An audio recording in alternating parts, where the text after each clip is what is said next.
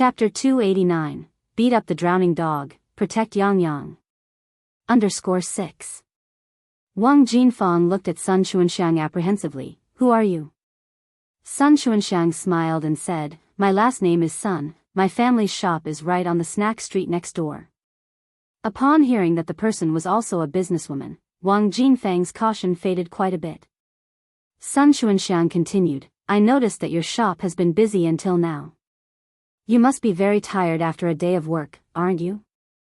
Wang Jinfang laughed, it's okay, I'm not too tired. It's just a bit of handwork, much easier than farming. Besides, the salary that Yang gave was high, she didn't feel the slightest bit tired. How can it not be exhausting with such heavy work? Sun Xuanxiang sighed and continued, money is hard to earn these days. If it wasn't for providing for the family, which of us women would be willing to expose themselves like this? These words really hit Wang Jinfang's heart. She nodded, agreeing, sister, what you said is absolutely right. Sun Xuanxiang looked around, lowered her voice and said, little sister, I have a chance to make a fortune here, are you interested? A chance to make a fortune? Wang Jinfang's eyes brightened, who doesn't like money? Seeing Wang Jinfang's reaction, Sun Xuanxiang immediately believed she had a 50% chance. She took a stack of bills from her pocket and continued, here is 1,000 yuan, if you can help me with something, this money is yours. 1,000 yuan was a huge amount to Wang Jinfang. After all, she only earned 65 yuan a month now. Wang Jinfang's eyes were about to be glued to that 1,000 yuan. Sister, what do you want me to help you with? As long as I can do it, I promise you. Sun Xuanxiang organized the money in her hand, little sister, in fact, it's not difficult for you. Can you tell me the recipe for the sour fish? As long as you give me the recipe, this 1,000 yuan is yours. Wang Jinfang got the hint, so this Sun Xuanxiang was after the recipe. Wang Jinfang felt helpless, I'm just a worker, how would I know the recipe? Sun Xuanxiang continued, little sister, I believe that if you want to know, you will find a way. Wang Jinfang was helping Yang's noodle restaurant. If she wanted to know the recipe, she just needed to pay a little attention, it wouldn't be hard at all. After a pause, Sun Xuanxiang said, little sister, if you think the money is too little, I can add another 500. 1,500 yuan was all of Sun Chunxiang's savings. She was reluctant to part with it. But thinking about it from another angle, if she knew Yang's recipe, not to mention 1,005, even 15,000, or 150,000 wouldn't be a problem. As the old saying goes, no pain no gain. Wang Jinfang was greedy to begin with, this was sure to work. Wang Jinfang frowned slightly, are you saying you want me to betray Yang Yang? Sun Xuanxiang laughed, how can this be considered betrayal? This is having everyone make money together. I sell noodles on the street over there, you sell here, it won't affect Yang's business. Besides, my business can't compete with Yang's. Furthermore, if you don't say anything and I don't say anything, who would know that you gave me the recipe? Little sister, you must think about it carefully, a total of 1,500 yuan. Once this village is passed, there will be no such shop. Seeing Wang Jinfang's indecisive look, Sun Xuanxiang changed her tone and continued, little sister, you surely know how much Yang's noodle restaurant earns. Think about it, how much does she give you a month? This young girl Yang has absolutely no conscience. Could she earn that much money in a day without you? In my opinion, she should at the very least give you a monthly salary of 1,500 yuan. Since she is so heartless, you don't have to be generous to her. Sun Xuanxiang may lack many skills, but she's absolutely proficient at distorting facts and sowing discord. Seeing that Wang Jinfang's complexion sinking more and more, the smile on Sun Chunxiang's face deepened. It was about time that contemptible girl Yang got her comeuppance. Wang Jinfang pushed Sun Xuanxiang away and cursed, go away you nasty piece of shit. Shameless. With such poor skills as yours, you're trying to sow discord in front of me? Don't think that I don't know what you're up to. You're just jealous of Yang Yang. You want to steal Yang Yang's business. 1,500 yuan. Even if you give me 15,000 yuan, I wouldn't do such a filthy act as betraying someone. Chapter 290, Beat Up the Drowning Dog, Protect Yang Yang. _7 Sun Chuanxiang didn't see it coming and was pushed straight to the ground by Wang Jinfang, her joints aching from the fall. And that wasn't all. Before leaving, Wang Jinfang spat on Sun Chuanxiang and sneered, "Pa! Cheap tramp." Although Wang Jinfang loved money, enjoyed taking advantages, playing little tricks, and behaved shrewdly and aggressively, it could never be possible for her to betray Ni Yang. Ni Yang was their village's lucky star. She may betray anyone, but not Ni Yang. Not only would she not betray Ni Yang, but she would also keep an eye on the business for her, guarding against anyone who might betray Ni Yang out of greed or temptation. If anyone dared to sell their conscience and do something treacherous to Ni Yang, she would tear them apart herself. Sun Chuanxiang hadn't anticipated such a reaction from Wang Jinfang. Not only did she fail to get the lamb she wanted, but she also wound up in deep trouble. Had she not offered enough money? It was a full 1,500 yuan. For perspective, that was 50 times the monthly wage of an average worker and enough to pay for 4 years' wages. What exactly had Ni Yang done to make Wang Jinfang so loyal to her? Infuriated, Sun Chuanxiang was almost bursting. Undoing the buttons of her coat, she took it off, soaked with spit, and walked away cursing obscenities. Initially, Wang Jinfang didn't take it seriously, let her curse, it wasn't skin off her nose. But when Ni Yang's name was mentioned, she lost her cool. It was one thing to curse her, but to disrespect Ni Yang? She wouldn't stand for it. Wang Jinfang quickly turned around and charged at Sun Chuanxiang, grabbing her hair. "Who the hell told you to insult Ni Yang? You cheap slut. Trash. Your whole family is trash." Wang Jinfang was known for her many fights with the women in the village. Avoiding any visible areas like her face or head and aiming for the private parts, she hurt Sun Chuanxiang, who was screaming out in pain without leaving any trace of injury. It was afternoon, everyone was either resting or working and the dumping ground was remote. No one came to Sun's aid despite her desperate screams. "Stop, stop. I'll never do it again." In desperation, Sun Chuanxiang pled for mercy. Only then did Wang Jinfang stop, feeling satisfied. "If I hear you badmouthing Ni Yang again, I'll tear your filthy mouth," she warned. I won't anymore." Sun Chuanxiang whimpered like a drenched dog. Wang Jinfang dusted her hands off and walked away. Upon returning to the noodle restaurant, Wang Jinfang stayed vigilant in case Sun Chuanxiang sought help. Today had been truly infuriating for Sun Chuanxiang. Not only did she fail to achieve her goal, but she was also beaten. She couldn't bear the embarrassment if this got out. In the mall. Although the shop Ice Skin Jade Face wasn't always busy, they rarely failed to make a sale when a customer came in. And each transaction was above 120 yuan. As skincare products often sold as sets. Ni Chinggui was applying lipstick, when a familiar voice filled the air, "Chinggui." Looking up, she saw her old colleague, Jialan. "Xiaolan," exclaimed Ni Chinggui, "aren't you supposed to be at work today?" Jialan chuckled, "I swapped shifts with someone to come to see how you're doing here. How's your job?" "Not bad." Ni Chinggui nodded. Actually, you could tell that Ni Chinggui was far better off working here than at the tram company. Embellished with golden necklaces, earrings, rings, you couldn't even guess her actual age. She exuded luxury and class. And her skin condition was extraordinarily good. Looking around the store, Jialan regretted not accepting Ni Chenggui's invitation before. However, prestigious as this place was, in the end, it was a job at a private business. Saying she worked at the tram company still carried more prestige. With her mind racing, Jialan spoke up, "Chinggui, I'm here to talk about the transfer student issue. My husband said, there will be an entrance exam for the city high school in June. If the grades are up to par, you could be admitted as a transfer student and sit the National University entrance exam next year."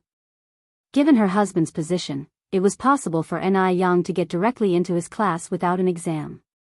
However, if her marks were poor, they might affect the class overall results and his reputation as an excellent teacher. Therefore, he had given up on the inside track and suggested that Ni Yang take the entrance exam. Really? Asked Ni Chinggui, visibly excited.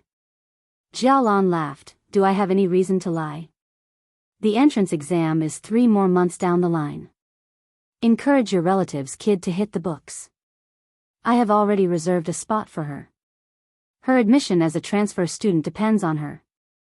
Xiaolan, I can't thank you enough, said Ni Chinggui, hugging Jialan in excitement. Even though Jialan had only helped her with a reservation, it alleviated a lot of unavoidable trouble. For an outsider, registering for the local school's transfer student entrance exam was not easy. It would necessitate calling on contacts. Jialan laughed and said, Come on, Chinggui, we've been colleagues for many years. Why the formality?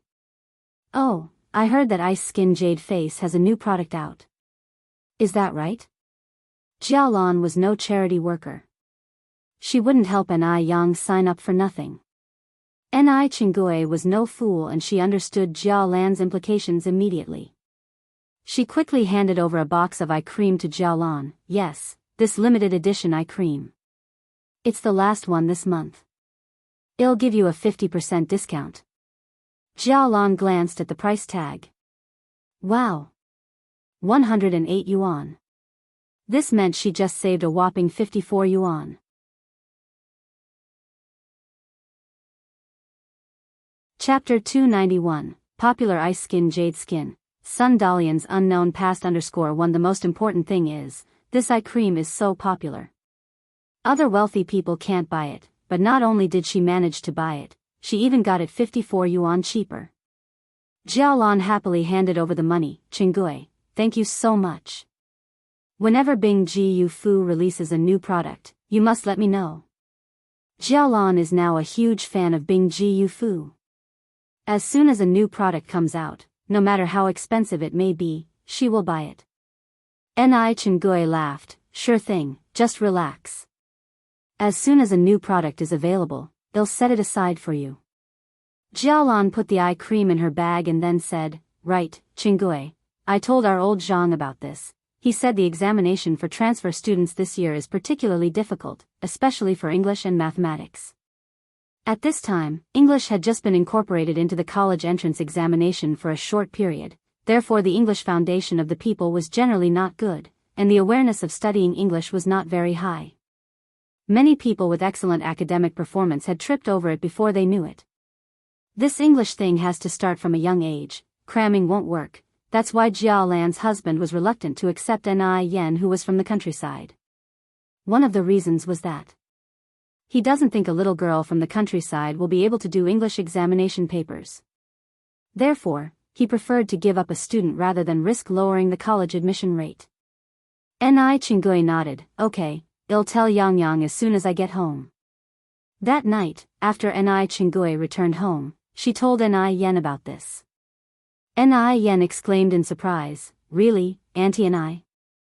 Can I really take the exam in June? Ni Yen had also consulted about transfer students in school before the new year. However, at that time before the new year, the relevant policy had not yet been issued, and it was particularly difficult for foreigners to register. Ni Yen had many documents she didn't have ready, so it was delayed for a while. She didn't expect Ni Chinggui to bring her good news. Ni Chinggui nodded. Really, my colleague has already registered for you. Auntie Ni Yen exclaimed happily, Thank you so much. Ni Chinggui chuckled. Child, why are you being so formal with your aunt? After her words, Ni Chinggui continued, Right, Yang Yang, my colleague said this year's English and mathematics are both very difficult, so be careful. Ni Yen nodded. Okay, Auntie Ni. With Ni Yen's background from her previous life, English and mathematics weren't a big deal for her, but she did need to review some knowledge points. After all, a good memory isn't as good as a bad pen. The next day, Ni Yen went to Gooden's house.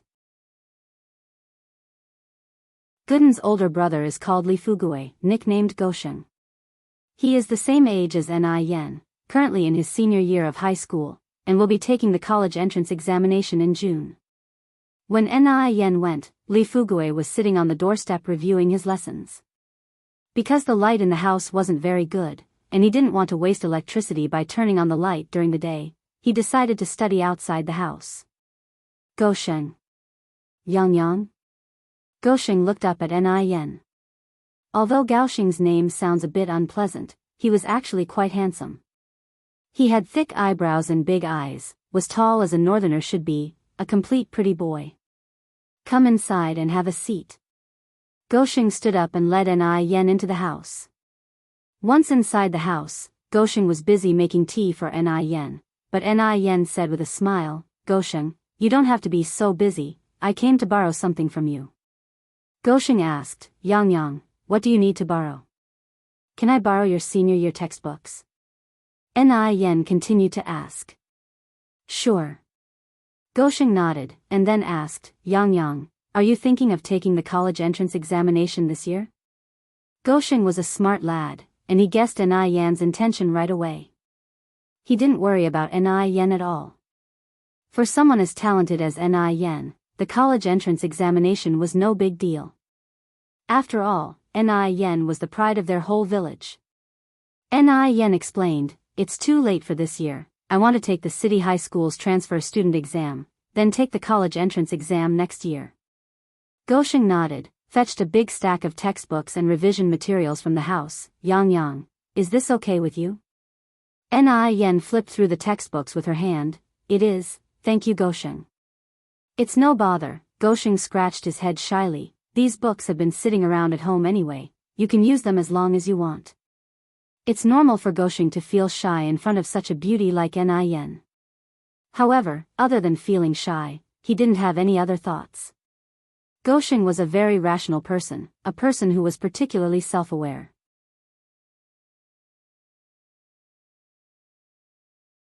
Chapter 292, Popular Ice Skin Jade Beauty, The Unknown Past of Sun Dalian _2. Well, I'm leaving then, Gosheng. The stack of books was quite heavy, weighing at least 10 to 20 pounds. Gosheng was about to offer to help Ni Yang carry them home when he saw her easily lift the stack with one hand and stroll off as if the books weighed nothing at all. She was stronger than he expected. Gosheng marveled in silence. After Ni Yang returned home, she began reviewing her lessons even though she had been out of school for quite a while. To her surprise, she didn't have any difficulties doing so. Ni Tsuehua was aware that her daughter was studying and made sure to lower her voice to not disturb her. Not until the afternoon did Ni Yang come out of her room, stretching lazily. Yang, you must be tired from reading for such a long time. Have some milk tea first, Ni Tsuehua said, bringing her a cup of milk tea. Ni Tsuehua was intelligent. In less than half a year, she had already mastered the art of making milk tea and even created new flavors. Thanks, Mom. Ni Yang took the milk tea and gulped down more than half of it in one go. After finishing her milk tea, she went to the kitchen to prepare a snack for the workers building the house next door. After some thought, Ni Yang decided to make lard pancakes. In a time when everyone lacked oil and fats in their diet, no one would appreciate any other kind of snack. An hour later, Ni Yang had prepared a basket full of lard pancakes. The lard pancakes were golden on both sides. They were crunchy and oily, winning everyone's approval. After several days of hard work, the basic structure of the house had taken shape and the walls were already half a meter high. Wang Tiniu, who was munching on a lard pancake, came over with the blueprint. Yang, I still don't quite understand this part of your plan. What is this pipe for? Ni Yang glanced at the blueprint and explained with a smile, this pipe is for drainage. This is the bathroom. Bathroom? The term was new to Wang Tiniu, leaving him a bit confused. Ni Yang paused to let Wang Tiniu finish his pancake before explaining, the bathroom is where you take a bath and use the toilet. In rural areas, the toilet was just a toilet. For baths, people would simply fill a large wooden basin and wash up in their rooms. Wang Tiniu had never heard of bathing in the toilet before. Yang, want it stink? He asked. At this time, rural toilets were basically large pits surrounded by a wooden frame and covered with a cloth curtain for privacy. In winter, it wasn't so bad, but in the summer, it was unbearable. Not only did it smell terribly, but it was also full of flies and maggots. Every time Ni Yang had to use the facilities, it was a mental struggle for her. Wang Tiniu could not picture how one could possibly bathe there. Ni Yang explained further, it won't stink. We will install a flushable toilet here. The waste will be flushed away immediately. There will also be a ventilation system, and the bathtub will go over here. After listening to Ni Yang's detailed explanation, Wang Tiniu nodded, seemingly understanding some of it. Okay, got it. I just need to make sure the drains and pipes are positioned correctly, right? Ni Yang nodded in response. Yes, that's right. At the Zheng family residence. Zheng Lingling had noticed that Madame Zheng was acting strangely these past few days. More specifically, since the day they returned from the state-run restaurant, she had been out of sorts. She would stare vacantly at one spot, occasionally shedding tears for no apparent reason, and her appetite had waned. All these signs pointed to one fact: the old woman was thinking about her biological daughter again. Each time she thought about this, Zheng Lingling would grit her teeth in frustration. Why? She had taken care of the old hag for so many years, but the hag still couldn't forget the daughter who had been dead for years. Was she planning to adopt that little girl she saw at the state-run restaurant? Or had she heard news about her long-lost daughter? Zheng Lingling scrunched her brows and ordered the butler, Lu, to be called over. Zheng Lingling had been with the Zheng family for many years and knew that the person Madame Zheng trusted most was Butler Lu. Butler Lu would definitely know if something was amiss with Madame Zheng. If she wanted to find out something, she would have to start with Butler Lu.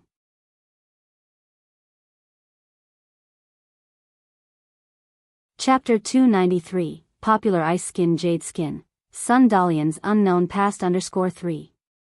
Madam, you called for me. Zheng Lingling stood up with a smile. Uncle Lu, you don't need to be so formal with me, please, have a seat. Strictly speaking, Butler Lu could be considered someone who watched Zheng Lingling grow up, hence it was appropriate for her to address him as Uncle Lu. However, Butler Lu stood upright. Madam, without rules, things will not stand. It's not right for me to sit. Butler Lu was a very loyal person, but also had a peculiar temper. In his mind, a master was a master, and a servant was a servant. Where was the reason for a servant to sit with his master? Butler Liu's loyalty seemed to be seen differently through Zheng Lingling's eyes. She thought that Butler Lu was deliberately showing his displeasure to her because of his long tenure at the Zheng family, thus the refusal to sit. After all, she was only the adopted daughter of the Zheng family. From the elders to even the most ordinary servants, none of them ever took her seriously. How infuriating. Zheng Lingling suppressed the anger in her heart, deliberately probing, Uncle Lu, the matter my mother asked you to investigate some time ago, how are things going? Butler Lu asked in surprise. The old lady hasn't asked me to investigate anything recently. Zheng Lingling laughed. Uncle Lu, there's no need to hide it from me. We are all family members. I also very much hope to find Tingting. As I watch my mother lose weight day by day, my heart aches too. In this house, I much more than anyone else hope to find Tingting. Please tell me honestly, do you have any news about Tingting? It would be better for me to have some certainty, rather than being blindly anxious. Zheng Lingling's words were moving, and her eyes even began to redden, looking every bit the good daughter and good sister. Butler Lu, having the ability to be a butler, was not a pushover. He didn't reveal any emotions. Miss Tingting has been missing for 34 years, and the old lady has been looking for her for 34 years. But after all these years, there has been no news. The old lady has actually given up hope a long time ago. Zheng Lingling wiped her tears. Uncle Lu, did my mother really not ask you to look for Tingting? Really not. Zheng Tingting continued, after so many years, my mother has only me as her child by her side. I don't know if she would want to adopt another child. If she does, I have a suitable candidate. Butler Lu glanced at Zheng Tingting. Madam, you jest. Miss Sun is already 19 years old. How could the old lady still adopt children? Zheng Lingling separated from Butler Lu, realizing she wouldn't get any information from him, so didn't say much more. Butler Lu then said, "Madam, if there's nothing else, I will take my leave." Zheng Lingling nodded. "Please, take your time, Uncle Lu." Butler Lu turned and left. Zheng Lingling watched Butler Liu's retreating figure, a malicious gleam in her eyes. "Mom, do you think we're overthinking?" Zheng Xianjing came over from behind. Zheng Lingling curled her lips. "That old man is just stubborn." "Mom," Zheng Xianjing squinted her eyes. "What do you mean by that?" Zheng Lingling didn't directly respond to Zheng Xianjing's question. Instead she said, "Go, call Xiao Lu over." Xiao Lu was Butler Liu's son. Despite being wise his entire life, his son was not half as smart as he was. Zheng Xianjing glanced at her watch. "Mom, I don't have time, you can tell Ms. Li to call him." As she finished, Zheng Xianjing picked up her bag from the sofa and quickly walked outside. "Xianjing, where are you going?" Zheng Lingling stood from the sofa, looking seriously at Zheng Xianjing. Zheng Xianjing turned her head. "I am just going out for some fun, Mom, what is it?" Zheng Lingling asked with a frown. "Are you going to see that worthless sixth son of the Mo family again?" Zheng Xianjing said quietly, "Mom, what are you thinking about? How could I possibly go and see that waste? Last time I was blind enough to mistake fish eyes for pearls. Don't worry, Mom. There won't be such a situation again." Zheng Lingling asked doubtfully, "Is that true?" "Of course it's true." Zheng Xianjing nodded, and then said, "Mom, I now have a new goal, and I am determined to find you a son-in-law who's not a disgrace." "Who?" Zheng Lingling asked. Zheng Xianjing said, "Mr. Mog." "Mr. Mog?" Zheng Lingling was startled. She walked over to Zheng Xianjing, and said with a mixture of surprise and happiness, "Xianjing, if you could actually catch Mr. Mog's eye, that would really bring honor to me." Zheng Xianjing confidently said, "Mom, don't worry, I assure you, I won't let you down."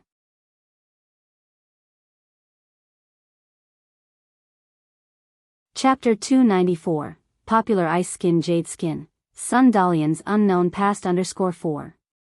Zheng Lingling continued, "So, you've met Mr. Mog in person?" Zheng Xianjing smiled. "Even though I haven't officially met him yet, it's not much different from having done so. I'm privy to secrets that others don't know. Mr. Mog will sooner or later be at my mercy." Zheng Xianjing had never lacked self-confidence. After all, she was beautiful and from a good family. Who in all of Beijing could compare with her? Zheng Lingling looked at Zheng Xianjing, her face full of satisfied smiles. She was ambitious and aspired to greatness. This was her daughter, Lingling's daughter. Compared to a good-for-nothing like Imo Qishan, how could he ever be worthy of her precious daughter? "Mom, I won't keep you any longer, I'm going." Zheng Xianjing turned to leave. "Wait," Zheng Lingling called to Xianjing once again. "What is it, Mom?" Zheng Xianjing looked back. Zheng Lingling touched her face. "If you're going to the mall, remember to bring back a box of anti-wrinkle cream and a moisturizing whitening cream for me. Oh, and my facial cleanser and aloe vera gel are also running out. Get me a bottle of each." No woman lacks a love for beauty, and Zheng Lingling was no exception. For the past half a year, she had been using the Ice Beauty skincare products, and her skin was in very good condition. Not only Zheng Lingling, pretty much the entire circle of elites was using Ice Beauty. Zheng Xianjing said helplessly, "Mom, are you kidding me? The whitening moisturizing cream and anti-wrinkle cream are all limited edition products. It's the end of the month, how could there possibly be any left?" Zheng Lingling sighed, "Then just get the facial cleanser and aloe vera gel. The whitening moisturizing and anti-wrinkle creams can wait until the beginning of next month. I'll have Mrs. Li pre-order them." "All right, I got it." Zheng Xianjing nodded and left.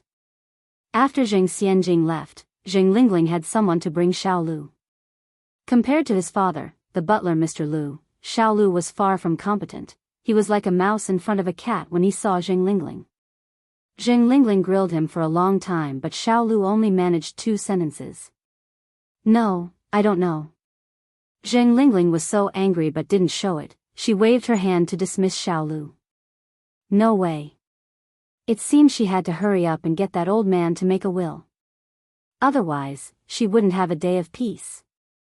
Thinking this, Xinjing put her anger aside and headed to the kitchen. In the kitchen, several servants were chatting. Seeing Zheng Lingling, they all flattered with smiles. Madam is here to make chicken soup for the old lady again. Madam is so filial. Zheng Lingling's filial piety was evident to everyone in the Zheng family. She not only personally did the laundry for Mrs. Zheng but also personally made chicken soup and all kinds of tonics for her every day. A few days studying at home, Ni Yang found an opportunity to visit the noodle restaurant and the milk tea shop. On her way there, Ni Yang saw a man riding a bicycle. Dressed in a white shirt, black suit trousers, and black leather shoes. Somehow, seeing this outfit reminded Ni Yang of Mo Qishan all of a sudden. Speaking of which, it's been quite a few days since she last saw Mo Qishan. What was he busy with these days? With these thoughts, Ni Yang quickly arrived at the noodle restaurant. Both the noodle restaurant and the milk tea shop were booming. It was mealtime, and there were endless customers. As soon as Ni Yang arrived, she began to help out. In a daze, she thought she heard someone outside calling Yang Yang. Ni Yang put down what she was doing and went outside to check. Outside, besides people queuing for noodles, there were only passerbys. Who was calling her? Ni Yang wiped her hands on her apron and turned to head back inside the noodle restaurant. During the lunch break, Ni Yang went to the mall. Because she had given Ni Chengui a heads up in advance, he didn't reveal to the others in the shop that she was the owner of Ice Beauty. He only said that she was his niece. The shop wasn't always full of people, but the daily turnover was even higher than the noodle restaurant. Because the skincare products were expensive, each person who came in would spend about 100 yuan. Thus, only 30 to 40 customers per day would be enough to bring in a considerable turnover. Aunt Ni, these milk teas are for you to drink. Ni Yang handed the bag of milk teas she was carrying to Ni Chengui. Ni Chengui accepted with a smile. Yang Yang, you're too kind. Besides Ni Chengui, there were 3 other young girls in the shop. They were called Wu Jing, Zhou Xingxing, and Tao Wan respectively.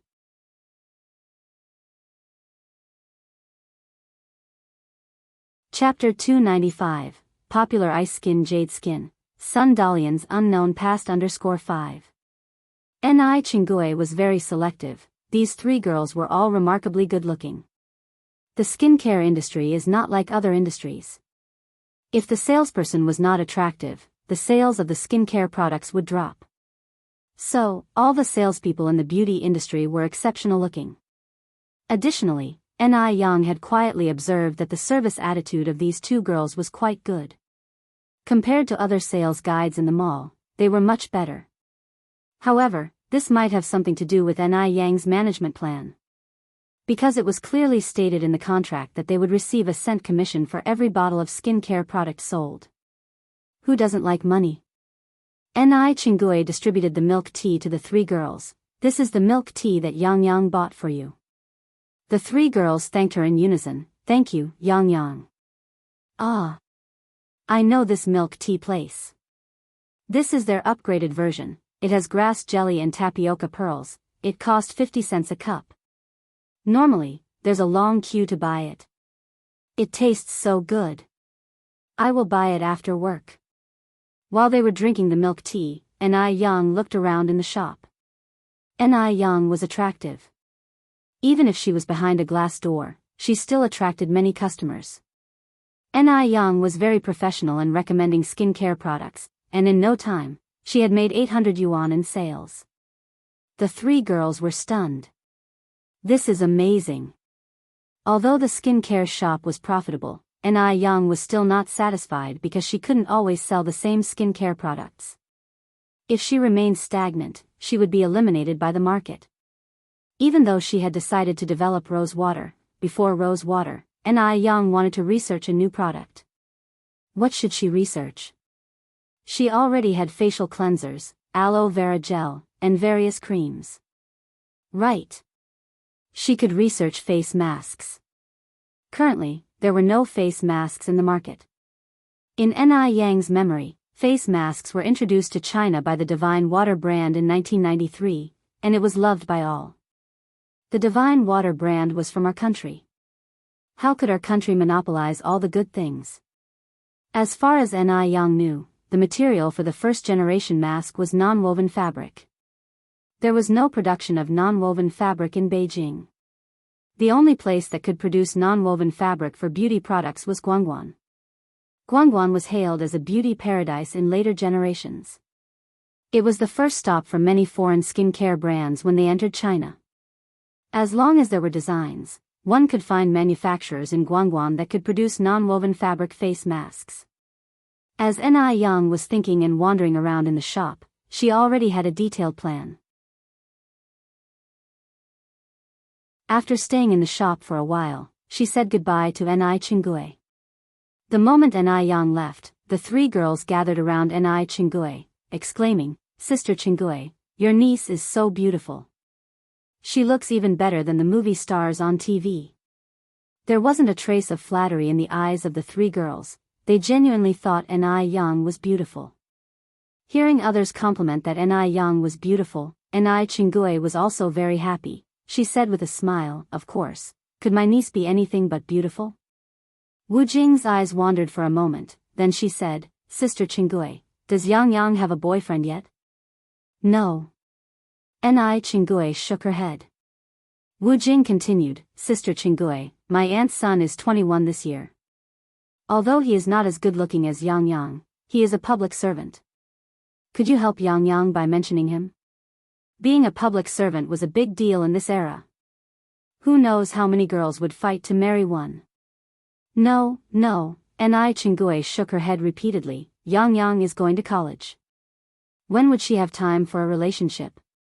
With that said, Wu Jing had to give up this idea.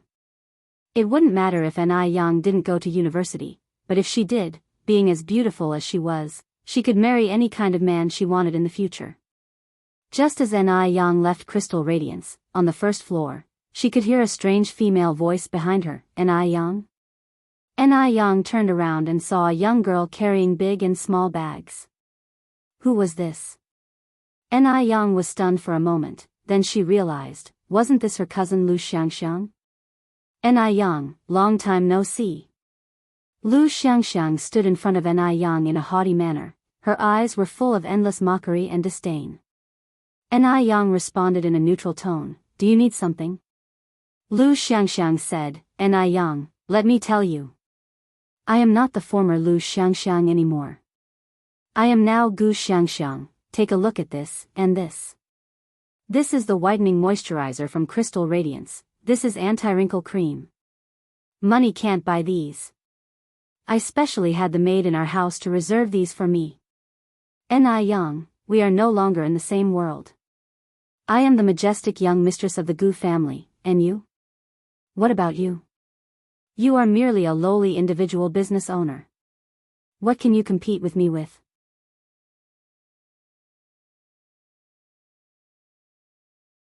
Chapter 296, Popular Ice Skin Jade Skin, Sun Dalian's Unknown Past _6.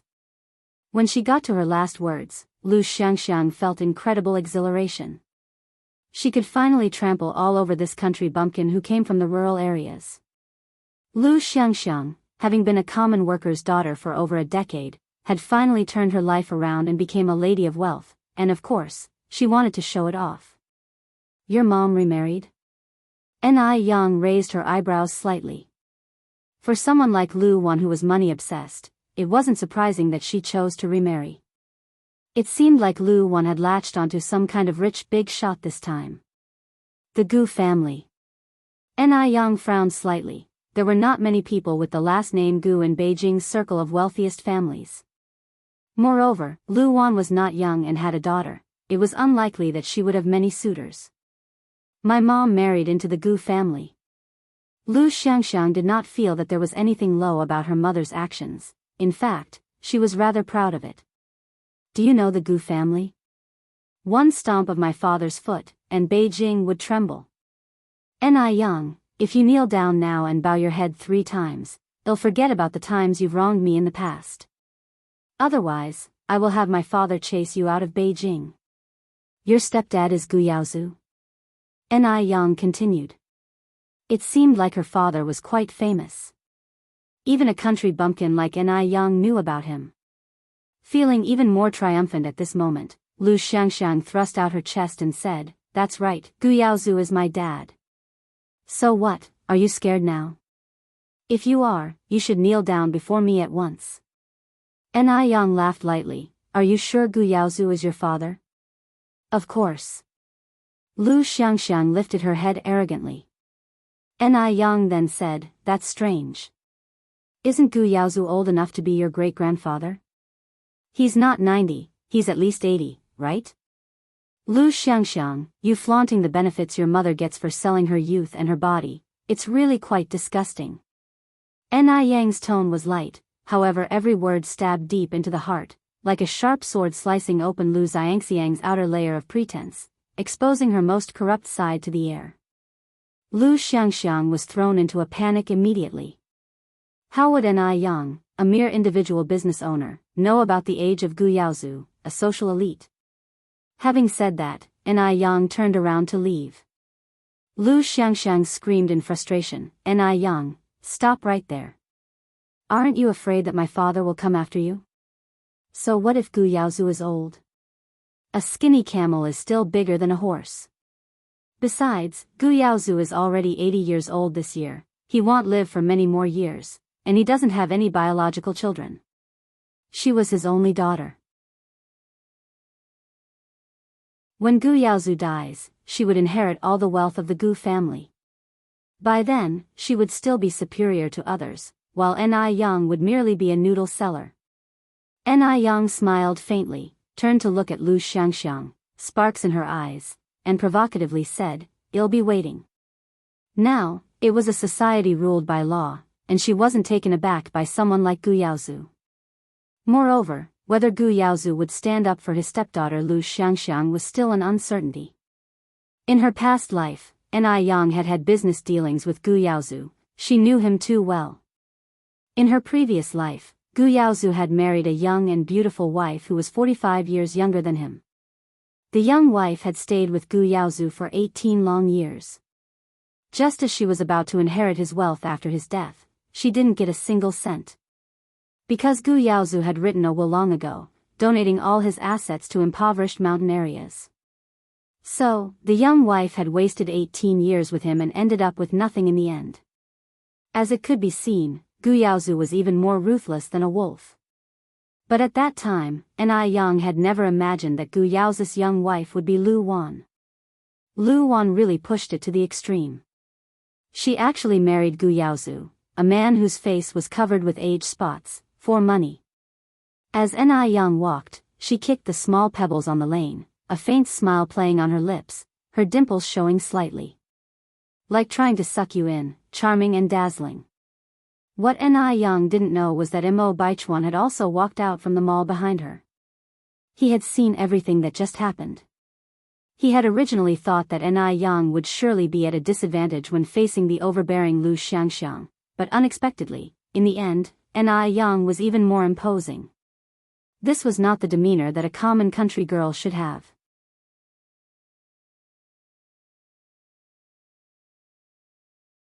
Chapter 297, Popular Ice Skin Jade Skin, Sun Dalian's unknown past _7 His gaze was unconsciously drawn to Ni Yang. This feeling was very strange. He didn't know what kind of person Ni Yang was. She seemed a bit different from what he had imagined. Mo Baichuan squinted.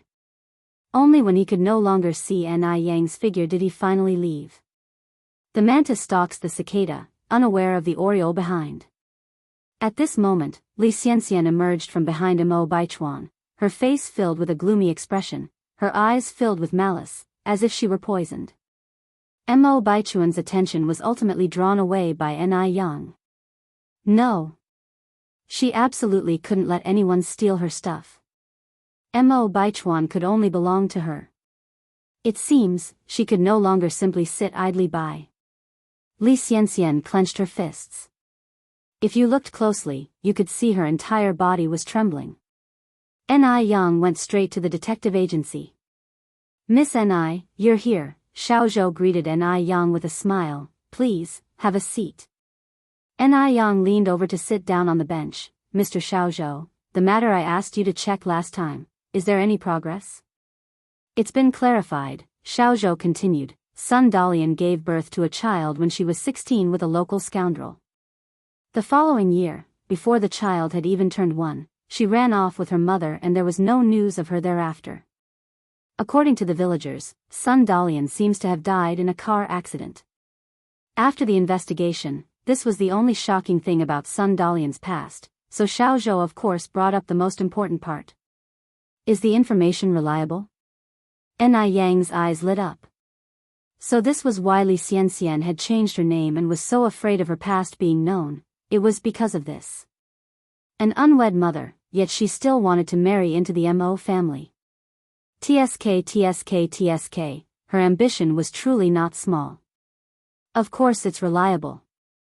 Xiao Zhou handed Ni Yang the file bag in his hands. Here are the details of the male's family residence and some other information. Ni Yang opened the bag and read through the documents at a glance. After reading, Ni Yang lifted her gaze to ask, is that child still alive? He's still alive. Xiao Zhou replied, the child is now 5 years old and is being raised by the father, but their life is very tough, barely surviving by deceit. Ni Yang nodded, all right, I understand. Thank you, Mr. Xiao Zhou. You're welcome, Xiao Zhou smiled, it's all part of our job. After leaving the detective agency, Ni Yang went to the vegetable market to buy groceries. Having such significant news, she of course needed to celebrate properly. When Ni Yang returned after shopping, she immediately sensed that something was amiss. Someone was following her. Moreover, there was more than one. Ni Yang slightly raised her eyebrow, maintained her pace, and turned into a dead-end alley ahead. Just then, a dark figure rushed towards Ni Yang's back, while another person tried to bag her head with a sack. Ni Yang's ear twitched, and in a flash, she lifted her right leg. A perfect backspin kick followed. With a thud, the man with the sack was kicked to the ground. The other man seeing this was scared and immediately turned to flee. My God, that's so terrifying. Was this really the action of an 18-year-old girl? The fleeing man wet himself in fear as he ran, filling the air with a disgusting urine odor. Ni Yang frowned slightly, deciding not to chase after him and kicked the man on the ground. What's your name? Who sent you? Please spare my life, sister. I'll tell you everything.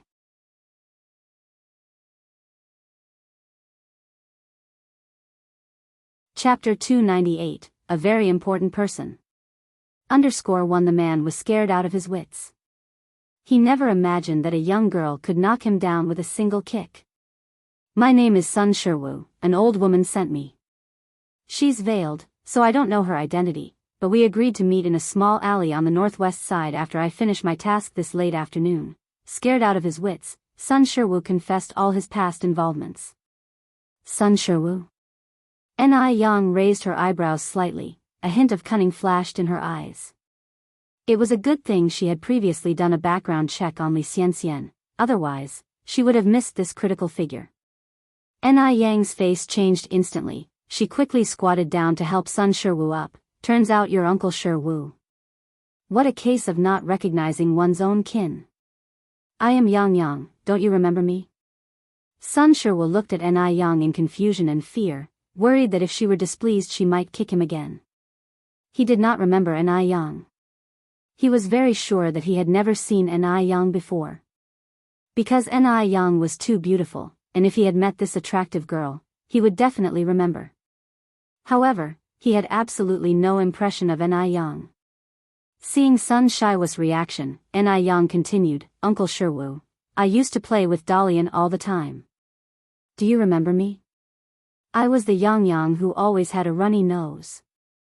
Which village doesn't have a few little girls who love having runny noses? To convince Sun Shiwu, Ni Yang was willing to damage her own image. After hearing this, Sun Shiwu seemed to recall something. There were a few little girls in the village who loved to follow Sun Dalian around. 2 of them always had runny noses. Could Ni Yang be one of those too? Women sure do change a lot when they grow up. He never expected that snot-nosed girl to become so pretty. Sun Shiwu was secretly astonished. Ni Yang continued, Uncle Shiwu, do you remember now? Sun Shiwu nodded his head. I seem to have some impression. Ni Yang laughed, Uncle Shiwu, it's good that you remembered. When did you come to Beijing? How are Aunt Ashu and Dalian now? Upon mention of Li Shu and Sun Dalian, a strong resentment appeared on Sun Shiwa's face. His face distorted instantly, as if he wished he could kill the mother and daughter right away. Those shameless bitches are already dead. Nobody should mention those bitches in front of me ever again. As soon as he finished speaking, Sun Shiwu realized his mistake and immediately apologized to Ni Yang. I'm sorry, Yang. I wasn't yelling at you, I was yelling at those 2 bitches. Ni Yang's kick just now had left a deep impression in Sun Shiwa's heart. Even though Ni Yang was always smiling and kindly calling him Uncle Shiwu, Sun Shiwu was still very scared. The fear was uncontrollable. It's fine, it's fine. Ni Yang continued, Uncle Shiwu, what exactly is going on? Aunt Ashu and Dalian are really, that flirtatious bitch. Sun Shiwu spat on the ground, she ran off with that little harpy. No man could endure the betrayal of his own woman. In the countryside, having your wife and child run away was humiliating and therefore, Sun Shiwu was forced to make his way to Beijing by begging. It's obvious how much Sun Shiwu hated the mother and daughter pair, Li Shu and Li Xianxian. Ni Yang hid a smile, and began comforting him, Uncle Shiwu, don't be angry. Perhaps there has been some misunderstanding? Aunt Ashu and Dalian are such good people, they couldn't possibly do such a thing. Ni Yang's words were like pouring oil on a fire, completely igniting Sun Shiwa's anger. How could it be a misunderstanding when 2 people are gone? Those shameless bitches. They've completely lost face for our Sun family. When I find them, I will skin them alive. Ni Yang continued, Uncle Shiwu, you must be hungry, right? How about we find a place to eat and chat? Eat? Sun Shiwu hadn't had a proper meal for many days, otherwise, he wouldn't have resorted to such desperate measures. But hearing that Ni Yang wanted to treat him to a meal, Sun Shiwu was still wary. He had treated Ni Yang so badly, would she still be kind enough to invite him for a meal? Could it be a trap? Even though Sun Shiwu wasn't sharp, he also wasn't a fool.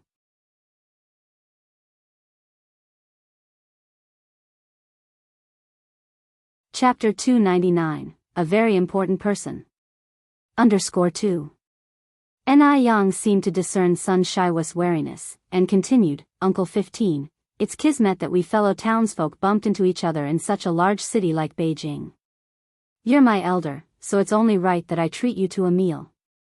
I know of a restaurant with amazing braised pork ahead.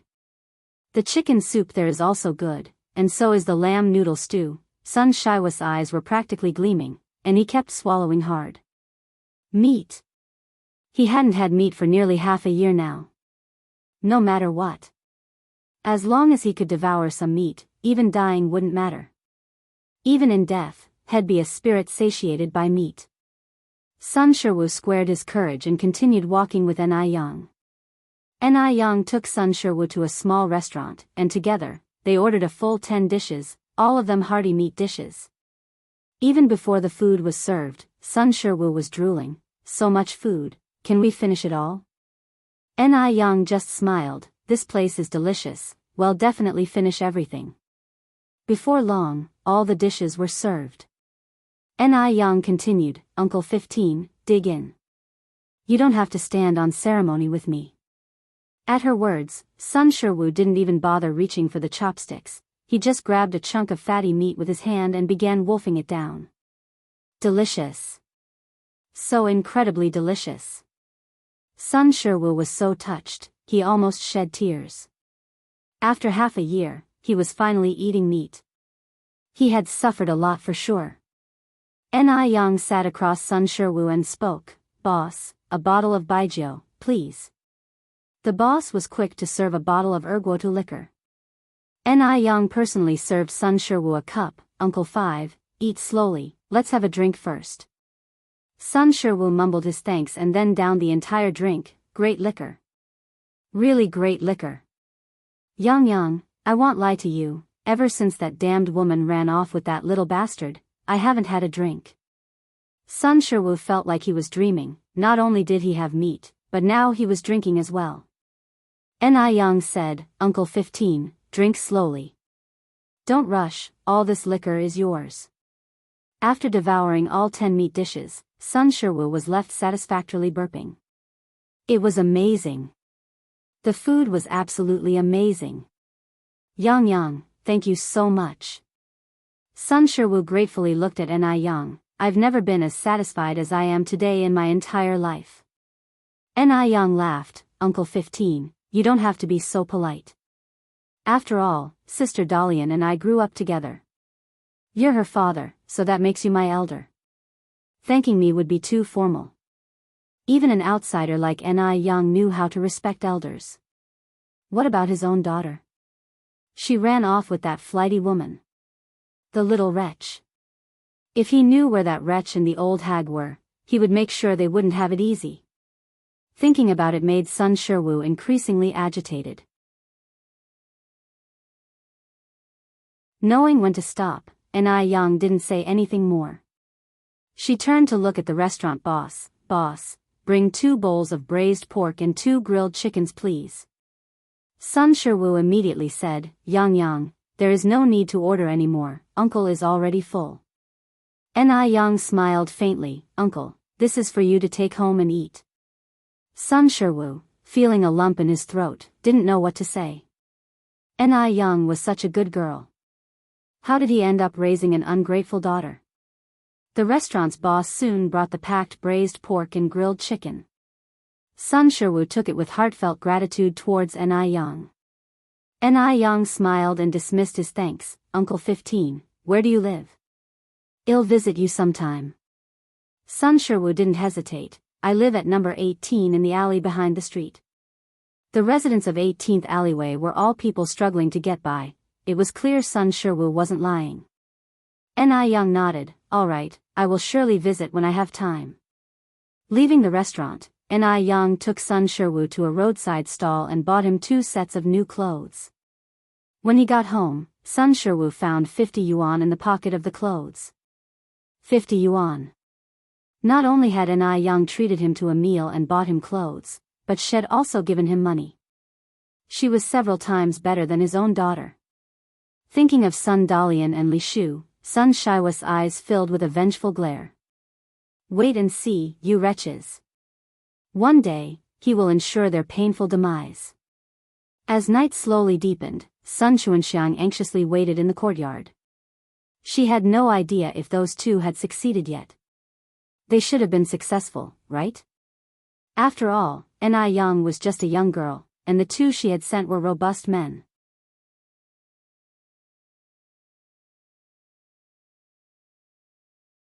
Chapter 300, A Very Important Person. _3. With that in mind, Sun Chuanxiang felt considerably relieved. She turned around and headed back to her room. After putting on a mask and a hat, she walked out. She had already coordinated with those 2 individuals. Once the job was done, they would meet in the dead-end alley in front of number 18 on the back street. When Sun Chuanxiang arrived at the dead-end alley, no one was there. Just then, everything went black before her eyes as she was hooded with a sack. Then came a flurry of punches and kicks raining down on her. Sun Chuanxiang rolled on the ground in pain. Unfortunately, this dead-end alley had been meticulously chosen by her. It was rarely traversed by anyone. Ni Yang wielded a wooden stick yet displayed no signs of holding back. Sun Chuanxiang had tried to take her life. Why should Ni Yang show her any mercy? She certainly wasn't a saint. Help! Help! Someone help me! Sun Chuanxiang, unable to see anything, cried out in desperation. Above every head, their watch is a god. Sun Chuanxiang. This is your retribution. Ni Yang's red lips barely moved, from them came a resonant masculine voice. It echoed faintly in the alley, resembling the voice of a bodhisattva from a TV show. People were somewhat superstitious those days. Upon hearing these words, Sun Chuanxiang got so frightened she wet herself. Spare my life, bodhisattva. Spare my life. I will burn incense for you once I go back. I swear I'll never do bad things again. Let me mend my ways, please give me another chance. Sun Chuanxiang managed to struggle up and started kowtowing on the ground. Each kowtow resulted in the sack being smeared with more blood. I'll let you off today. Ni Yang tossed the wooden stick on Sun Chuanxiang's body and walked away. Her footfalls were light, so light that they were practically silent. How could anyone walk without making a sound? This only served to reinforce Sun Chuanxiang's belief that the individual was a bodhisattva. Too terrified to move, Sun Chuanxiang knelt on the ground. It was terrifying. Truly terrifying. She vowed never to do anything wrong again. Sun Chuanxiang, tears of pain streaming down her face, dragged her battered body and limped away. As she emerged from the alley, Sun Chuanxiang saw a person she did not expect. Ni Yang. It was March, and she was wearing a beige cheongsam with a dark blue coat draped over. Her hair was half tied up with a blue hairpin matching the coat. She exuded a radiant aura of beauty, like a figure stepping right out of a painting in the dusk. Having just done something wrong, Sun Chuanxiang did not dare to spare Ni Yang a glance. With a benevolent smile, Ni Yang approached and took the initiative to say hello, Aunt Sunday. Pale-faced with fright, Sun Chuanxiang collapsed to the ground, sobbing, I'm sorry, Ni Yang.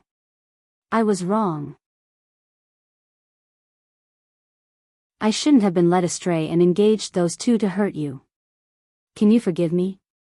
Ni Yang gently helped her up. Aunt Sun, what happened? Somebody wanted to hurt me? I don't understand what you're talking about. Right. Ni Yang still didn't know about it. Hastily, Sun Chuanxiang covered her mouth. Nothing. Nothing. I didn't say anything. And with that, she scampered off, a picture of embarrassment. Watching her retreating figure, Ni Yang's lips curled slightly into a faint smile. Innocent and harmless, nobody could connect her to the violent girl swinging a wooden stick 10 minutes prior. Due to the enormous shock she had experienced, Sun Chuanxiang fell seriously ill that night. Ni Yang, on the other hand, made a hearty meal. Delicious dishes such as steamed mandarin fish, tender ginger stir-fry, anti-aging yam lamb, and many others. Of course, not forgetting the breast-enhancing sweet rice balls. Breast enhancement was a long-term project, and it couldn't be relaxed at all times. The three of them cleaned up the entire spread without leaving a crumb. While some found joy, some found sorrow. Ni Yang had a satisfying meal and a comfortable hot bath, but Jing Xianjing didn't fare as well. She was thinly dressed, standing in the freezing wind outside the racecourse, shivering from the cold. She was waiting for someone. She was waiting for Mr. Mogg. There were rumors that Mr. Mogg would definitely leave the racecourse tonight. Jing Xianjing wanted to have a coincidental meeting with Mr. Mogg while she also wanted to confirm if Mo Baichuan was indeed Mr. Mogg. Just then, a tall and upright figure gradually walked out of the racecourse.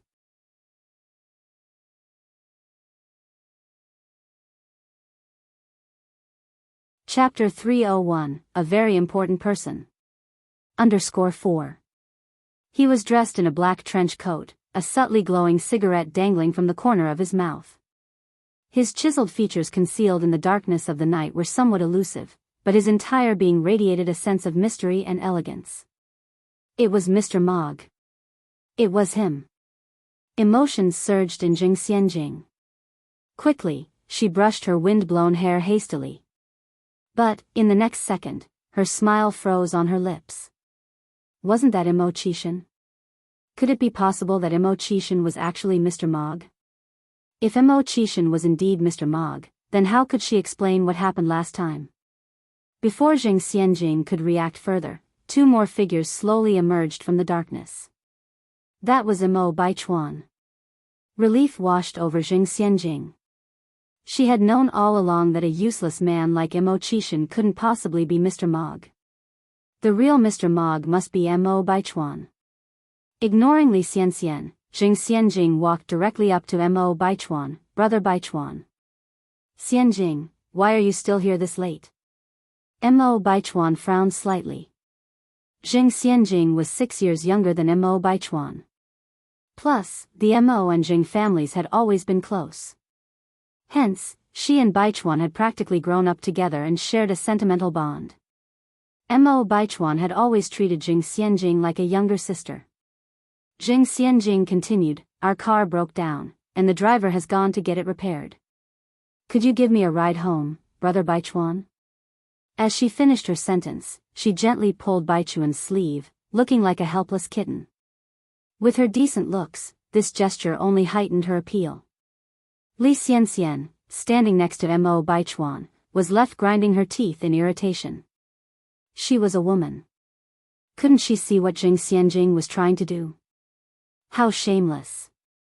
She, the legitimate girlfriend, was standing right next to Mo Baichuan, yet this little wench Jing Xianjing had the audacity to flirt with him. Had Jing Xianjing stopped considering her, the official girlfriend, at all? Let's go. I'll take you home. Mo Baichuan cast a glance at Jing Xianjing. Thank you, Brother Baichuan. Jing Xianjing sidestepped Li Xianxian, reaching out to hold on to Baichuan's arm directly. Jing Xianjing had no fear of Li Xianxian. Li Xianxian was just an unwanted orphan, not worth Jing Xianjing's consideration at all. When it was time to board the car, Li Xianxian made the first move, opening the front passenger seat and hopping in, leaving the back seat to Jing Xianjing. Once her seat belt was fastened, Li Xianxian turned to Mo Baichuan, demonstrating her understanding. Baichuan, a guest is a guest. Why don't we drop Xianjing off at home first? Mo Baichuan nodded in agreement. What a considerate guest. Jing Xianjing looked at the back of Li Xianxian's head, narrowing her eyes slightly. It turned out she had underestimated Li Xianxian. This woman was much more cunning than she had imagined. The jeep sped along the highway when a black sedan whisked past them. The car window was half open, and for a moment, Jing Xianjing thought she spotted a familiar profile. Was it Mo Qishan? By the time Jing Xianjing looked up, the black car had already disappeared. She must have seen wrong. The car that had just sped past was a luxury imported car. Even the Jing family didn't have the means to acquire such a vehicle.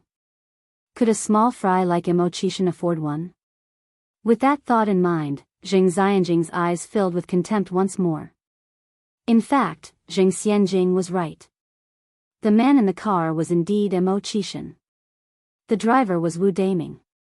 Sixth brother, you won't be leaving again after this trip, will you? Mo Qishan flicked his cigarette lazily. Who knows? Has your family's house been built yet? Wu Daming shook his head. It's under construction. Expected to be completed by June. By the way, sixth sister-in-law's house is also under construction. Have you decided on a gift yet? Wu Daming was trying to remind Mo Qishan that Ni Yang had not bought a house but was building one instead. Only a simpleton like Mo Qishan would have bought a house. The thought of Ma Shinshan pouring so much money into it made Wu Daming's heart ache. During the time Mo Qishan was away from Beijing, he was oblivious to Ni Yang's situation. He didn't miss her till now, but the moment she was mentioned, every part of Mo Qishan started to ache. He hadn't seen his wife for so long, how could he not miss her? Mo Qishan took a deep puff of his cigarette, exhaling a ring of smoke. Look out for imported refrigerators and washing machines. His wife's beautiful hands certainly wouldn't be subjected to the rough job of washing clothes. A refrigerator was also indispensable. With summer approaching, having a refrigerator would not only be convenient but would also allow access to cold drinks.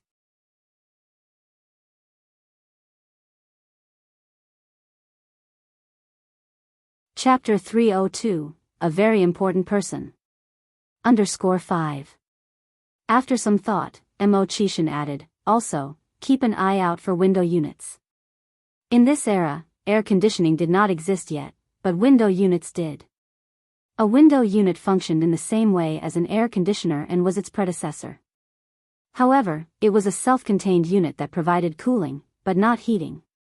During this time, window units were generally imported from our country and were pricey. Ordinary households could only afford to look on from a distance. Even wealthy families needed to use their connections to get one. However, Mo Chishan could easily obtain as many of these units as he wanted by simply asking for them. Understood, Brother Six, Wu Daming nodded, then asked, Brother Six, where will we be heading tonight? Mo Chishan rubbed his temples, showing signs of fatigue. Let's go back to the manor. Wu Daming had originally planned to discuss the house matter further with Mo Chishan. Seeing Mo Chishan's fatigue, however, he decided against it. The noodle restaurant and milk tea shop were still doing an excellent business with daily profits being quite substantial. This instilled in Ni Young the idea of opening more branches. If you want to multiply money, opening more branches is essential. Sticking to the status quo means never earning more. Although Ni Young did not have a lot of extra cash, she did have enough to buy a shop. Ni Young walked down the street and cast her gaze on Sun Chungxiang's sour fish stall. While Sun Chungxiang's pickled fish noodles were not tasty, their reputation for deliciousness had already spread in the vicinity. With Ni Yang's shop often experiencing long queues, Sun Chuanxiang managed to earn some money every day. But, if a shop was opened directly across from Sun Chungxiang's stall, would people still go to her noodle stall? Ni Yang had no intention of letting Sun Chuanxiang off easily. Ni Yang gave a slight smile and turned to walk towards the opposite shops. There is a row of shops here. Some were in business, and some vacant shops were for lease. Ni Yang took a fancy to two adjacent shops. One of the shops was 65 square meters, and the other was 20 square meters. The larger one would be used to sell sour fish, while the smaller one would sell milk tea. Just as Ni Yang was surveying the surroundings, an elderly man with white hair approached her and asked softly, "Young lady, are you thinking of buying these two shops?" Ni Yang nodded, "Yes, old man." Upon hearing this, the old man immediately became agitated and shook his head, repeatedly saying, "You can't buy them, absolutely not. These two shops mustn't be bought." Ni Yang asked curiously, "Why not?" The old man whispered, "Young lady, let me tell you, these two shops are notorious. Before you, there have been 3 buyers, they sold fruits, clothes and even rice, but they all ended up closing. These shops have bad feng shui." Ni Yang smiled slightly, "Thank you for your warning, old man. But, my luck is very strong. Don't worry, I will be fine." Even though she had gone through reincarnation, Ni Yang still didn't believe in feng shui. Even if someone gave you a place with excellent feng shui, if you don't know how to do business, you would still end up closing in the end. Everything is up to oneself. In this world, there are only useless people, there are no useless things. Upon hearing her words, the old man could only shake his head and sigh, "Not taking advice from seniors, you'll suffer in front of your eyes." Ni Yang didn't mind the old man's words. She paid over 40,000 yuan and got the property certificate. The other shop owners around looked at Ni Yang coming out after paying, as if they were looking at a fool. Why does that young girl look so familiar? I think she does look familiar. Is she the boss who sells the pickled vegetable noodles? It looks like it's her. It's a pity though. She has such a good business and yet she bought 2 cursed shops. When her business dies, she won't even know why. Young people these days sure have guts. Ni Yang didn't care about their regretful words and continued walking calmly. Suddenly, a familiar voice rang out from behind. "Yang Yang." Was it my imagination? Ni Yang's steps faltered. She turned around and looked back. Mo Chishan was standing under the sunlight, smiling gently at Ni Yang. Under the sunlight, his eyes were as deep as the sea, shining like they had their own light. It wasn't an illusion. Ni Yang gave a slight smile, her dimples barely showing on her cheeks. She walked quickly towards Mo Chishan. Brother Mo, it really is you. I thought I heard wrong.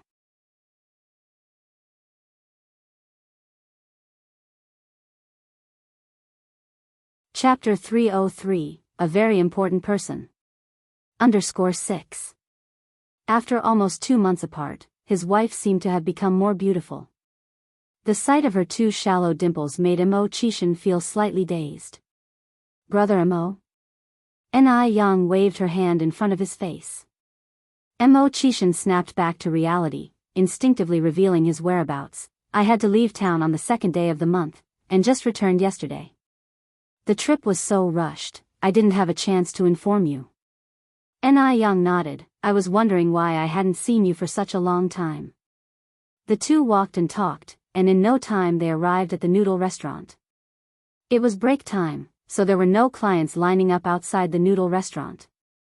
Ni Yang asked, Brother Mo, have you eaten? Shall I cook noodles for you? Sure. Mo Chishan nodded, thank you, Yang Yang. Even with a full stomach, he still felt hungry for his wife's freshly cooked noodles. In just a little while, Ni Yang brought out the noodles. Mo Chishan stood up to take the noodles, and in no time, he finished a large bowl of noodles.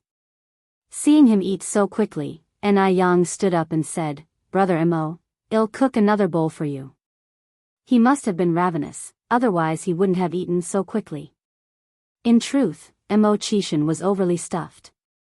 Only God knew that he had just eaten a steak. He'd rather endure short-term pain, hence why he ate so quickly. Hearing this, Mo Chishan immediately stood up and grabbed Ni Yang's hand. Yang Yang, I'm full. Their hands touching sent a jolt through them. Mo Chishan quickly pulled back. Yang Yang, I'm really full. Seeing Ni Yang's relaxed demeanor, he too relaxed significantly. Yang Yang, when have I ever been reserved with you? By the way, my mother is hosting a tea party at home tomorrow. Would you like to join us? Xiao Dai misses you a lot. Xiao Dai truly missed her. He too missed her. Mo Chishan had never felt so weak. His beloved was right in front of him, yet he dared not confess his feelings. He was already 28 years old. Ni Yang was only 18. He feared scaring Ni Yang. What scared him even more was the thought that he might not be deserving of Ni Yang. If he ended up frightening Ni Yang, they wouldn't even be able to maintain their friendship. At least right now, even if nothing else, they could still be friends. Ni Yang happily said, sure. She should be able to see Li Xianxian, who was essentially the approved granddaughter-in-law, at the Mo family's tea party. Anytime Li Xianxian was unhappy, she was happy. With that thought, Ni Yang unconsciously curled her lips into a smile. Yang Yang. Mo Chishan couldn't help blurting out. At this moment, thousands of voices in his heart were clamoring. Confess. Confess. If you can't even say I like you, are you even a man?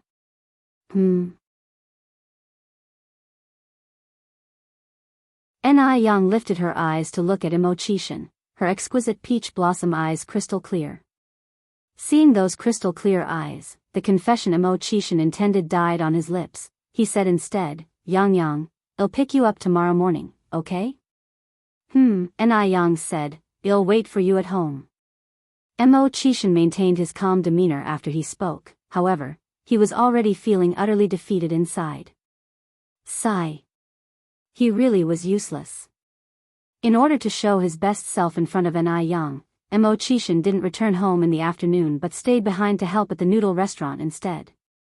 Watching that busy figure inside the restaurant, Marcus and Morris sitting in the car thought they were going blind. It was one thing to have seen Mo Chishan pouring wine and handing out cigarettes to a bunch of workers at the noodle restaurant last time, but this time, why was he even doing menial work? Regardless of pursuing his wife, he shouldn't have to demean himself like this, right? After all, with his status clear to anyone who cared to look, he only needed to shed his disguise and countless wealthy young ladies would rush to swoon over him. When Ni Yang returned home in the evening, she spoke to Wang Tiniu about her intention to buy a shop. The renovation wasn't in a hurry and could wait until Wang Tiniu finished building the house. Wang Tiniu was known for his responsible work attitude, and Yang didn't wish to look for other construction teams. Upon hearing this, Wang Tinius said, Yang, thank you for trusting me so much. I have a cousin who's also a bricklayer. I can ask him if he could help you out. Wang Tinius' cousin lived under harsh circumstances. He even borrowed 100 yuan from Wang Tinio last December for the New Year celebrations. So, Wang Tinio wanted to give this opportunity to his cousin and help him out. Yang nodded her head, sure, then please, Uncle Tinio, communicate this to him for me. You're aware of the labor cost. If he has time, he can start at any time. Okay. I'll visit him tonight. Thank you so much, Yang. Wang Tinio exclaimed excitedly. Yang replied with a smile, Uncle Tinio, you've helped me so much, I should be the one thanking you. The next morning, Mo Chishan arrived timely on that bicycle to pick up Yang. Yang was still wearing the beige cheongsam from yesterday, with a dark blue coat over it. Dark blue was a picky color, but when worn by Yang, it only highlighted her skin, fair and snowy, with lips as bright as oil rouge. Whether it was the brilliant red or the low-key beige, both colors were perfectly embodied by her, as if all the colors were created just for her. Brother Mo, let's go. Yang got on the back seat of the bicycle, naturally placing her hand on Mo Kishan's waist. Seeing the hand on his waist, Mo Kishan's lips slightly curved. His otherwise empty heart was filled in an instant, and he inadvertently sped up his pedaling. In no time at all, they arrived at the Mo family villa.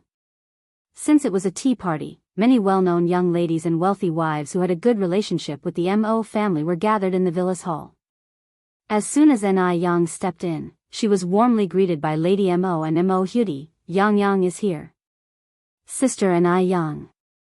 With that, Mo Chishan, the biological son and nephew, was disregarded and left aside. Hearing the commotion, Li Xianxian, who was engaged in a conversation, lifted her head and looked over, only to catch sight of Yang. Yang. Why was it her again? Li Xianxian squinted her eyes and turned to look at Mo Baichuan, only to find his gaze unconsciously drifting towards Yang. This wouldn't do, she had to stop things from progressing like this. She needed to find a way to make the Mo family dislike Yang. Otherwise, Mo Baichuan would eventually be snatched away by Yang one day. Because at Grandmother Mo's birthday banquet last time, Yang had worn a striking cheongsam, everyone was impressed by her traditional, yet fashionable, dress. Subsequently, the high society started favoring the vintage style, and among the young ladies currently standing in the hall, the majority were wearing cheongsams. Originally, Li Xianxian was the one being praised and imitated by everyone since she was always at the forefront of fashion trends. Now that suddenly someone else was in that position, Li Xianxian felt a jumble of emotions in her heart and felt uncomfortable. Despite her feeling uncomfortable, Li Xianxian still warmly went up to Yang and said softly, Sister Yang.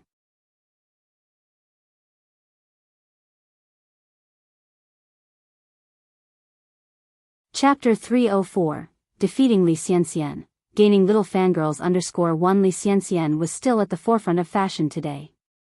She wore a black two-piece doll collar knitted blouse underneath, paired with a figure-hugging mini leather skirt, nude tights, and topped with a pure white fur mini coats.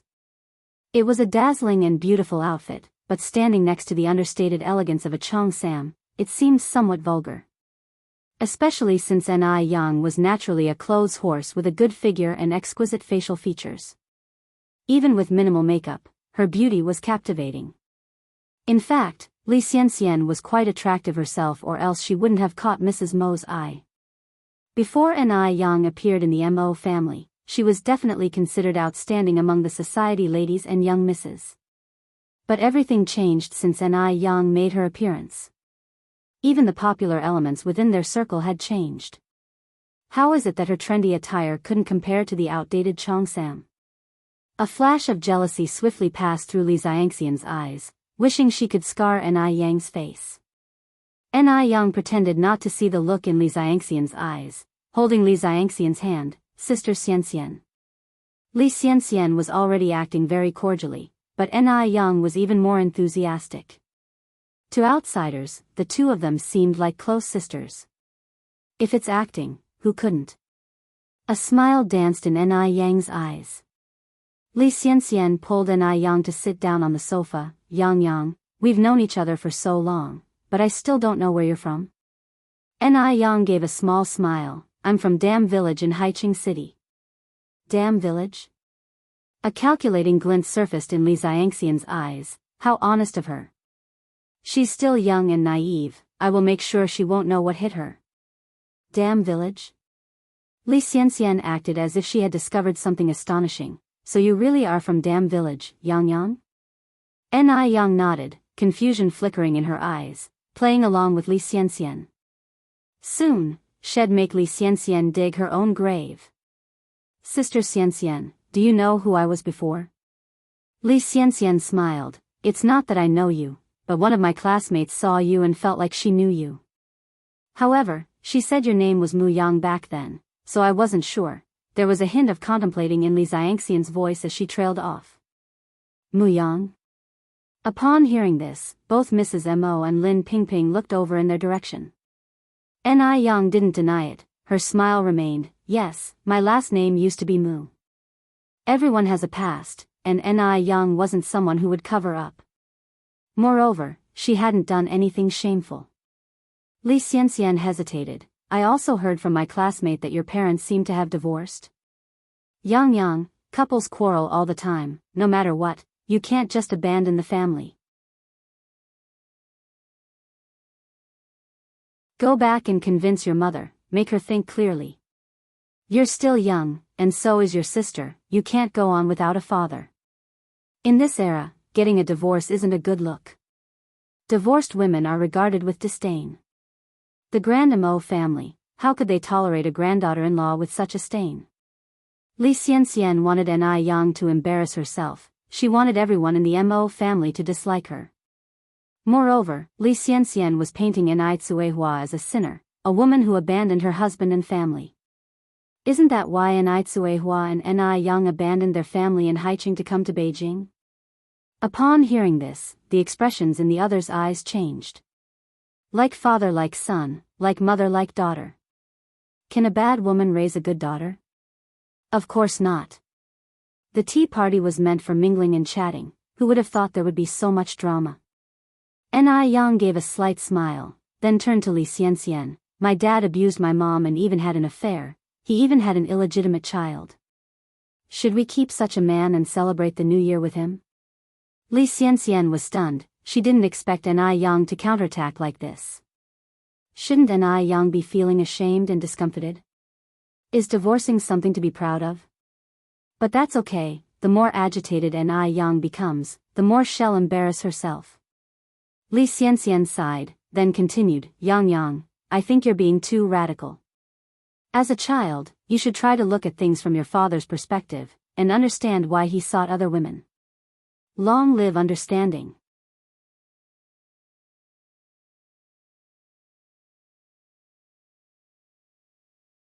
Chapter 305, defeats Li Xianxian, gains younger female fans _2. Understanding? Ni Yang's expression remained unchanged. How do you think I should understand, Sister Xianxian? Li Xianxian hesitated and continued, I heard it was because my aunt couldn't have a son, so my uncle sought someone else. We can't entirely blame my uncle, after all, a male child is the lifeline of a family. My uncle did wrong out of desperation for a son, no matter what, he is your father. As children, we should acknowledge our parents, no matter what, even if they committed murder. Actually, Yang, I really envy you. Your parents are still together, unlike me. I don't even know what my parents look like. By the end of her sentence, Li Xianxian's eyes had reddened. She made it seem like Ni Yang was oblivious to her good fortune. At the same time, her words successfully painted Ni Yang as an unfilial daughter who did not recognize her biological father. Mo Baichuan on the side took a sip of tea, the corner of his mouth twitching into a slight smile. He was interested in seeing how Ni Yang would resolve this crisis. Li Xianxian was well educated, while Ni Yang was merely a country girl. No matter how skillful Ni Yang was in arguing, she couldn't beat Li Xianxian. Sister Xian, you're really noble, tolerating even something like this. Ni Yang's expression was mild, and her lips held a faint smile, seemingly unperturbed by Li Xianxian's words. Li Xianxian continued, actually, this is not a big deal. Besides, we girls should obey our fathers when we're home and our husbands when we're married. At that time, China had only recently been freed. Many people still held this outdated submit to the father at home, and husband when married mentality. Gender equality was a thing of the future. Which married woman does not wish to have a son? Without a son, a woman lacked status in her husband's family. Of course, Li Xianxian, who came from the past, did not have these old-fashioned thoughts. The only reason she said these words was to please Grandma Mo. She was trying to show her virtuous and well-behaved side to Grandma Mo. In families like the Mo family that had a long legacy, these outdated ideas were more prevalent than in ordinary people. Ni Yang smiled lightly, lifting her eyes to Li Xianxian. Then, I wish Sister Xianxian to marry a husband who is abusive, cheats in marriage, and seeks other women to bear sons. Upon hearing this, Li Xianxian's face changed. Yang, what do you mean by that? Was Ni Yang jealous of her and therefore cursing her? Having experienced a rebirth, Li Xianxian attached great importance to these matters. She was afraid that Ni Yang's curse would come true. Ni Yang smiled faintly, there's no special meaning. I just want you to understand the saying do not do unto others what you would not have them do unto you. Li Xianxian was stunned for a moment, then her eyes reddened with grievance. Sorry, Yang, I didn't mean that. I just think that divorce carries a bad reputation. Grandma Mo frowned slightly. She felt that Li Xianxian was a bit petty. Ni Yang was just returning the favor, yet Li Xianxian acted as if she had been wronged. It was quite unbecoming. Ni Yang asked with a smile, divorce has a bad reputation? What's wrong with divorce? Where there's oppression there are protests. Are we women naturally destined to be bullied? Those who don't fight back after being bullied aren't people, they're like doormats. Sister Xianxian, it's a new era now. We women must not stand still. We must respect ourselves, be independent and resilient, and not let anyone look down on us. On hearing this, the others also nodded in agreement. Why should women always be the ones being bullied? If they can't have a son, it's the woman's fault. If they are divorced, it's the woman who gets the blame. It's too unfair for women in this world. Especially Lin Pingping, who had experienced divorce. She knew the bitterness of it. Li Xianxian was just trying to show her virtuous and well-behaved side to Grandma Mo and Mo Baichuan. She didn't expect to cause public outrage. Her face took on an awkward color right then. Looking at Lin Pingping's face, Li Xianxian's heart skipped a beat. She had forgotten about Lin Pingping. Lin Pingping was Grandma Mo's only niece. By saying divorce carries a bad reputation, wasn't she indirectly offending Grandma Mo? Li Xianxian hurriedly tried to rectify the situation, her eyes becoming even redder. Yang, you misunderstood me. I simply meant a family should have descendants, and uncle only wanted a son. As his children, we cannot deny our own father.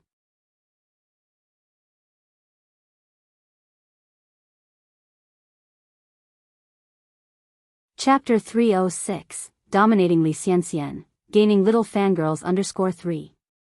Li Xianxian was a very timely person. She knew she had just spoken inappropriately, so she had now redirected the issue to Ni Yang. Filial piety is a virtue, but Ni Yang disowned her biological father. Could she be a good girl? In this era, where males are valued over females, all she had to do was insist that Ni Tsuehua was unable to bear a son. So, if you can't bear a son yourself, won't you allow your husband to seek another woman to bear one?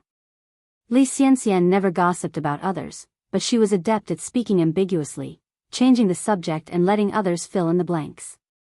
She was a clever woman, so most of the time, things would go the way she envisioned, but today, the person standing before her was Ni Yang. Could Ni Yang make things go smoothly for Li Xianxian? Ni Yang replied with a faint smile, Sister Xianxian, your enlightenment isn't high enough. The chairman has said that men and women are equal now. Why do you see only boys as the successors in your eyes? Aren't girls human too? According to your logic, if a woman can't have a son, the man should go and find other women. Wouldn't that mean that 80% of women have to endure their husband's infidelity? Moreover, Sister Xian Xian, you're a college student, you should know that giving birth to boys or girls isn't something a girl can determine, right? The last sentence could be said to be every woman's sentiment. Because the gender of a child fundamentally doesn't depend on the woman. Similarly, this erroneous thought has harmed many people. Women are like fields, while men are the seeds. The field only provides nutrients and moisture, and ultimately what crop grows depends on the seed. At these words, others around started to agree. Yes, yes, yes, Yang Yang is right. Yang Yang has spoken very well. Li Xianxian, being a woman yourself, how can you look down on women so much? Ni Yang's eyes were filled with laughter, and shallow dimples appeared at the corners of her mouth. Sister Xianxian, in palatable terms, your thinking is praiseworthy while in reality, it's being ignorant. Hearing the accusing voices around her, the color gradually drained from Li Xianxian's face. She hadn't expected things to turn out this way. Ni Yang was merely an unsophisticated village lass. Where did she get all this profound reason? Li Xianxian also came from the country. She knew too well the conditions there. Due to lack of transportation and inadequate education, there the men were prioritized, and ignorance prevailed. Even Li Xianxian, before reincarnation, was just an ignorant country girl. How could Ni Yang know such profound principles? She's behaving completely uncharacteristic of a village girl, rather like an educated intellectual. Could Ni Yang have been this impressive when she was 18? Li Xianxian clenched her lips, beads of cold sweat trailed down her spine. What should she do? What should she do now? Lin Pingping, supporting Madame Mo's arm, had a pleased smile on her face. She knew that Ni Yang wasn't someone to be trifled with.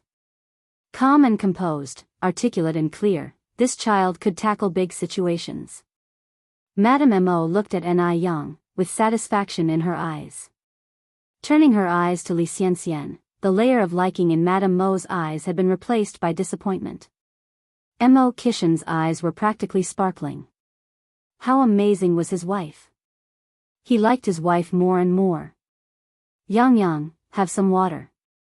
Mo Chishan passed a cup of tea to Ni Yang. Thank you, brother Mo. Ni Yang took the cup. This unexpected twist in front of him had completely overturned Mo Baichuan's opinion of Ni Yang. Could it be that Ni Yang wasn't purposely placed by someone near him to get closer to him? He wouldn't believe it. A little farmer girl who only graduated from junior high school, having such high enlightenment? Even knowing about gender equality? In order to get close to him, these people really had racked their brains. Mo Baichuan's eyes glinted dangerously as he drank his tea. Looking at Li Xianxian's distressed and sweaty appearance, Ni Yang felt incredibly relaxed. She took a sip of tea and then grabbed Li Xianxian's hand. Sister Xianxian, the words I just said were only directed at the topic itself, not at you. Please don't be angry. Don't be angry? What was Ni Yang implying? A slap and then a sweet date? But at this moment, Li Xianxian could only balk, swallowing her protest. Listening to you is better than studying for 10 years. Yang Yang, you're absolutely right. How could I possibly be angry? Ni Yang gave a small smile. I knew Sister Xianxian is magnanimous and wouldn't be mad at me.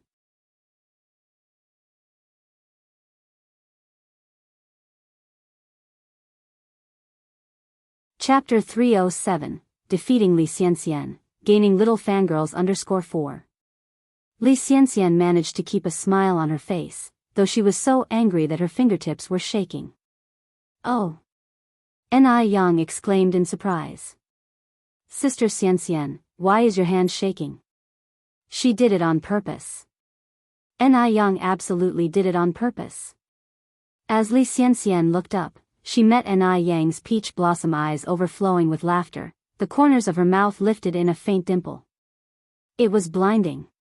Ni Yang feigned concern. Sister Xian, are you not wearing enough clothes? Killing Li Xian would be easy. But Ni Yang didn't want her to die so easily. Because boiling a frog in warm water was more fun. At that moment, old lady Mo spoke up. I think Xian is feeling unwell. Baichuan, you should take Xian to rest first. Old lady Mo was no fool, could she not see through Li Xianxian's thoughts? Li Xian should take this opportunity to reflect on herself. Hearing this, Li Xianxian's face turned from slightly pale to ashen. Old lady Mo's words seemed caring on the surface, but they were, in reality, driving her away from the Mo family. Li Xian never imagined that things would turn out this way. The person who should have been driven out of the Mo family should have been Ni Yang. Why was it her? Though Li Xian was utterly unwilling, she had no choice but to maintain a decorous and graceful front. Any further fuss would only be counterproductive. Thank you for caring, Grandma. I do feel a bit of a headache. Then, I will leave first. Li Xian rose to her feet, her face pale, her body shaky. It was pitiful to watch. Old lady Mo nodded, go. Baichuan rose to his feet, following Li Xianxian's steps. He took an extra glance at Ni Yang before leaving, but Ni Yang remained nonchalant about him helping Li Xian home. Humph. Baichuan curled his lips, she was playing quite the part. Once Li Xian left, the atmosphere lightened considerably. Everyone was chatting and laughing. These wealthy ladies were normal folks after all. With Ni Yang's vast experiences, it was effortless to communicate with them. She even gained a little admirer. The little admirer was Li Yanran, a 19-year-old freshman. She admired Ni Yang to the fullest. Yang, are you really from the countryside? Yanran asked curiously. Ni Yang knew she meant no harm, and nodded with a smile. Yes. You are incredible. Yanran exclaimed excitedly. You have no idea how awful Li Xianxian's face looked just now. Initially, Yanran thought Ni Yang was just a beautiful face. She didn't expect such a powerful spirit concealed beneath that gorgeous surface. She was simply a role model for modern women. If the term goddess existed in this era, Ni Yang would undoubtedly be the unrivaled goddess in Yanran's heart. Ni Yang modestly touched her nose, I'm just average. Yanran clung to Ni Yang's arm, Yang, you're too humble. Let me tell you, I've been disliking Li Xian for a long time. She's sour, always tries to show off in public, and acts differently behind our backs. She's so fake.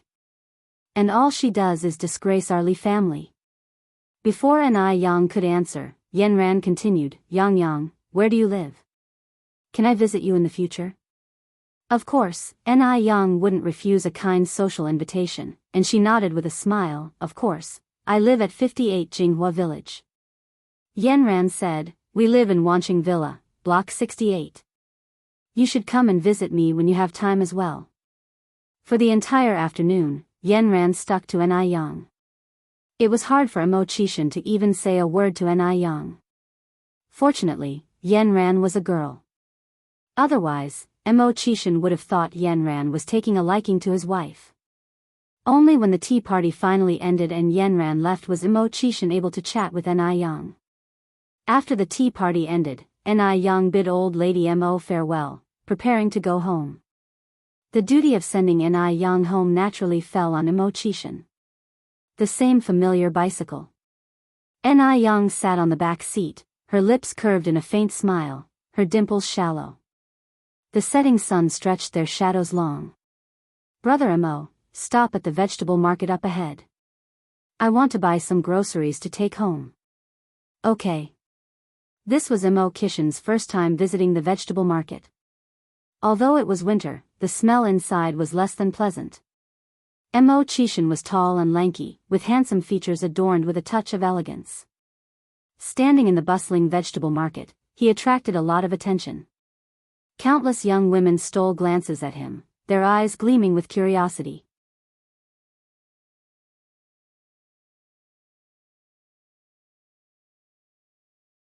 Chapter 308, Defeating Li Xianxian, Gaining Little Fangirls _5. Ni Yen walked up to a vegetable stall. Aunt Lu, could you please weigh 3 pounds of bean sprouts for me, and then 3 pounds of kelp? The stall owner, upon looking up and seeing Imo Qishan standing next to Ni Yen, his eyes sparkled. Yang Yang, is this your boyfriend? He's quite a looker. Boyfriend. Somehow, upon hearing these words, Imo Qishan's face flushed red, bubbling a pleasant feeling within him. Ni Yen gave a slight smile. Aunt Lu, you've misunderstood. He's not my boyfriend, just a good friend.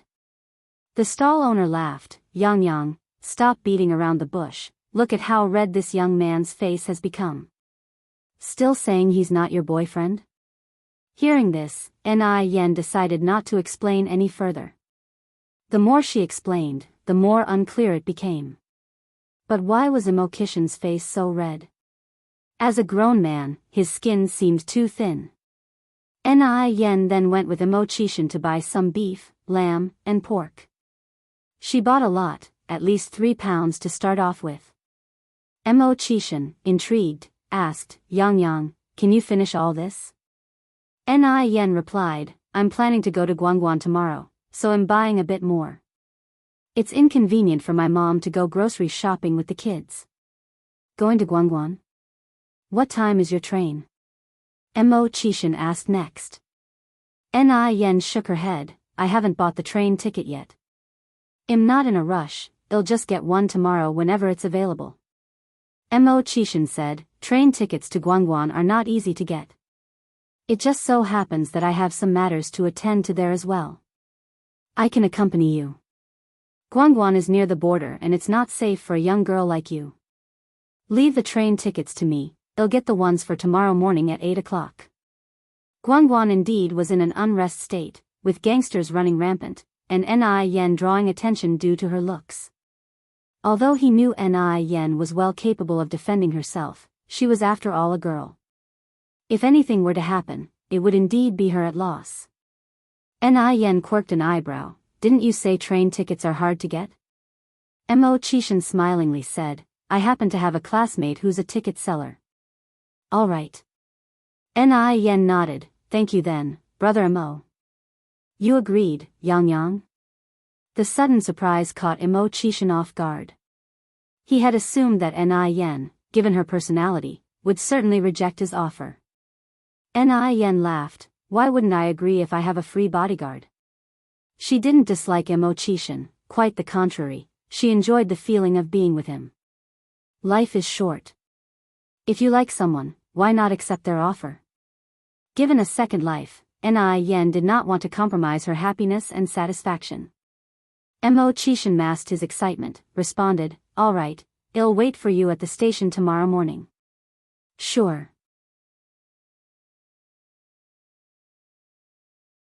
Ni Yen nodded in agreement. After dropping Ni Yen off, Imo Qishan arrived at a building. Just as he arrived at the entrance, Morris and Marcus hurriedly greeted him. Sir, the plane tickets are booked. When do we depart? Walking while removing his windbreaker, Imo Qishan said, no longer going to F country, go book me 2 train tickets to Guangguan for tomorrow morning at 8. The assistant following behind immediately reached out to take the windbreaker from him. No more F country? Going to Guangguan? Taking the train? Did the boss get a fever? Morris and Marcus looked at each other, both seeing the doubt and confusion in the other's eyes. After a moment of thought, Imo Qishan added, oh right, the tickets need to be for a soft sleeper berth, preferably side by side. Soft sleeper place? Isn't it always the plane when Imo Qishan travels? What on earth is a soft sleeper berth? After a bit, Morris finally asked, Sir, are you sure you no longer wish to go to F country? Your vineyard and castle wait there for you, needing your attention, no longer going. Imo Qishan unbuttoned his cuffs, go buy the tickets right away. Could a vineyard and castle be more important than his darling? Of course not. All right, Morris said. The boss word is final. At this time, Ni Yen was in the kitchen cooking. In addition to the regular nourishing and beauty foods for the night, she also wanted to make a dish of boiled pork slices. After she had fried everything else, Yen began preparing the boiled pork slices. The best tasting boiled pork slices are made with loin meat. Yen had good knife skills. She cut the pork into evenly thick slices, then coated them with egg, flour, and left them to marinate for 10 minutes in a dish. While the pork was marinating, Yen began to cook the base ingredients.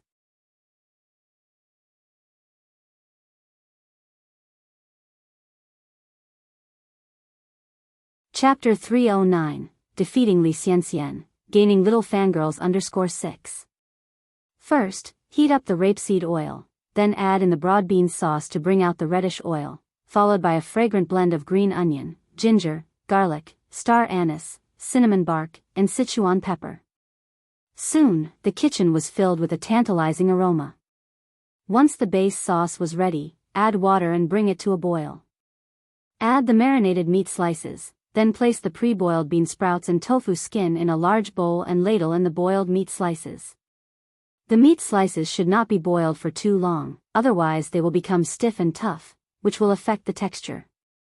Then, sprinkle roasted sesame seeds, green onions, cilantro, and Sichuan pepper on top of the meat slices.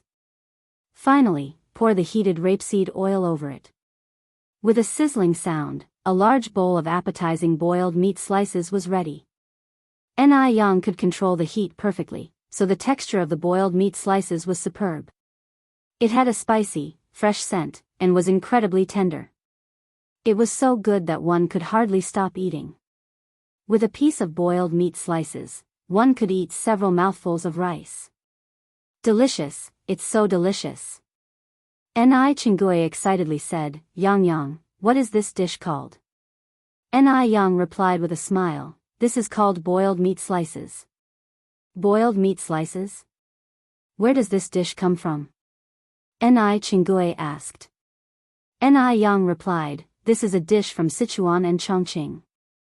I saw it in a food recipe. Chinggui nodded, Yang, you are amazing.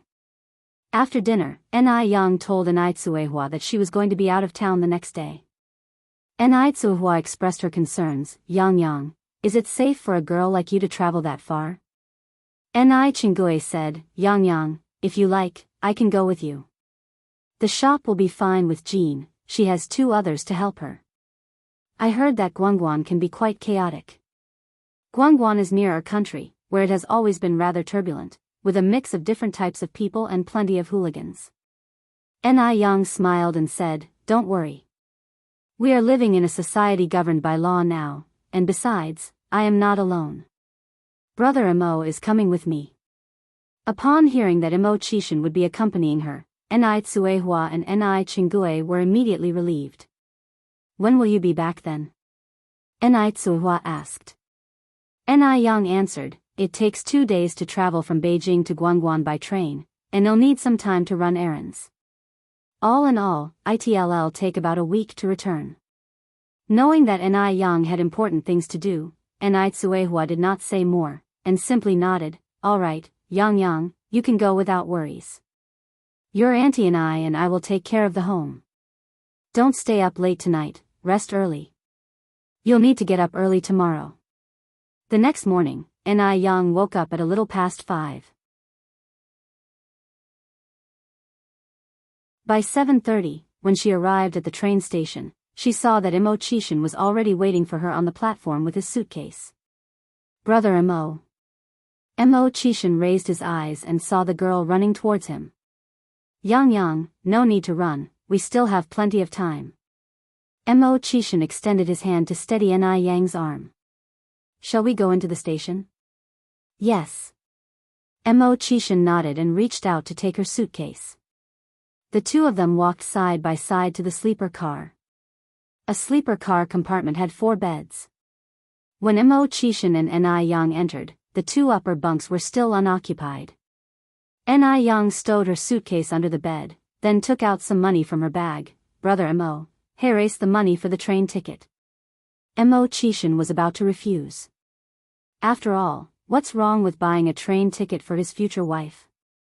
All his money would be hers in the future anyway. But then Yang continued, Brother Imo, if you don't accept it, I want travel with you next time. Inherently, Ni Young was never one to depend on men. Though it was true that she had feelings for Chishin. Never did she have the thought of relying on him. Upon hearing her words, Chishin had no choice but to accept. Even though it was time for the train to depart, the two people who were supposed to occupy the upper bunks had not arrived. But Ni Young didn't think much of it. Maybe those two berths simply were not sold. After all, sleeper tickets were quite expensive. It was quite warm inside the car, and Ni Young removed her jacket, revealing a loose-fitting white knitted sweater underneath. Despite the oversized fit, it couldn't hide her curvaceous figure, particularly when she bent over to adjust the blankets. Chishin uncomfortably averted his gaze, his ears turning slightly red, and silently pulled the blanket over himself. Brother Mo, do you want to eat something? Ni Young offered him a bag of sunflower seeds. Chishin cleared his throat with a light cough. No. Ni Young then handed over a cup of milk tea. Then have a cup of milk tea, your throat sounds a bit uncomfortable. The tips of Chishin's ears went red again for an instant. He reached out to take the milk tea. Thank you. Ni Young chuckled lightly. Brother Mo, when did you start being so polite to me? Chishin stopped talking, put the straw in, and began to drink the milk tea. The cool milk tea soothed his throat, seemingly easing the heat in his heart. With Chishin's company, the train journey was not boring at all. They chatted all the way until the afternoon when Ni Young, leaning against the wall, yawned lazily. I'm feeling a bit sleepy, Brother Mo, are you tired? Her eyes were sparkling with a soft glint of water, making Chishin's heart skip a beat. I'm alright, Chishin's voice was low, you go ahead and sleep. Ni Young crawled under the blanket, I'll take a nap then. Before long, even breaths could be heard from under the blanket. When Ni Young fell asleep, she also pulled her head under the blanket. Chishin had once read a psychology book. The book stated that those who like to sleep this way often lacked a sense of security. Chishin pulled back the blanket and walked over to Ni Young. He gently pulled back her blanket, revealing a face with exquisite features. Pretty girls, even their sleeping expressions are beautiful. Chishin gazed at her attentively, reached out, and touched the thick eyelashes that looked like a fan. Yang, can I give you a sense of security from now on? Ni Young, who was in deep sleep, seemed to sense something, and rubbed her eyes. Chishin was startled and quickly jumped back onto the upper bunk. Seeing that Ni Young didn't make any further movement, he finally breathed a sigh of relief. He truly liked her a lot. Just being with her, even if they did nothing, made his heart sweet as honey. Ni Young slept until a little past 5 in the evening. When she woke up, Chishin had bought some box meals back. Yang, now that you're awake, we can have dinner. Emichim. Ni Young nodded, I'll go wash my face first. It was nearing evening, and the lights in the train's aisles were dim. When Ni Young arrived at the lavatory, she bumped into a little girl. The girl's father, who was following behind, immediately apologized. I'm sorry, comrade. Mimi, quickly apologize to your sister.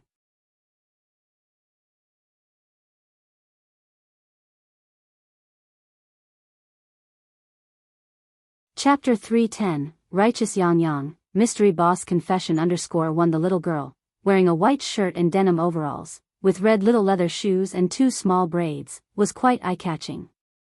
Her large watery eyes were absolutely beautiful.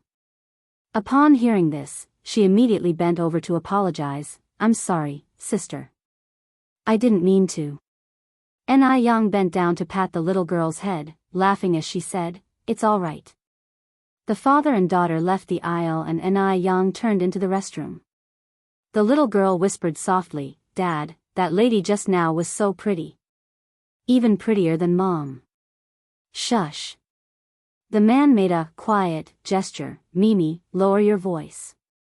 Be careful not to let your mother hear. The little girl quickly covered her mouth in response. The father and daughter moved towards the sleeping car. As they passed a tall, slender woman, her originally tired expression instantly brightened up. Adorable. This little girl was just so adorable. Not just adorable but pretty as well. The tall, slender woman reconsidered her path and headed into the compartment.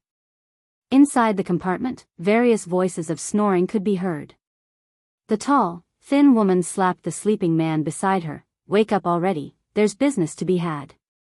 At her words, the man immediately woke up. "Where? How old?"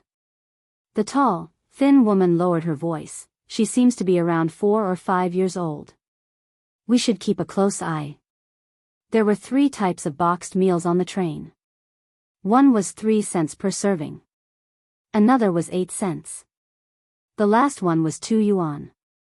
The one that Immerse bought was 2 yuan, containing fried eggs, braised pork, and braised fish cubes. Even though the meal was rich, perhaps because it was cooked in a large pot, the taste was not very good. Immerse could not eat more than a few bites, but Young on the opposite side was eating very seriously. Every single bite, not a grain of rice was left. Young had walked out of hard times. She knew the difficulty of obtaining food, so she held a sublime respect for the food.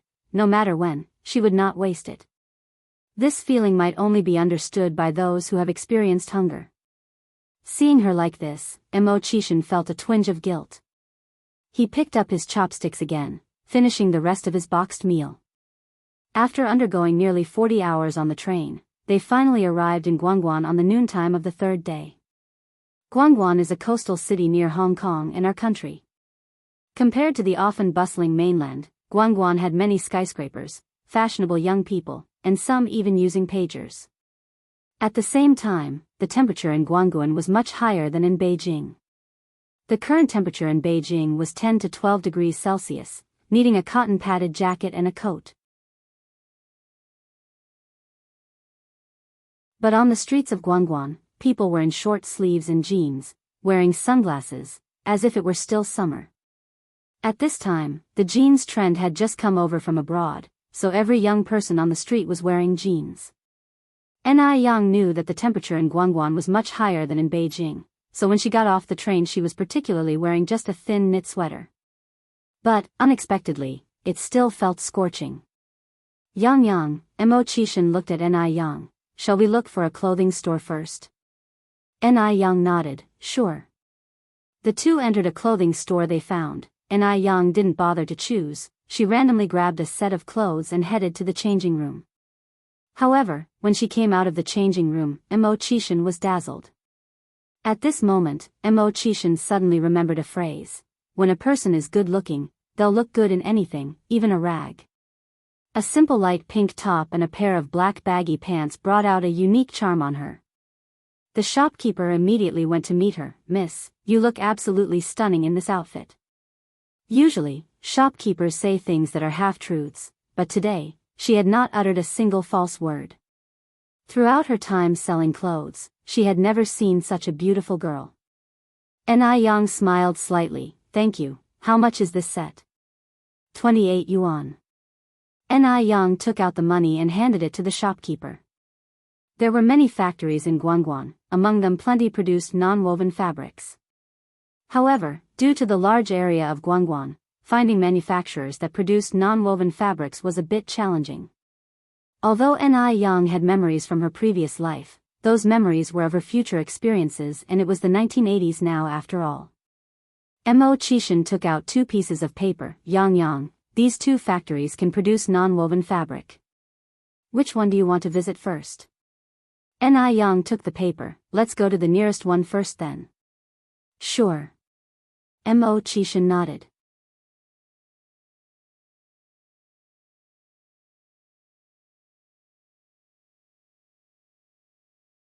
Chapter 311, Yang's Heroic Act, Confession from the Mysterious Boss _2. The two arrived at the factory, where they were greeted by a very enthusiastic middle-aged uncle. "The minimum order from our factory is 300 yuan. Then there's the separate cost of the train transport." At this time, parcels could be sent via post, but it was slow, typically taking about a month. Therefore, anyone with urgent items usually relied on the train or freight trucks for transportation. The price wasn't expensive. Ni Yang took a facial mask cut from a sheet of white paper out of her bag and asked, "Can you make a non-woven fabric in this shape?" The middle-aged uncle took the paper curiously. "What is this thing?" "Comrade, what is this used for?" Ni Yang smiled lightly. "It's for your face." "For your face?" The middle-aged uncle looked enlightened. "Oh, I see. These are the eyes, this is the nose, and this is the mouth, right?" "Yes." Ni Yang nodded slightly.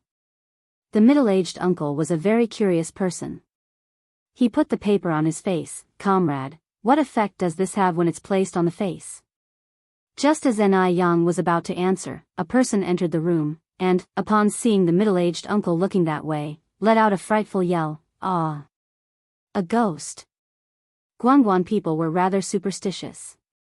As soon as the middle-aged uncle heard the word ghost, his reaction was immediate. "Ah? Where's the ghost?"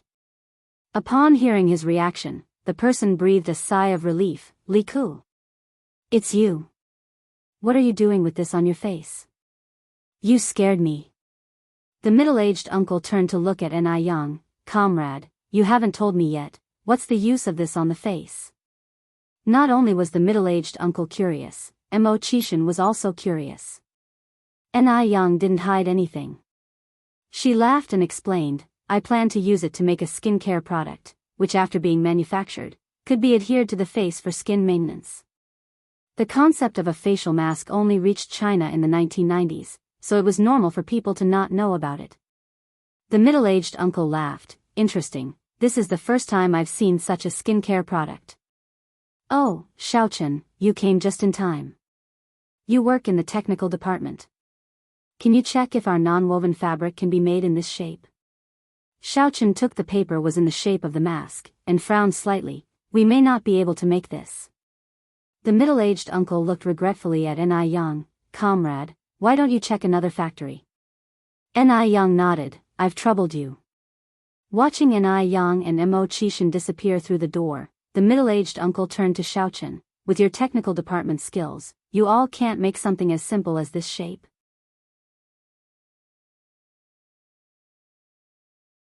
Xiaochen replied, "It's not that we can't make it, it's just slightly more complex in terms of the process.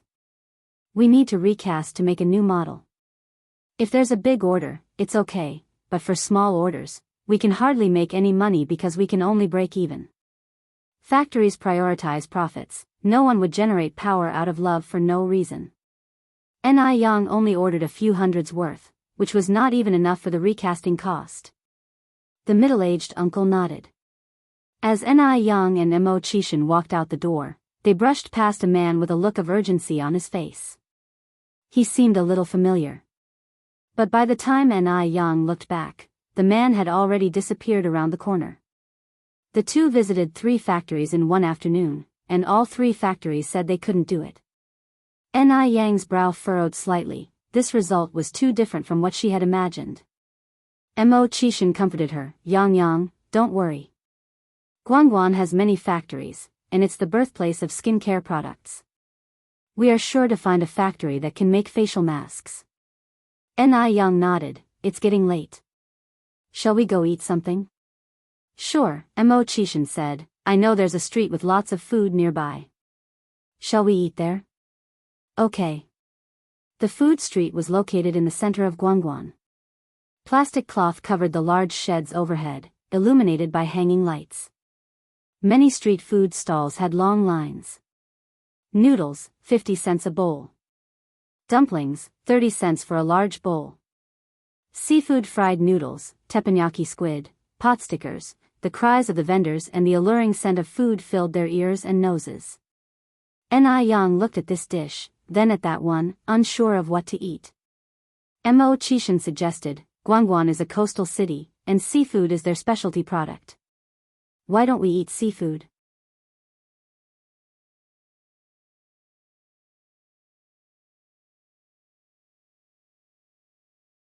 Chapter 312, Righteous Yang, Mystery Boss Confession _3. In fact, Mo Chishan wanted to take Ni Yang to a fancy restaurant, but he was afraid that she would feel distance because of it. He wanted to get closer to Ni Yang. As it turned out, compared to fancy restaurants, N.I. Young preferred this place. Great, I want teppanyaki squid. Teppanyaki squid is a common street snack in later times. N.I. Young didn't expect that it was already available here in Guangguan during the 1980s. The two of them sat at a seafood stall, and besides teppanyaki squid, they ordered other seafood dishes. It was essential to accompany seafood with beer. At this time, Yanjing beer was the most popular. Actually, beer was already available as early as 1914. By the 1980s, it was everywhere, not just in thriving cities like Guangguan, but also in rural areas. N.I. Young turned to look at Mo Chishan. Brother Mo, do you want some beer? Mo Chishan raised his eyebrows in surprise. You drink? He had assumed that a beautiful girl like N.I. Young would abstain from alcohol. N.I. Young smiled. What, do I look like someone who doesn't drink? Not only did she drink, but she could also hold her liquor very well. No one achieves success easily. In her previous life, N.I. Young, as NIS director, honed her drinking skills through banquets and social events, once setting a record of downing 2 pounds of liquor at once. However, that was in her past life. In this life, for her health, N.I. Young hadn't touched alcohol since she was reborn. Mo Chishan spoke with a smile. Shall we get 2 bottles then? Soon, the boss brought over 2 bottles of beer.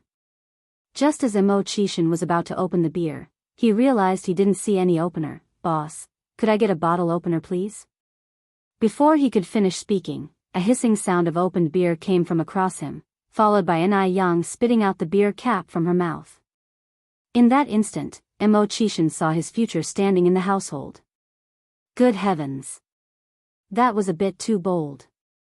This slightly audacious action, when done by N.I. Young, had an inexplicable charm about it. From biting the bottle cap to spitting it out, everything was done swiftly and fluidly. Mo Chishan had seen countless refined ladies from prestigious families, but he had never seen a girl as casual as N.I. Young. She was clear-headed and genuine in her way of living. It seemed like nothing could hold her down. She was like a mysterious and tranquil orchid blooming in a valley. Brother Mo, here. N.I. Young handed Mo Chishan the beer she had just opened. At this moment, the boss brought the bottle opener, and upon seeing the scene, he joked, this young girl is really something. N.I. Young modestly responded, it's nothing much. Both of them were drinking beer and eating seafood, and in a while, they had almost finished their meal.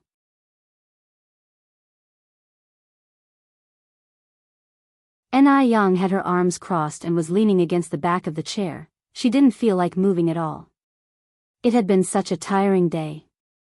Just then, she felt something lightly poke into the middle of her hand. N.I. Young looked back and saw what seemed like a family of 3 sitting at the next table. The man was big and tall, the woman was skinny and dark, and both of them dressed humbly. The 3 of them had only 1 dish and a soup on their table, and the man and woman were speaking in a dialect others couldn't understand. The little girl was wearing a semi-worn blue ant-colored coat, and a pair of ragged pants. Even though she had a dirty little face, her features were beautiful, with a pair of big teary eyes that looked familiar. The little girl was sitting to N.I. Young's right, so it must have been her who teased N.I. Young earlier. N.I. Young nonchalantly steadied her vision again and pulled out the paper from her hand. Upon seeing it, she realized it was a small note. The note barely had anything written on it. All it had were 3 Arabic numbers, 995. N.I. Young furrowed her brows slightly. Given the way 995 sounds, it might signify help me. Was the little girl asking for help? At this moment, N.I. Young suddenly recalled that the little girl was none other than Mimi, the one she had accidentally bumped into on the train earlier. Even though her clothing differed, N.I. Young hadn't forgotten her unique pair of eyes. Could Mimi have encountered human traffickers? Actually, human trafficking wasn't uncommon in the 1980s. The traffickers would lure women, kidnap children, sell them off, or even mutilate them to force them into begging. With no surveillance at that time and people being less security conscious, the victims targeted by the traffickers were easy to nab.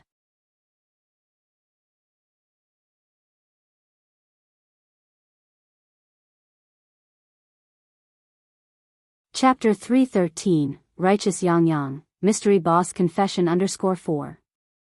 She could not help but recall her own past lives' experiences. If she were caught by human traffickers again, what awaited her would be similar to the torment of marrying a eunuch in her previous life, or even worse. This thought made Ni Yang's heart tighten brutally. Brother Imo. Ni Yang looked up at Imo Chishan. Imo Chishan looked up puzzlingly. Luckily, Ni Yang always carried a pen with her. She wrote a sentence on a slip of paper and handed it to Imo Chishan.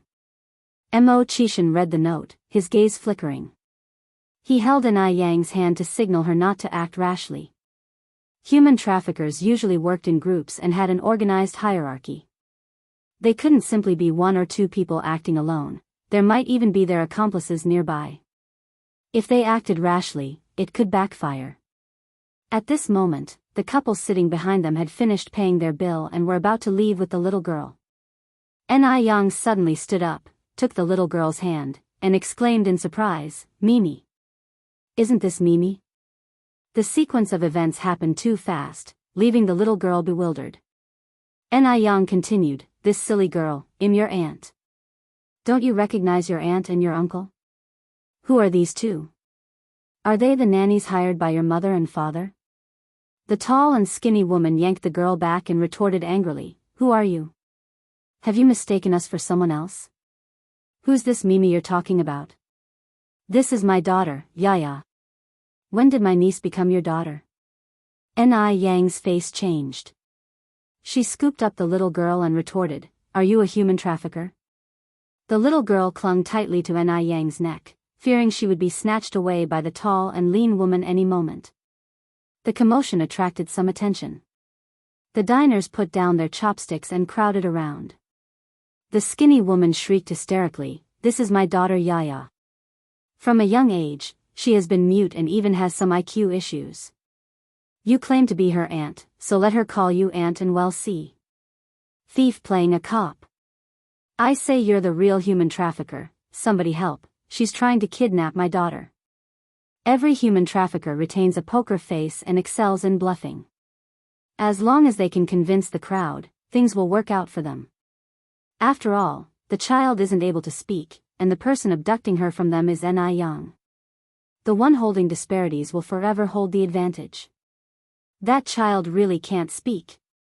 Tisk, tsk, such a beautiful girl, turns out to be a human trafficker, that's terrible. She even dares to kidnap children in broad daylight. Seeing the crowd being swayed, a burly man rolled up his sleeves. Brandishing a kitchen knife, he rushed forward aggressively, "Damn human traffickers, how dare you try to kidnap my daughter? Watch as I chop you into pieces." Imo Chishan shielded Ni Yang. With one hand he grabbed the burly man's arm. Simultaneously, he kicked the burly man's knee. The severe pain forced the man to kneel on the ground. "This is outrageous. How dare these human traffickers assault people in public? Is there no law and order left?" Onlookers were extremely angry. Imo Chishan held the burly man's arm and looked at the crowd. "These two are the real human traffickers. If you don't believe me, we can call the police. My wife and I will stay here until they arrive. I trust the police will give us justice." Real human traffickers would never suggest calling the police. A considerate bystander promptly rushed to report the incident. "I'm going to the police station now, keep an eye on these two traffickers." "Young man, you can take my bike." Seeing the situation turn against them, the tall and thin woman tried to sneak away.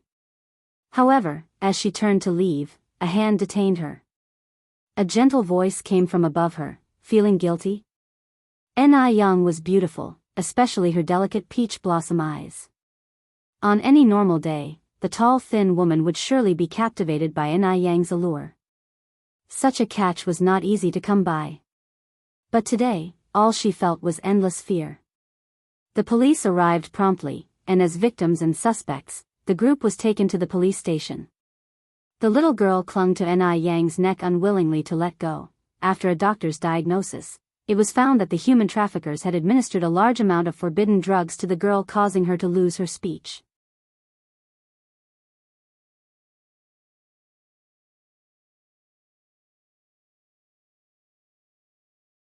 Chapter 314, Righteous Yang Yang, Mystery Boss Confession _5. Besides that, the little girl had many fresh bruises on her body. The female doctor who was in charge of examining the little girl couldn't help but tear up. This is so horrible. These human traffickers are so dreadful. Little girl, does it hurt? The little girl bravely shook her head.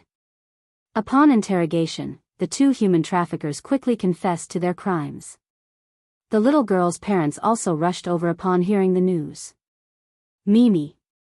Mimi, are you all right? The couple bumbled into the room, utterly disheveled.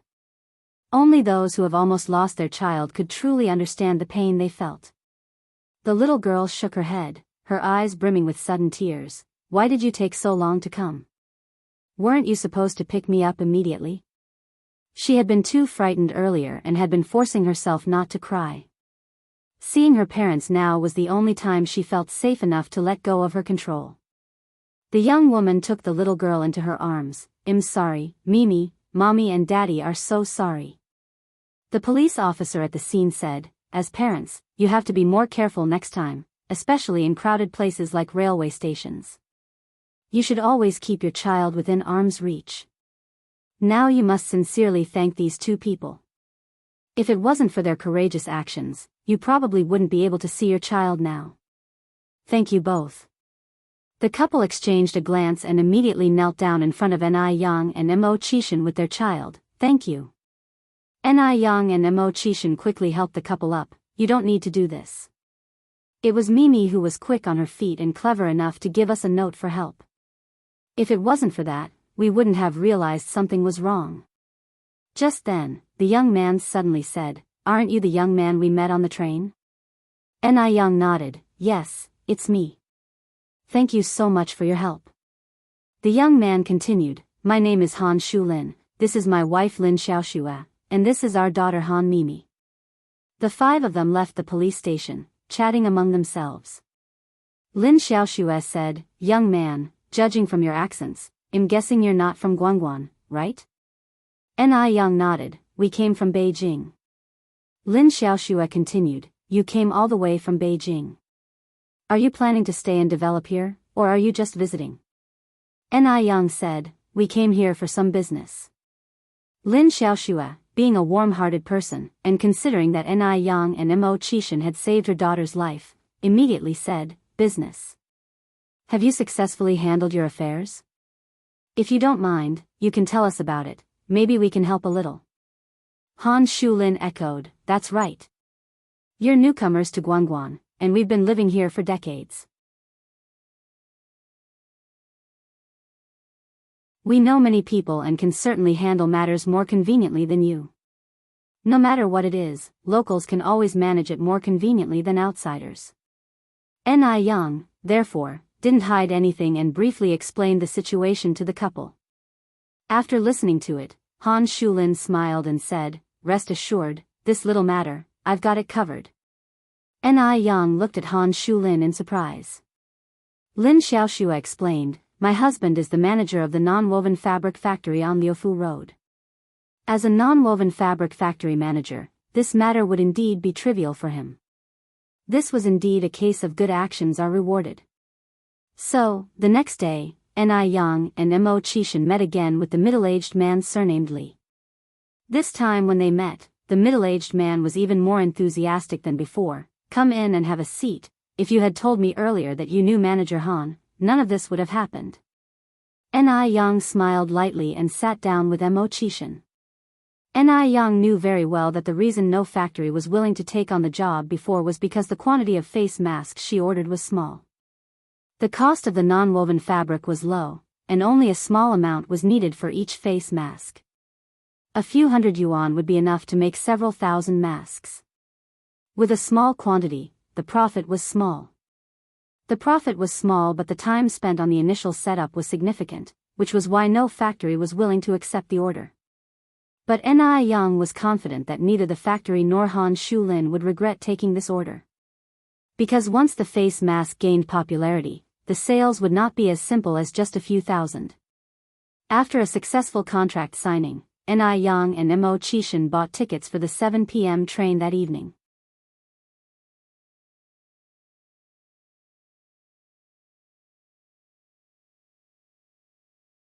Chapter 315, Righteous Yang Yang, Mystery Boss Confession _6.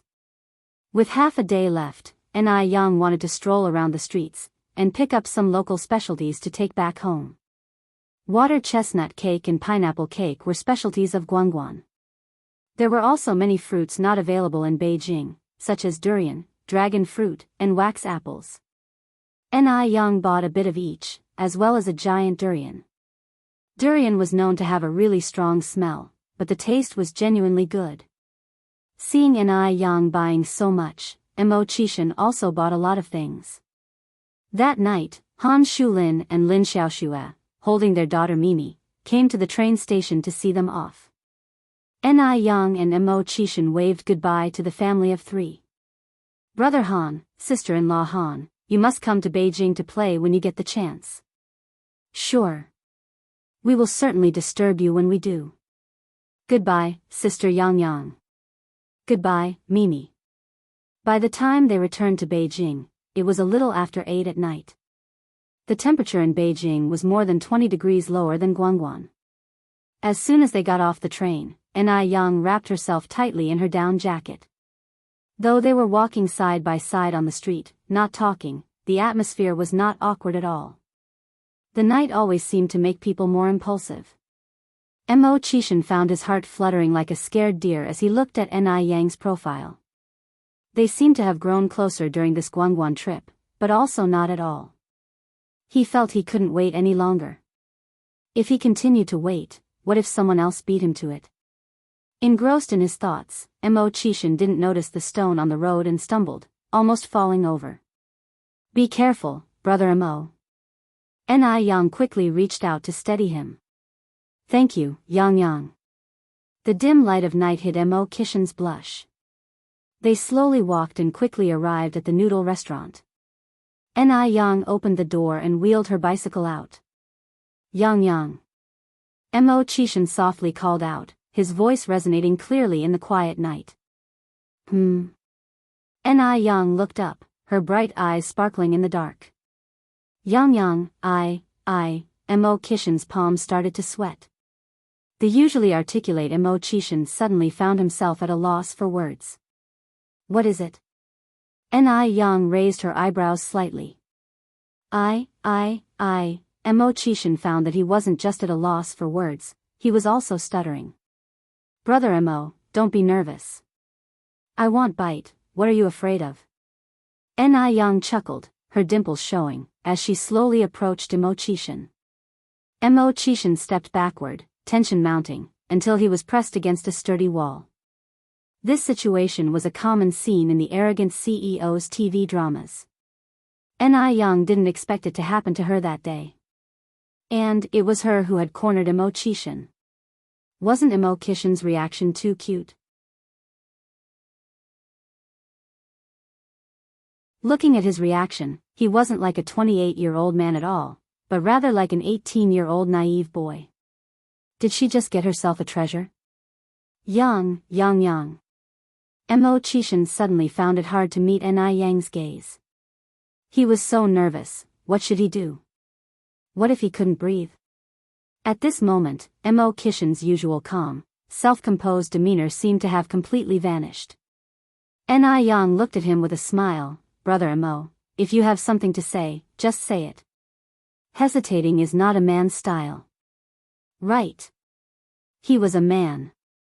Mo Chishan gritted his teeth, closed his eyes, and stood his ground. It was time to be brave and take a leap. Yang Yang, he said, his voice lowering, like you. At that moment, even Ni Yang could hear her own heartbeat. She couldn't resist teasing him. Brother Mo, I didn't hear what you said. Mo Chishan was so nervous he didn't dare say it a second time.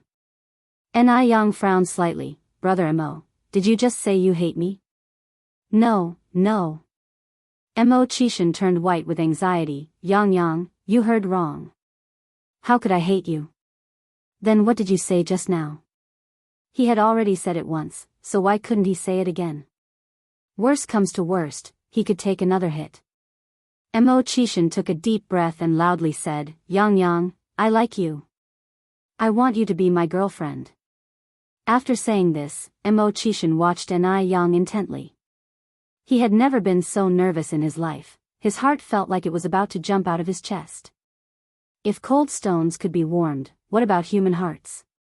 Moreover, Yang's heart wasn't made of stone. She was very sure that she also liked Mo Chishan. Perhaps she had fallen for him at first sight when they met by the river. Perhaps she was moved by Mo Chishan's continuous companionship over time. Plus, Mo Chishan was so handsome. If they did become a couple, she definitely wouldn't lose out. Brother Mo, Yang looked up at Mo Chishan. I kind of like you too. For a moment, Mo Chishan thought he was hallucinating, but then he picked Yang up and began turning in circles joyously. If he had wings, he felt he would fly all the way up to the clouds. Sweetheart. I really, really like you. Yang responded flatly, put me down, I just said I kind of like you, how did I become your sweetheart all of a sudden? This man was really quite shameless. Mo Chishan held Yang tightly and wouldn't let go. The great literature master from Y Country, Shakespeare, once said, dating without the intention of marriage is fooling around. So, if you're not my sweetheart, whose sweetheart could you be? Are you trying to fool around with me? Yang patted his face with her hand. Could you get a hold of yourself, please? I just said I like you, not that I want to be in a relationship with you. Right now, you're still being audited, whether you could pass depends on your performance. Mo Chishan shamelessly remarked, sweetheart, your hand smells so good. Yang, she had to stop, he was simply not getting it. Mo Chishan tightened his hold, then asked, sweetheart, so what do I need to do to pass? Depends on your performance. Mo Chishan immediately responded, sweetheart, don't worry, I'll surely perform very well. Whatever you want me to do, I'll do it. If you say go east, I'll never go west. I'll go wherever you point. Nothing will stop me, not even climbing a mountain of knives or plunging into a sea of flames. Then put me down first. Mo Chishan hesitated a bit, but then finally let go. Yang teasingly raised her eyebrows. Brother Mo, this isn't your first time dating, is it? Mo Chishan nodded, it's the first and also the last. Sweetheart, from now on, all my first times will be yours. The first time he fell in love at first sight. The first time he liked someone. The first time he was so desperate to marry someone and cherish her as his treasure for the rest of his life. Before meeting Yang, Mo Chishan didn't even know what it meant to like someone.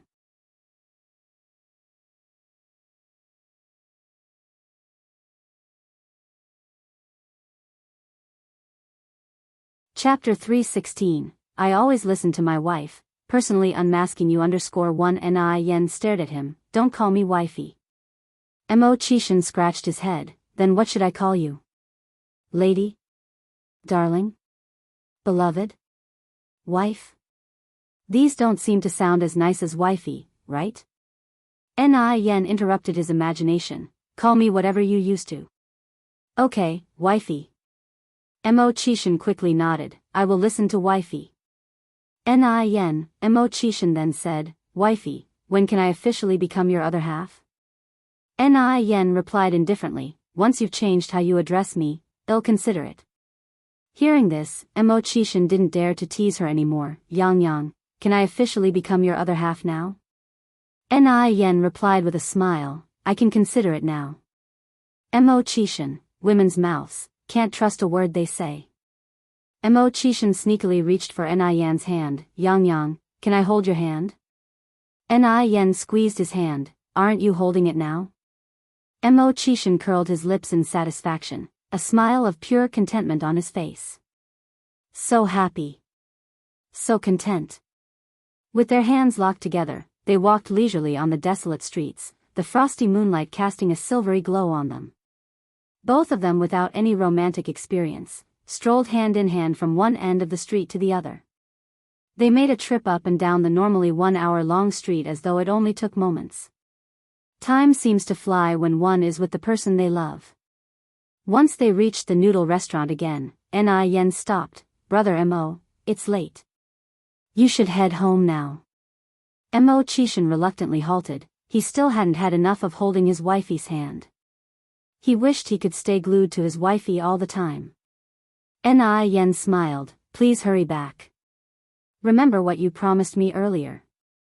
Reminded of his earlier promise, Mo Chishan reluctantly let go of Yen's hand. Yang, should I walk you home?" Yen said, "It's nearly 11 now. If you walk me home, you'll be really late. Besides, I rode here myself. Go on home, it'll be fine." Yen is not a person of pretensions. In the middle of the night, she didn't want to trouble Mo Chishan. Mo Chishan pushed the bike. "Let me take you home. I don't have anything planned for tomorrow morning, and it's not safe for a girl to be out alone at this hour." Seeing Mo Chishan insist, Yen gave in. She leaned in and sat on the back seat. "Brother Mo, let's go." Mo Chishan held the bike, not moving. Yen asked doubtfully, "Brother Mo, aren't we going?" Mo Chishan responded, Yang, come sit in front." The Phoenix brand bike from the 80s has a large rack in the front that can accommodate a person. But because sitting at the front requires a somewhat intimate position, typically only couples adopt this seating. Before they were in a relationship, Mo Chishan was too shy to let Yen sit in front, but things were different now. Yen was also sitting on a bike rack for the first time. She was surrounded by a masculine aura, with warm breath whispering around her neck. This felt wonderful, leading to a faint blush creeping up her ears. Although the girl in front is already his wifey, Mo Chishan was still nervous. Thankfully, it was winter, and they were both bundled up. Otherwise, Yen would definitely have noticed his discomfort. Mo Chishan tightly gripped the bike's handle, his sturdy arms enveloping Yen. His steady heartbeat echoed from behind, providing a sense of absolute security. Yen's hair fluttered onto Mo Chishan's face in the breeze. It was soft and silky like prime satin. A faint, fragrant scent wrapped around his nose.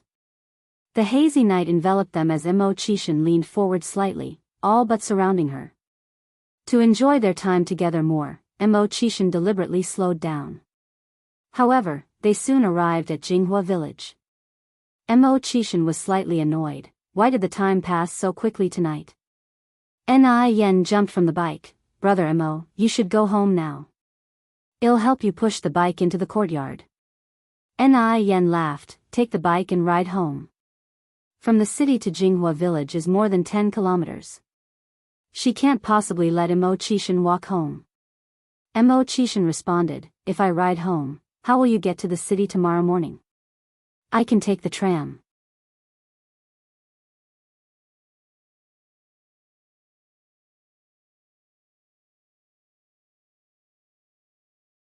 Chapter 317, I always listen to my wife, personally unmasking you _2. Mo Chishan's thoughts took a turn. "They'll pick you up tomorrow at my place." Yang nodded and picked up her gift from the car. "That works, take care on the road, brother Mo." "All right," Mo Chishan replied. He watched Yang walk into the yard and close the door. Only then did he turn the car around and drive back. At this moment, he could no longer hide the elation in his heart. He quickly stepped on the pedal, his feet moving like they were under motor power, almost making the car fly. He felt so happy. So excited. At that moment, Mo Chishan felt an insurmountable energy. Even if there were mountains ahead, he could move them. So happy. Mo Chishan even let go of the handlebars, opened his arms wide, and made a flying motion. He was as excited as a child. It was a good thing that he was on an empty street. Otherwise, with such a noise, he would have been scolded by others. Only with the cover of late night, Mo Chishan dared to act so wildly. Mo Chishan shouted several times, unable to satisfy his excitement. He even had body movements. He was like a crazy drunkard with no formality to speak of. Not far away, a luxury car was parked. There were 2 people seated in the front row. These 2 were none other than Morris and Marcus. Morris looked at his watch, puzzled, and asked, "Marcus, did you get the time wrong? Is Mr. Mogg really coming back today?" Marcus replied, "Mr. Mogg called yesterday afternoon and told me he'd be back tonight. How could I hear it wrong?" Just then, Morris, who was in the driver's seat, suddenly sat upright, pointed at something to Marcus, and said with some horror, "Is that Mr. Mogg over there?" Marcus looked forward, nonplussed. What a joke. You must be kidding. That man raving on the street in the middle of the night must have just come from a mental hospital. Their Mr. Mogg always maintained a cool demeanor, even when dealing with contracts with numerous digits. He never showed any change in expression. How could he possibly behave like this? Morris scratched his head. What you said makes some sense. Although from a distance the man looked like Mr. Mogg, his behavior was more like a madman. Mr. Mogg is usually gentle and noble. How could he go crazy like this? However, as the so-called madman got closer and closer, Morris' expression became more and more horrifying. Morris grabbed Marcus' sleeve again. That's Mr. Mogg. What could have happened to Mr. Mogg on his trip to make him behave like this? Now even Marcus was dumbfounded. Could he take back what he just said? Realizing that this madman was indeed Mo Chishan, they both got out of the car. At the same time, Mo Chishan noticed a familiar license plate. He instantly put away his silly smile, and maintained a cold and restrained demeanor again, going back to his original appearance. Marcus, stop pretending, we saw everything. Mr. Mogg greeted Morris and Marcus respectfully. Mo Chishan vomited 3 words, a mysterious shadow covering him in the moonlight, back to the manor. Yes. Marcus immediately took his bike. Mo Chishan leaned back into the car, Marcus pedaling after the luxury car. As he pedaled, Marcus noticed that something was off. Under the moonlight, Marcus realized this wasn't his boss' car at all. On this side, Young had just opened the door to the yard when the lights inside came on. The dim light lit up the small path in the yard. Young felt warmth in her heart as she saw Tsuehua, who had put on a coat, come out from inside. Yang. Mom. Yang, come inside quickly. Tsuehua took the suitcase from Yang's hands. Are you hungry? Mom kept some food for you. Mom, how did you know that I would come back tonight? There was no phone at home, and to take a phone call, they had to go to the village. To avoid the hassle for Tsuehua, Young didn't call home at all. Tsuehua replied, when you left, you said you would come back in about a week, so I thought you should be back by now. When a child goes on a long journey, a mother worries. Ever since the day Young left, Tsuehua had been counting the days at home, hoping for her return. Every time they ate, she set aside a portion specially for Young, so that she wouldn't be hungry when she came back.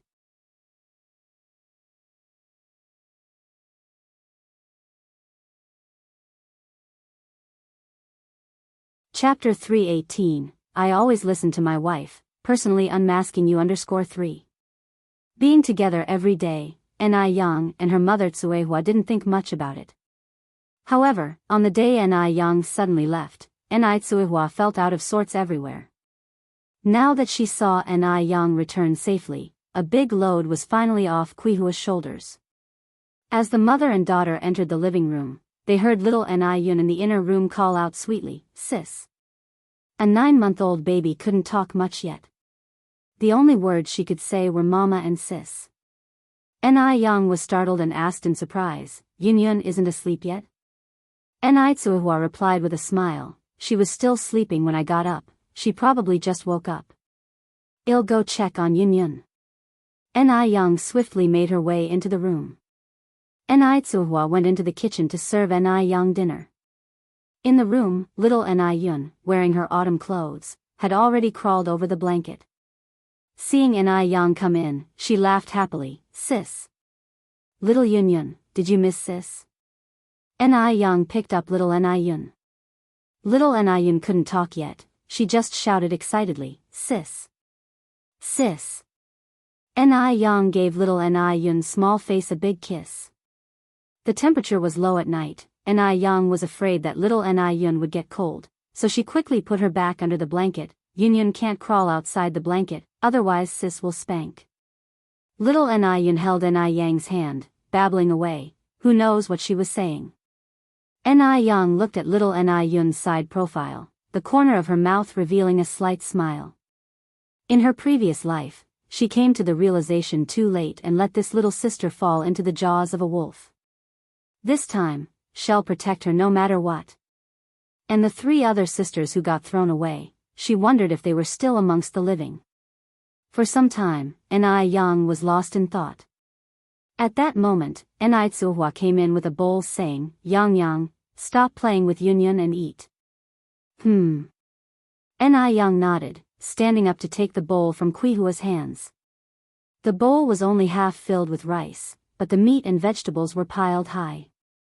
There were braised pork, crispy on the outside and tender on the inside, roasted chicken leg, and stir-fried mushrooms. Ni Tsuhua said, Yang Yang, Uncle Tinu brought this rooster this morning while he was working. I said I didn't want it, but he insisted on leaving it. Quickly taste the chicken your mom roasted and see if it's good. I roasted it the way you usually do. Ni Yang hurriedly picked up the chicken leg and tasted it. The meat was firm, crispy on the outside and tender on the inside. Oil flowed in her mouth with every bite, delicious. Mom, the chicken you roasted is way better than the one I can do. Tsuhua laughed, you know how to make your mom happy. How can the chicken I roasted be better than yours? Mom, it's really very good. Tsuhua said, if it's good, eat more. There's still some in the pot. I'll get more for you when you're done. Ni Yang was eating and said with food in her mouth, I'll be full after this bowl, I'll eat the rest tomorrow morning. Tsuhua said, you're full already? Look how thin you are, you could be blown away by the wind. You need to eat more. People in the 80s generally idolized being fat. For one, being fat displayed a wealthy household, and 2, the older generation saw fat as a representation of good fortune. There's a compliment for people that goes like this, look at that girl, she's so fortunate. The deeper the fortune, the fatter one is. Fat girls were very popular. By the time dinner was done, it was already past midnight. After a quick hot shower, Ni Yang went straight to bed. She slept well throughout the night. The next morning, after Ni Yang got ready and opened the courtyard door, she saw Mo Chishan waiting for her on his bike. Brother Mo, why are you here so early? I just got here too. Mo Chishan touched his nose, shall we go now? In fact, Mo Chishan was so excited the night before that he couldn't sleep. As soon as dawn broke, he came here, he just didn't knock on the door. Ni Yang said, you must not have eaten breakfast this early, right? I made pan-fried dumplings this morning. I'll get you some. After saying this, Ni Yang turned around to head to the kitchen. Soon, she came back with a food box in hand. The pan-fried dumplings were filled with sour radish and pork. It was appetizing and refreshing, with the taste of pork bursting in every bite. They were delicious. Mo Chishan ate more than 10 dumplings in one go. Yang Yang, your dumplings are so good. I've never had such good dumplings. Ni Yang raised an eyebrow slightly, my mom made these. Mo Chishan, then our mom is really skilled.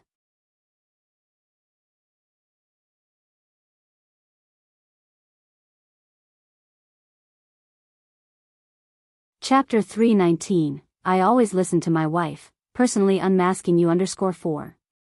Ni Yang stuffed the last dumpling into his mouth, enough chit-chat.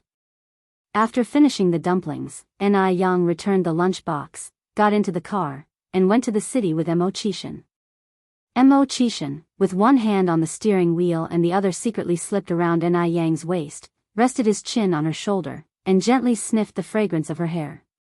The usually noisy bird chirps now seemed pleasant to his ears. Ni Yang did not reject such affection and laughed. Brother Mo, can you ride the car properly? Can you do it with one hand? Men hate being questioned if they could or not. Mo Chishan immediately let go of his other hand. Even if I don't hold it with both hands, I can still control the direction well. Yang, look how awesome am I? Ni Yang nodded in agreement. Awesome, you are way too awesome. Mo Chishan looked at Ni Yang's side profile, as white as jade, and had a sudden urge to kiss her. But while he had the intent, he lacked the courage. Mo Chishan suppressed the urge in his heart. The car was neither too fast nor too slow and soon arrived on the bustling street. A jeep raced past them. The man driving the jeep had an icy expression on his face. Mo Baichuan pursed his lips, his eyes filled with stormy rage. The next corner. Screech, the sharp sound of a sudden brake rang out, and Mo Baichuan pounded the steering wheel fiercely with his fists. A few seconds later, his face began to soften gradually. No, he couldn't. If he got angry, wouldn't he fall into Ni Yang's trap? He must stay calm, and expose the mask on Ni Yang's face himself. Several minutes later, Mo Baichuan restarted the engine and drove away. When Ni Yang and Mo Baichuan arrived at the noodle restaurant and milk tea shop, the other 6 people had already gathered. It had been a few days and everyone was missing Ni Yang dearly. Of course, Ni Yang didn't come empty-handed. Ni Yang distributed a bit of water chestnut cake and pineapple cake she brought back from Guangguan to everyone. At this time, pastries were a desirable thing. Ordinary families would only buy some during the new year. Yang, you're too kind. You thought of bringing gifts for us all the way back from Guangguan. Yang, was Guangguan fun? How different is it from here? Ni Yang explained with a smile. Actually, there isn't much difference, just that the temperature is a bit higher than here. They are already wearing short sleeves in Guangguan. People of this era who generally lacked education and were not familiar with latitude and temperature difference found Ni Yang's words astonishing. Really? Really? Ni Yang nodded, and explained the temperature difference to them. She spoke confidently, her conversation peppered with professional terms and concepts, and even some professional explanations were not as accurate as hers. Watching her on the side, Mo Chishan's gaze gradually grew fascinated. How incredibly competent is his wife. It didn't take long for 6 o'clock to come around, and the noodle restaurant and milk tea shop opened for business right on time. Mo Chishan helped Ni Yang around the shop. The way the two interacted was the same as usual, but also a bit different. Anyone with a discerning eye could sense the subtle changes between the two. The 6 people in the shop obviously had an inkling. During lunch break, Ni Yang sat at the dining table, sipped her milk tea, and asked, Brother Mo, can you contact your good friend Wu Daming now? Yes, Mo Chishan nodded. Yang, do you need something from him? Isn't he dealing with imported machinery? I want to ask him if he can get sterile equipment. Ni Yang wanted to expand her skincare products, and for that, she needed to set up a sterile production room for machine integration, where each skincare product would be produced. The current small-scale operation is definitely not enough. Mo Chishan responded, Okay, I'll ask him for you later. Thank you, Brother Mo. Why are you being formal with me? By the way, I have to take a long trip tomorrow and it might take a while before I can return. If there is sterile equipment available, I'll have Wu Daming deliver it directly. Ni Yang nodded. Actually, I'm not in a hurry. It will take a while for the house to be built. Mo Chishan suddenly voiced his grievances. Yang, don't you want to ask where I'm going and when I'll be back? Ni Yang patted him on the head like patting a big dog. So, where are you going? When will you be back?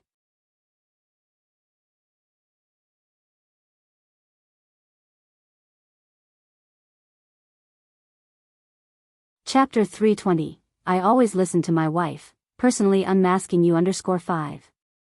I need to go to F country, the specific return time is not yet fixed, but I promise to return as soon as possible, so as not to worry you.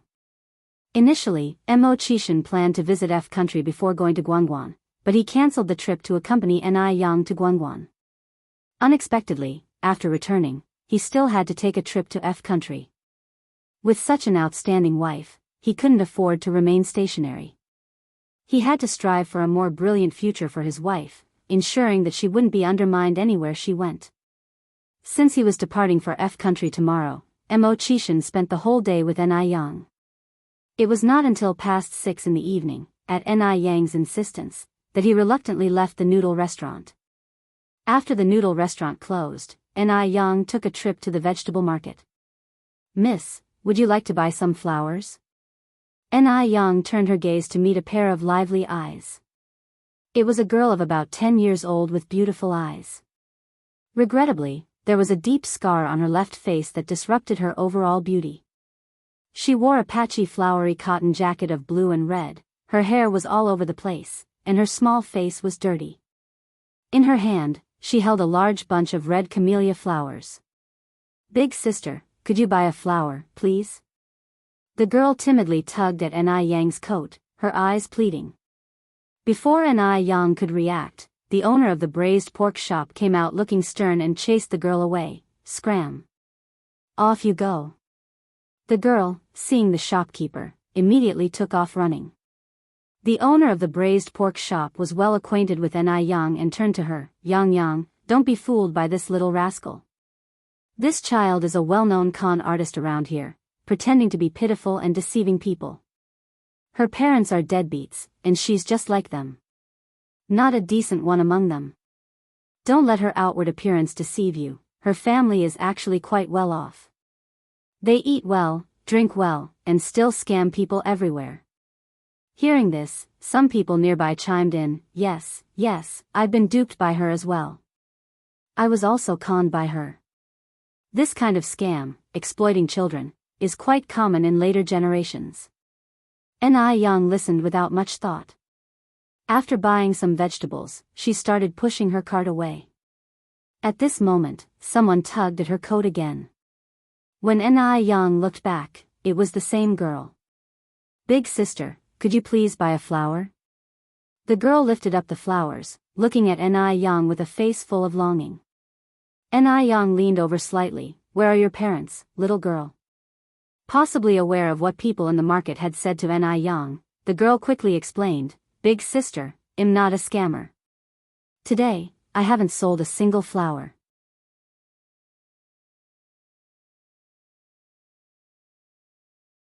If I go home like this, my parents will surely beat me to death. Could you please buy a flower?" By the end of her pleas, she was sounding close to tears. "How much is one flower?" 1 cent. At this time, vegetables were selling for 3 cents per jean, half a kilogram, yet an ordinary camellia flower was priced at 1 cent each. Only a fool would buy it.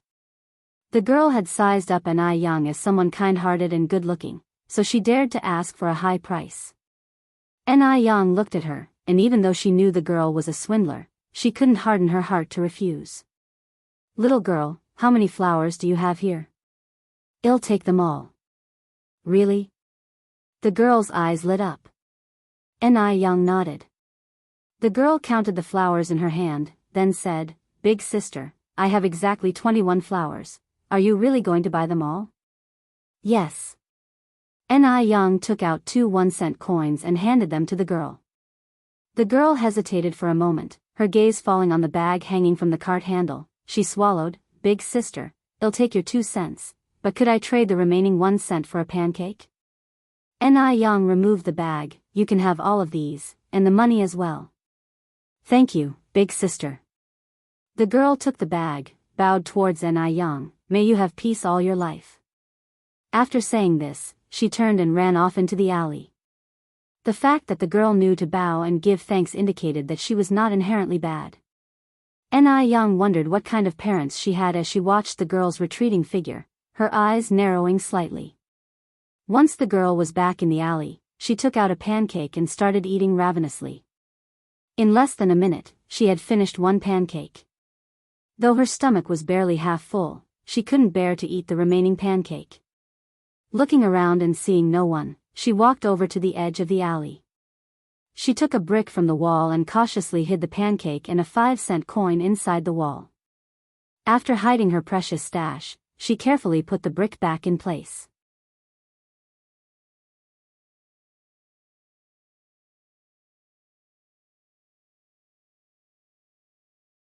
Chapter 321. I always listen to my wife, personally unmasking you _6.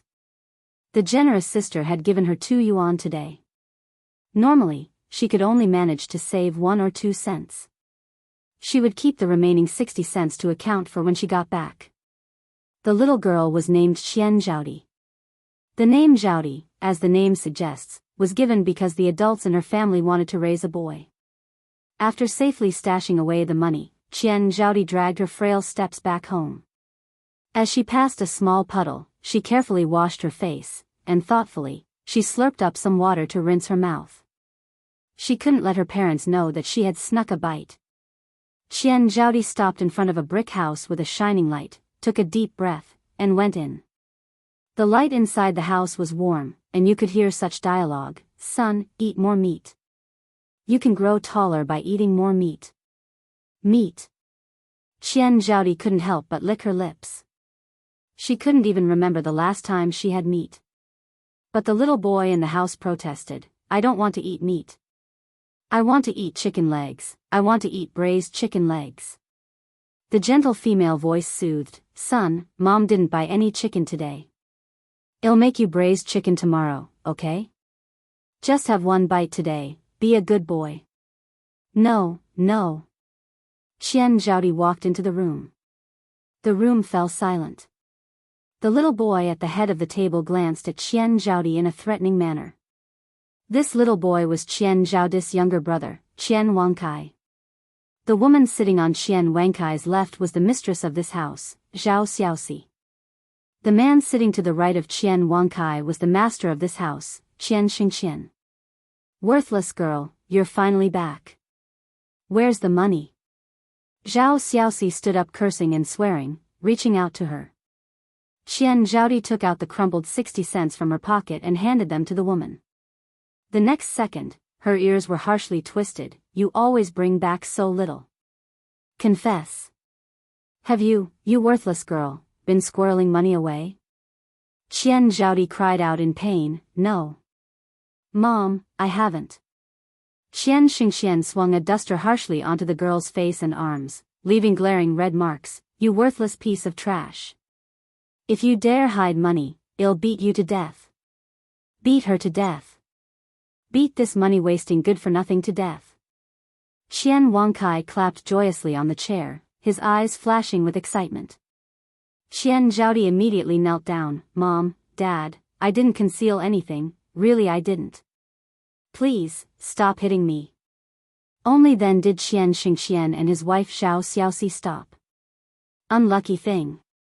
Come and eat now. Don't let word get out and have people saying we mistreat you and don't let you eat your fill." Zhao Xiaoxi harshly knocked a chipped bowl on the table.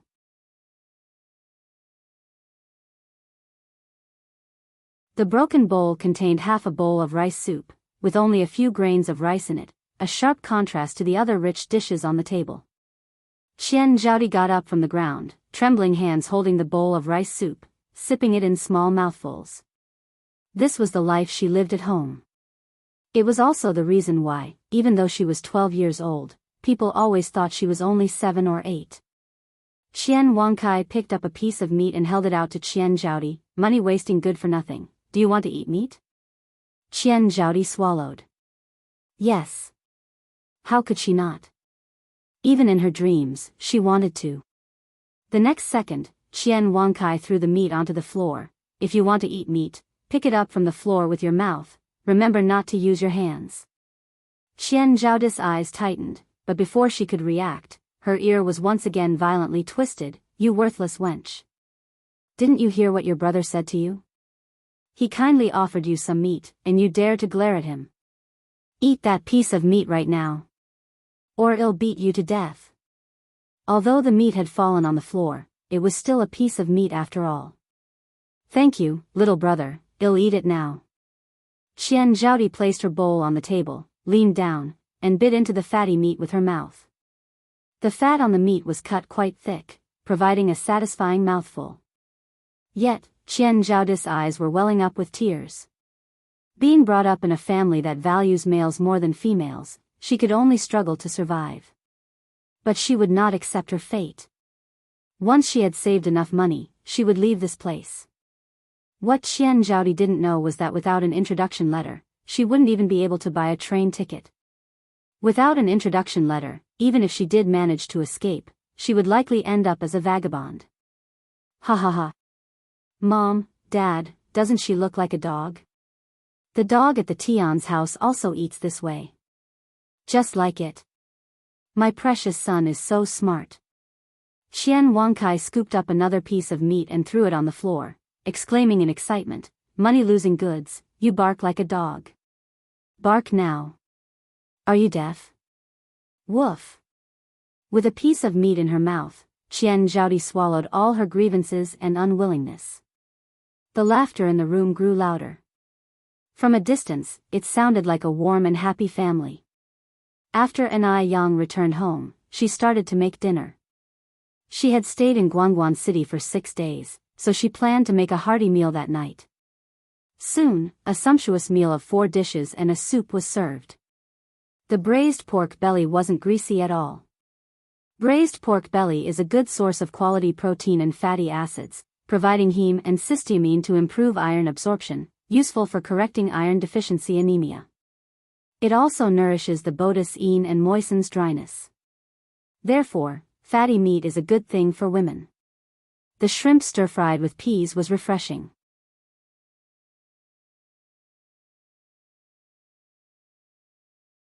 The combination of shrimp and peas can help enhance the bust line. Having been out for 6 days, 4 of which were spent on a train eating simple meals, Anai Yang had almost forgotten her bust enhancement plans.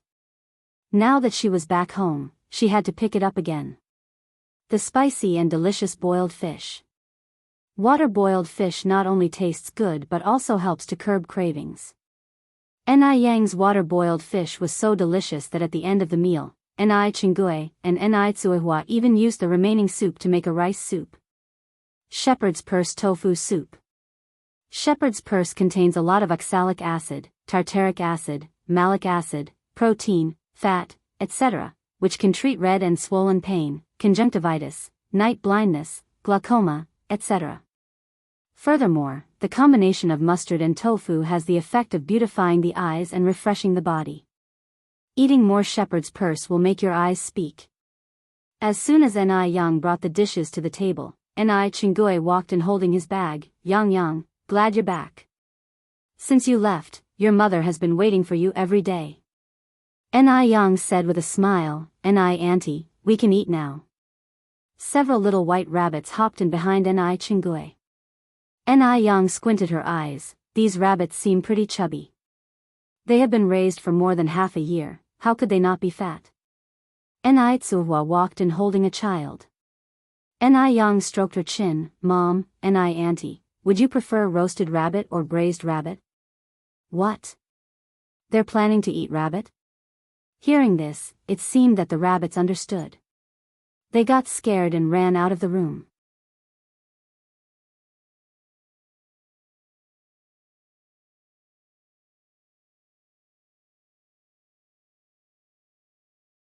Chapter 322, The Little Fangirl Visits, Plans to Advance _1 Initially, Anai Yang had found these 8 small rabbits on the mountain.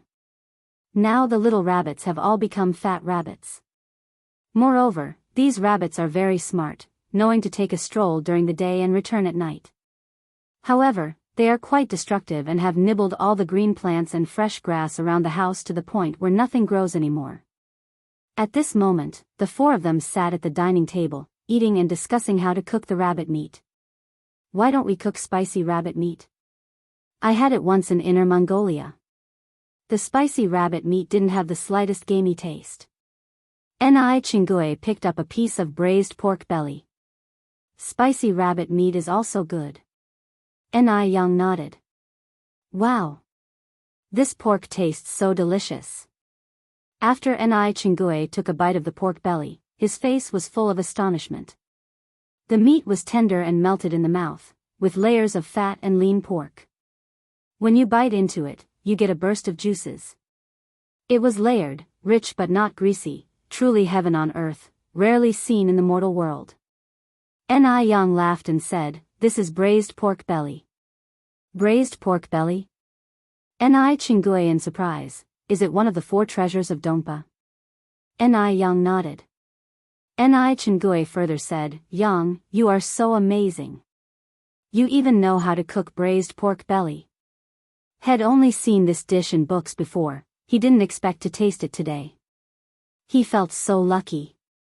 Having a piece of braised pork belly, then a piece of spicy and fragrant boiled fish, followed by a bowl of cleansing and grease-cutting shepherd's purse tofu soup, he felt his life had peaked. Li Xiangxian's dormitory. Ever since she was subtly expelled from the Mo family by old lady Mo, she had been bedridden with a serious illness. During her illness, she had a clear understanding of a lot of things. First, she had lost face in front of old lady Mo and must regain it quickly. It seemed that some plans needed to be expedited.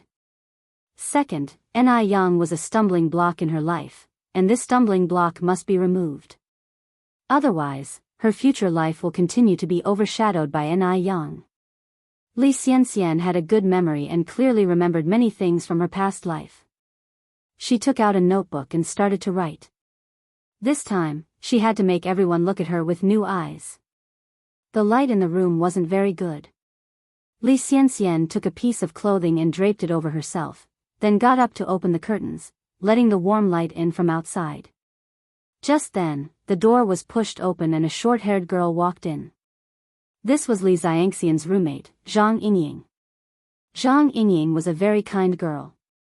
She had been taking care of Li Xianxian throughout her illness. "Xianxian, I brought dumplings from the cafeteria, do you want to eat them?"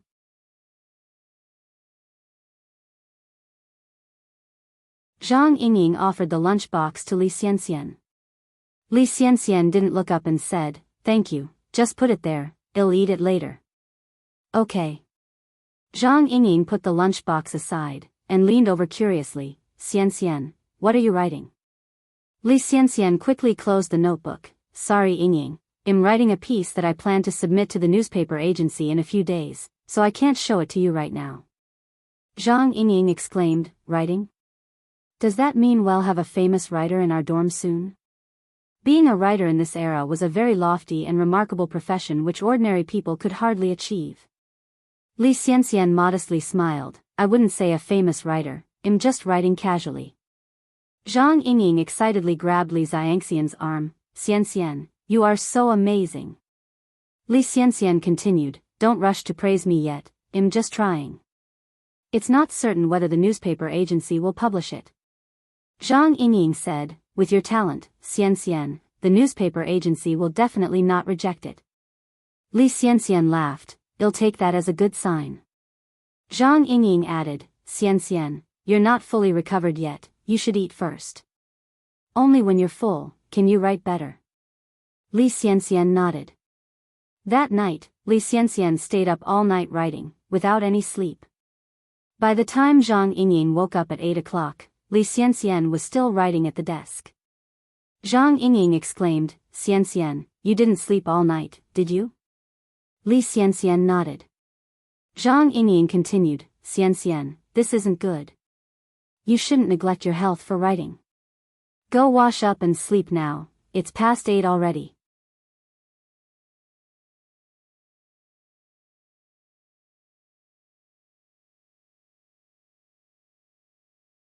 Chapter 323, Little Fan Girl Visits, Plan to Advance _2. Li Xianxian smiled. "No worries, inspiration is flooding in, just wait for me to finish writing this piece." Even though Li Xiangxian's memory is excellent, the saying, "the dullest pencil is better than the sharpest memory," still applies to her. She still needs to write down an outline in advance so she doesn't forget. After the outlines were listed, she started to write each piece one after another. Her works, each one of them, are always stunning. In this life, she is determined to be the most dazzling person, standing shoulder to shoulder with Mo Baichuan. The only pitiful thing was those who deserved to die didn't die. But that's okay, she just needs to hurry up and publish her work in advance. After all, she is an original author. Does she have to worry about someone plagiarizing her work? Zhang Yingying started to wash her face and comb her hair. Xian Xian, take care of your health. Li Xian Xian nodded, I know. Ni Yang did not go to the city today, but was at home pickling sour cabbage. The sour fish has been selling well recently, and there isn't much pickled cabbage left at home. Ni Tsuhua walked out. Yang Yang, teach me your secret technique for pickling cabbage, so I can make it for you in the future. Sure. Ni Yang nodded and shared her secrets to making pickled cabbage while she was preparing it. Ni Tsuhua is a quick learner, she understood after just one demonstration. Sister Ni Yang, Sister Ni Yang. Gooden and several other kids excitedly ran into the yard. Gooden, Penghu, Xiaohua, why are you guys running so fast? Ni Yang gave them a warm smile. Sister Ni Yang, there's a lady outside looking for you. She said she is your good friend. This woman, she dresses just like a little princess from a fairy tale. A lady? Ni Yang raised her eyebrows slightly. What does this lady look like? If she's a girl of their age from the village, Gooden and Penghu would definitely recognize her. If she's not, Ni Yang hasn't met anyone new recently. For a moment, Ni Yang really couldn't guess who could be looking for her. Gooden said, Sister Ni Yang, why not go out and see for yourself? All right. Ni Yang untied her apron. Mom, I'm going out for a bit. Ni Tsuhua nodded. Sure, you go ahead, leave everything here to me. Ni Yang then went out with the children. Outside stood a young woman dressed in an imported princess dress, with slightly curly chestnut hair resting on her shoulders. A shiny little crown was on her head, and she was carrying an exquisite little handbag. Her nails were painted with pink nail polish. She really did look like a princess straight out of a fairy tale book. It was Li Yanran. Ni Yang did give her address to Li Yanran last time, but she didn't expect Li Yanran would actually come. Yang Yang.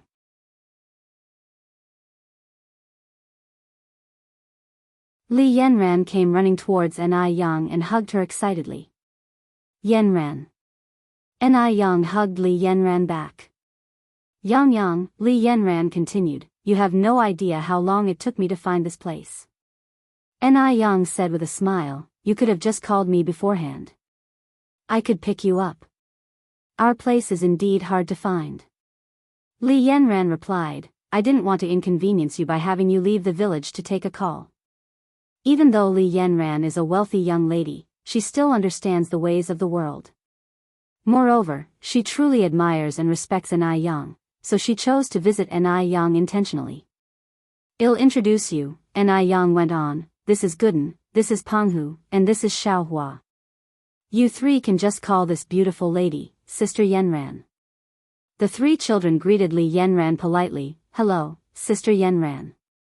Li Yanran replied to them with a smile, hello, you guys. I came here in a hurry, so I didn't have time to bring gifts. Next time, I'll definitely bring some for you. Sister Ni Yang is very beautiful and gentle, and it turns out her good friend is stunning and kind as well. In no time, the three children felt very fond towards Li Yanran. Gooden said shyly, Sister Yanran, you don't have to be so polite. After speaking, Gooden, Penghu, and Xiaohua ran off. Watching the children run off, Li Yanran said, they're so cute. Ni Yang smiled, yes, they're at an age where they don't have a care in the world. Come in, let's go inside. Li Yanran nodded and followed Ni Yang's steps. They arrived in the yard where Ni Tsuehua was pickling the sour cabbage. She looked up, stunned by Li Yanran's appearance. My goodness. This young lady was dressed so elegantly. She looked just like a modern lady from the big city posters.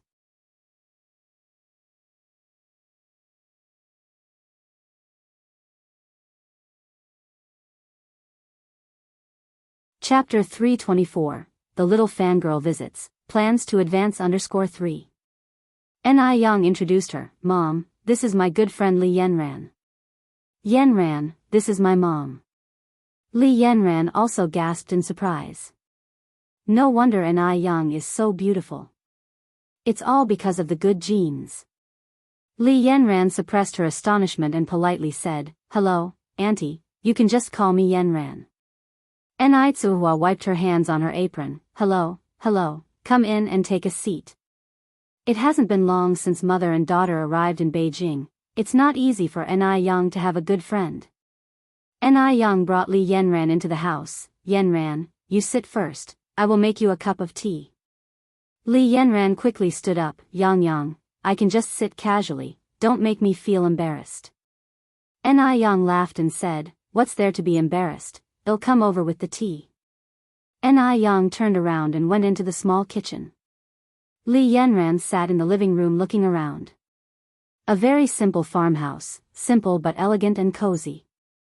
In the living room, there was a dining table and few benches, a baby carriage on the side, and on the cabinet near the window was a jade vase with a magnolia flower in it. Now it's April, not the time for magnolia flowers to bloom. Could they all be fake flowers?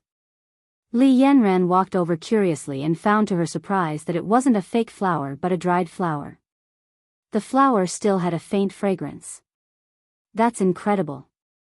They managed to preserve the magnolia flower like this. Li Yenran exclaimed in awe.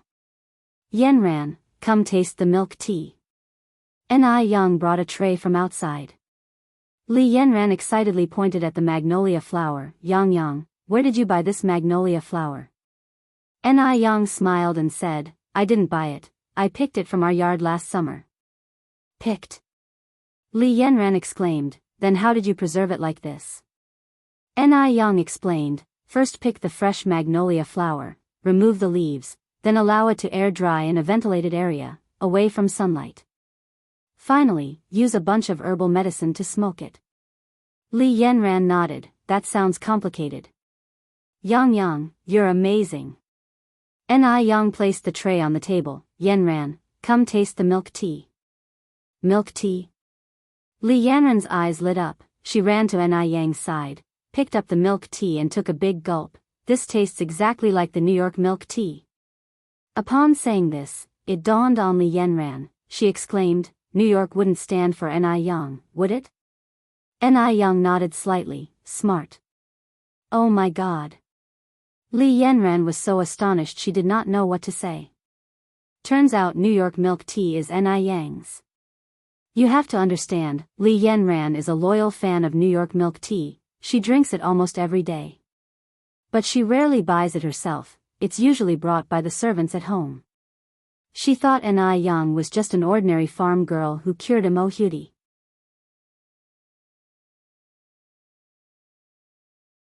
Who knew Anai Yang could be so impressive? No wonder she could confront Li Xianxian that day, making Li Xianxian lose her composure and be sent home by Madame Mo. Yang, am growing more and more in awe of you. Li Yanran's eyes sparkled as she reached for a piece of dried fruit from the tray. Is this strawberry? Yes, it's dried strawberries, try them and see how they taste. Li Yenran put the dried strawberry in her mouth. It was crispy, not only retaining the sour and sweet taste of strawberries, but also had the taste of dessert, crunching in the mouth, making you want another piece after eating one. Li Yenran, with her mouth full of dried strawberries, mumbled, Yang, did you make this yourself? Yes. Li Yenran felt like kneeling to Anai Yang. You're too amazing. Anai Yang smiled lightly, well, just the third best in the world. Li Yenran continued, Yang, what machine did you use to make this dried fruit? A drying machine? But there were no food dryers in the country at that time. Anai Yang said, I baked it in a bread kiln. A bread kiln? Li Yenran asked curiously, what's a bread kiln? Come with me, I'll show you. Yes. Li Yenran excitedly followed Anai Yang. The two came to the corner of the yard where Anai Yang pointed at a large object. This is the bread kiln. So, this is it. Li Yenran squatted down, touching and observing it with a look of curiosity. Yang, is this bread kiln really that miraculous?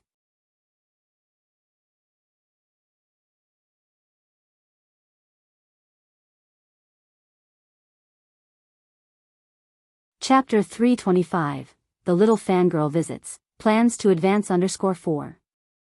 Li Yanran was born into a wealthy family. When had she ever seen such things? Even the large roosters of the countryside were a first for her. Just now at the entrance of the village, she had been scared by a large rooster.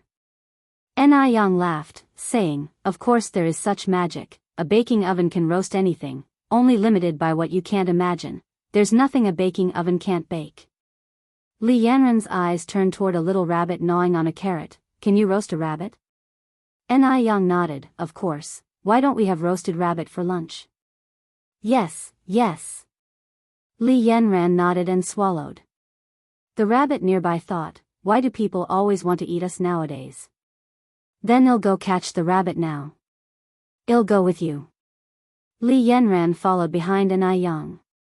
Ni Yang took up 2 carrots, crouched on the ground, attracting all the small rabbits. Taking advantage of the rabbit's distraction, she swiftly grabbed 2 small rabbits. The rest of the rabbits fled in fear. "My God, humans are so scary." Li Yanran followed by Ni Yang's side. "Yang Yang, let me hold one." Ni Yang handed her one of the small rabbits. Li Yanran showed a mischievous grin as she petted the rabbit's fur. "The little bunny is so cute." Ni Yang was worried that her next sentence would be, "Bunny is so cute, why are you eating the bunny?" Fortunately, Li Yanran was not the type of girl who overflowed with sympathy. After all, every creature has its own rules for survival. Ni Tsuhua, who had finished pickling sour cabbage, came over from the other side. "Yang Yang, are we having rabbit for lunch?" Ni Yang nodded. "Roast one, braise one." Ni Tsuhua continued, "Hand them to me, I'll kill them." "All right." Ni Yang and Li Yanran handed the rabbits in their hands to Ni Tsuhua. Ni Tsuhua carried a rabbit in one hand, muttered the rabbit-killing song, little rabbit, don't blame us. You are a meal to us humans, shedding your fur for a cloth coat, returning again in the spring of next year." Li Yanran curiously asked, "Auntie, what song is that?" Ni Yang laughed and explained, "This is our local chicken-killing song that my mom has adapted into a rabbit-killing song. Back in our hometown, whenever we kill a chicken, we always recite this song. The original text begins, little chicken, don't blame us." This was a unique memory for children of the 1980s. In later generations, this kind of folk rhyme would be forgotten. Li Yanran followed behind, reciting the saying to herself and then burst into laughter. "I must say, it's pretty rhyming." Ni Yang nodded, "Indeed." Before long, Ni Tsuehua had prepared the 2 rabbits. Ni Yang marinated one of the rabbits with seasonings and placed it in a basin, then went to light the fire for the baking oven.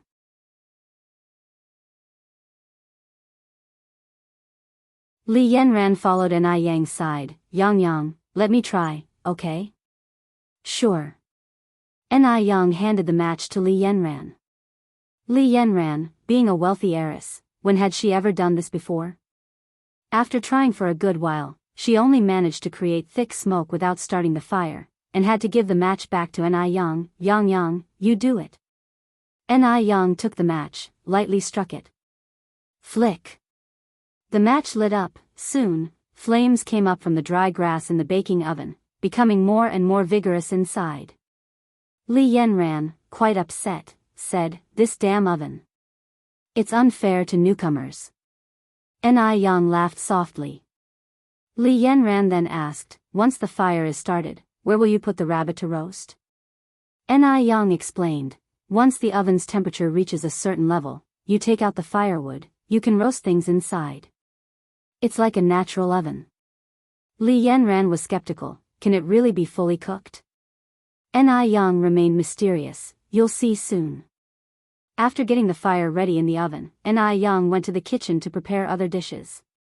"Yanran, do you have any dishes you especially like? I can cook them for you." It was her first time at Ni Yang's house, so Li Yanran needed to be reserved to avoid scaring Ni Yang. "Yang Yang, I eat anything. I'm not picky." If her parents had heard her say that, they'd probably be moved to tears. Ni Yang laughed, "Then I'll cook whatever." "Sure." Just then, there was a child's crying in the air. Li Yanran asked, where's that child coming from? It's my little sister, she's over 9 months old now. Ni Yang explained. Li Yanran exclaimed in surprise, wow. Yang, you have a younger sister? I'll go check on her. I love children.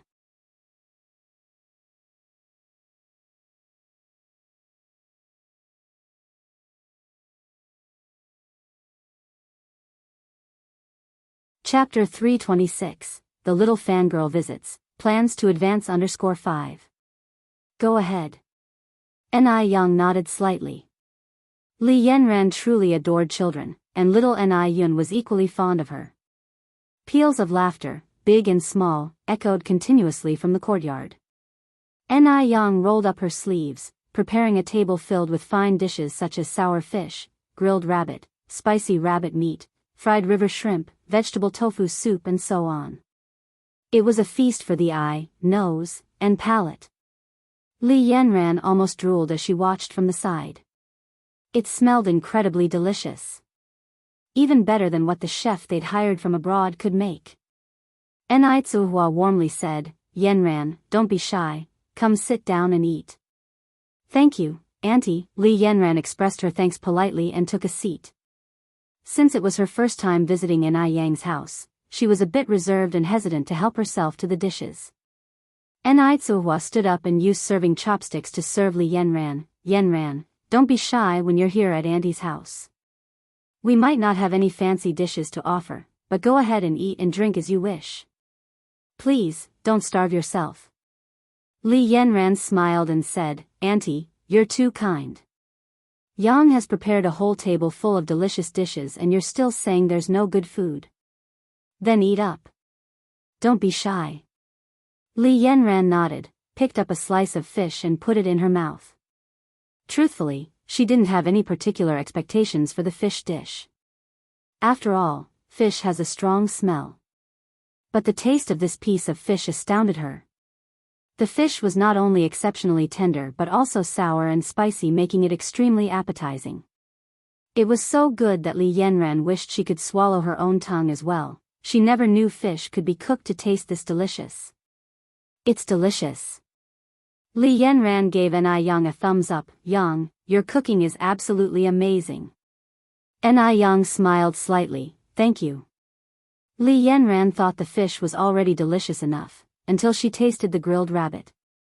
The grilled rabbit was crispy outside and tender inside. The outer skin was sprinkled with a layer of chili powder and cumin powder, and once she bit down, oil oozed out, making every mouthful a delight. The deliciousness made Li Yanran doubt, could this rabbit meat really be grilled in that ordinary oven outside? This was absolutely magical. The spicy rabbit meat had a unique flavor, and the refreshing vegetable tofu soup effectively cut the richness. One mouthful of meat, one mouthful of soup, happiness knew no bounds. Li Yanran, who usually only ate half a bowl of rice, managed to consume 2 large bowls of rice and a heap of dishes that day. It wasn't until around 6 in the evening that Li Yanran reluctantly proposed to leave.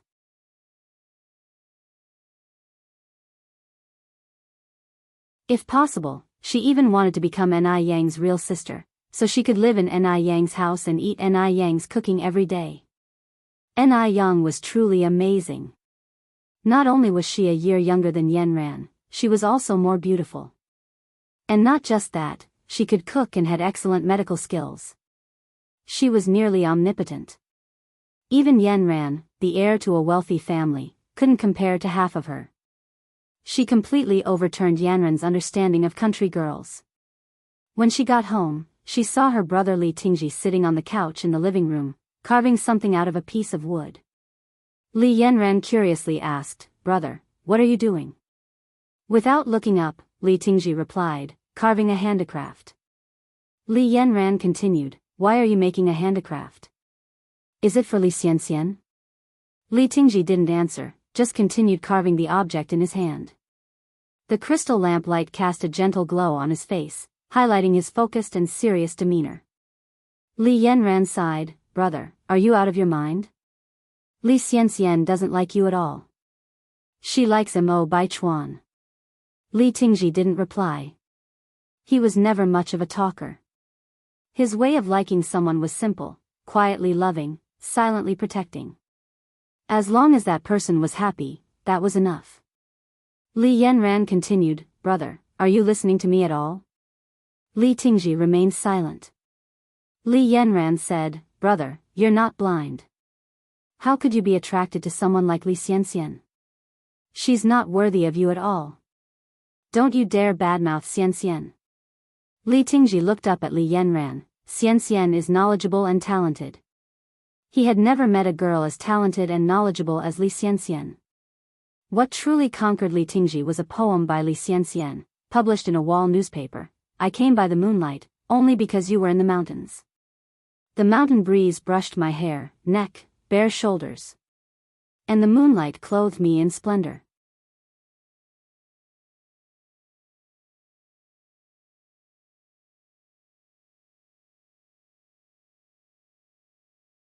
Chapter 327, The Little Fangirl Visits, Plans to Advance _6. Could an ordinary girl compose such a poem if she weren't talented? Absolutely impossible. Li Yanran rolled her eyes speechlessly. "Brother, those involved are often perplexed while bystanders see things clearly. Don't be deceived by appearances. Li Xianxian is not as wonderful as you think. You have no idea. Her manner of eating was so disgusting at the Mo family's last time. It was nauseating." Li Yanran didn't like Li Xianxian one bit, and she couldn't understand why Li Tingji fell for Li Xianxian. How could such a smart and savvy girl like her have such a foolish brother? Out of all the people, why does he have to fall for Li Xianxian? She's such a flirt. Li Yan-ran. Li Tingji lifted his head, each word filled with a stern warning. Silently, Li Yanran responded, all right. I won't say it." Li Tingji glared at Li Yanran, cautioning, "If I ever hear you insult Xianxian again, even if you're my sister, I won't be easy on you." Li Yanran chuckled lightly, "What will you do? Kill your own sister?" Li Tingji coldly responded, "Try and see." At his words, Li Yanran shivered involuntarily. Oh my God. Could her foolish brother be losing his mind? This won't do. She can't let Li Tingji sink any deeper into this. Li Tingji needs to see someone who is superior to Li Xianxian. Then, an image popped into Li Yanran's mind of someone with picturesque facial features. Ni Yang. Not only is Ni Yang 1,000 times more attractive than Li Xianxian, but she's also exceptionally talented. Most importantly, her cooking is delicious, leaving Li Xianxian far behind in the dust. Yes. It should be Ni Yang. Grinning, Li Yanran said, "Brother, aren't you going to ask where I went today?" Li Tingji coolly responded, "I don't know." Li Yanran wasn't bothered by Li Tingji's attitude. Her weird brother never had a good expression for anyone. "I went to a friend's house. Her name is Yang, incredibly beautiful and very capable. Lots of times better than Li Xianxian." Upon hearing the last sentence, Li Tingji's expression changed abruptly. "Stop your unrealistic fantasies. In this life, aside from Xianxian, I will never love anyone else." Li Yanran responded speechlessly, "Brother, don't be so cocky. What if you end up truly liking Yang?" Li Tingji stated firmly, "That's absolutely impossible. He has seen plenty of attractive girls before, but he is not the kind to judge a person based solely on looks. He values their inner essence." "What if you fall for her?" Li Yanran raised an eyebrow. "There are no what ifs." Li Yanran continued, "Brother, is it really worth it? Li Xianxian doesn't like you at all."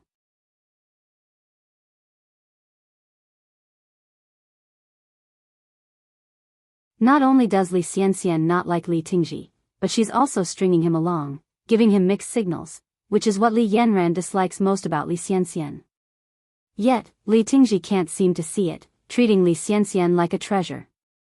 Li Tingji said, "This is my business, not yours." Li Yanran replied, "But you're my brother. How is it not related to me?" "Take care of yourself," said Li Tingji as he stood up, put on his coat, and walked out. "Brother, where are you going?" Li Yanran immediately followed behind Li Tingji. Li Tingji turned to look back at Li Yanran. Stop following me. With a sigh of resignation, Li Yanran didn't bother guessing where her foolish brother was heading. He was surely off to find Li Xianxian. It seems she must devise a plan for Ni Yang and Li Tingji to meet. Li Yanran stroked her chin in contemplation. As expected, Li Tingji had indeed gone to see Li Xianxian. He waited for a long time outside the girls' dormitory until he finally saw Li Xianxian come downstairs. Tingji, I'm sorry for keeping you waiting. It's fine. Li Tingji seemed a bit nervous standing in front of the girl he liked. I'm not in a rush. Li Xianxian glanced at Li Tingji and said, by the way Tingji, I have a favor to ask. Whatever you need Xianxian, Li Tingji said, as long as I can help, I definitely will. Li Xianxian asked, could you lend me 20,000 yuan? Mo Baichuan's birthday was fast approaching, and Li Xianxian wanted to give him a surprise. Additionally, she wanted to repay a debt. Without hesitation, Li Tingji responded, of course Xianxian, but I don't have the cash on me right now. How about I bring it to you tomorrow morning? At this, Li Xianxian looked shaken. She knew that Li Tingji had always liked her. But she hadn't expected him to agree to lend her the money so readily. After all, 20,000 wasn't a small sum. 20,000 in the 80s was equivalent to 200,000 in later years. If she had known how much Li Tingji liked her, she wouldn't have needed to sell blood to buy the ice skin jade cream last time. She could have just borrowed the money from Li Tingji. What a miscalculation. Li Xianxian internally kicked herself. How could she have forgotten about Li Tingji? Maintaining her composure, Li Xianxian nodded, thank you, Tingji. By the way, why did you call me out so late at night? Li Tingji continued, oh, I have something to give you. He then took out a wood carving from his pocket and handed it to Li Xianxian. The wood carving depicted a phoenix soaring with wings spread wide. In Li Tingji's heart, Li Xianxian was a noble phoenix. Li Xianxian reached out to take it, thank you. I really like it. Li Tingji blushed a bit, I'm glad you like it. I'll take my leave if there's nothing else. Li Xianxian nodded. Li Tingji turned to leave. Just then, Li Xianxian suddenly called out to Li Tingji, Tingji, wait. Li Tingji halted, Xianxian, what is it?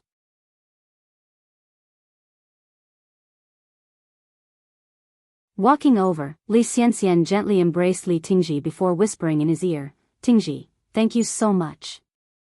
I feel really fortunate to have such a good confidant in you in this lifetime. Li Tingji froze, his heart pounding in his chest.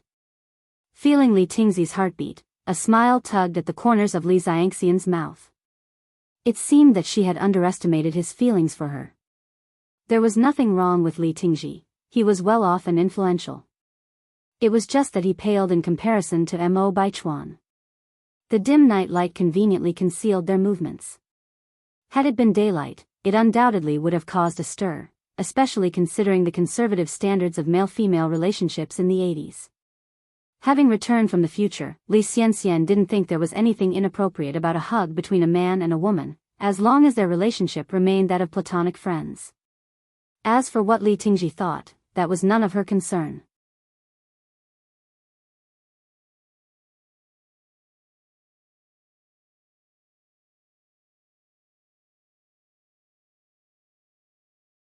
Chapter 328, Beautiful Rose Wall. Have Western food together _1 Li Xianxian thoroughly enjoyed the sense of superiority from being pursued by men.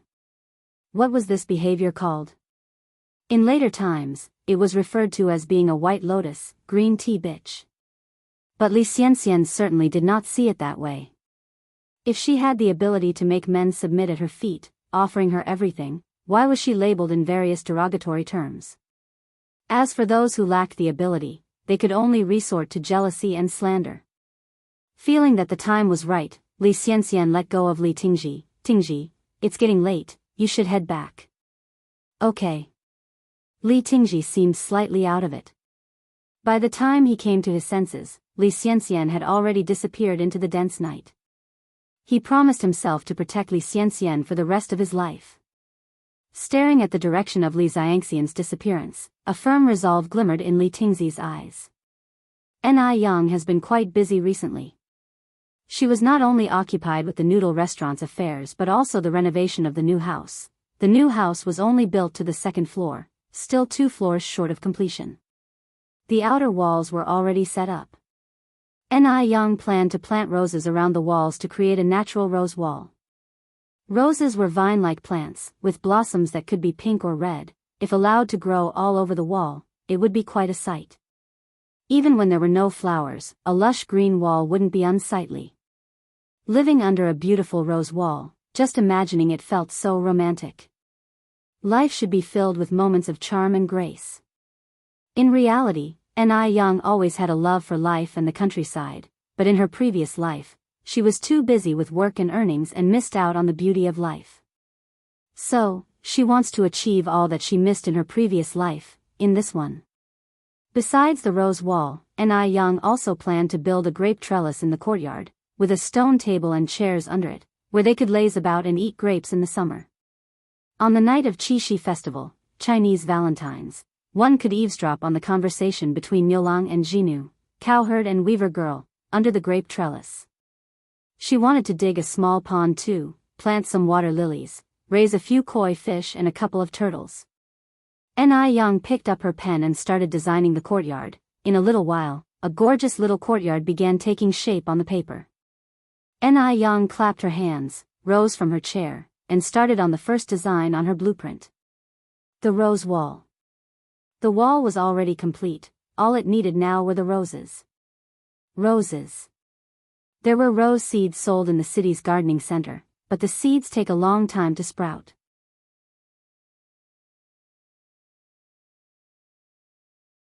By the time the roses enveloped the entire wall, it would be into the next year.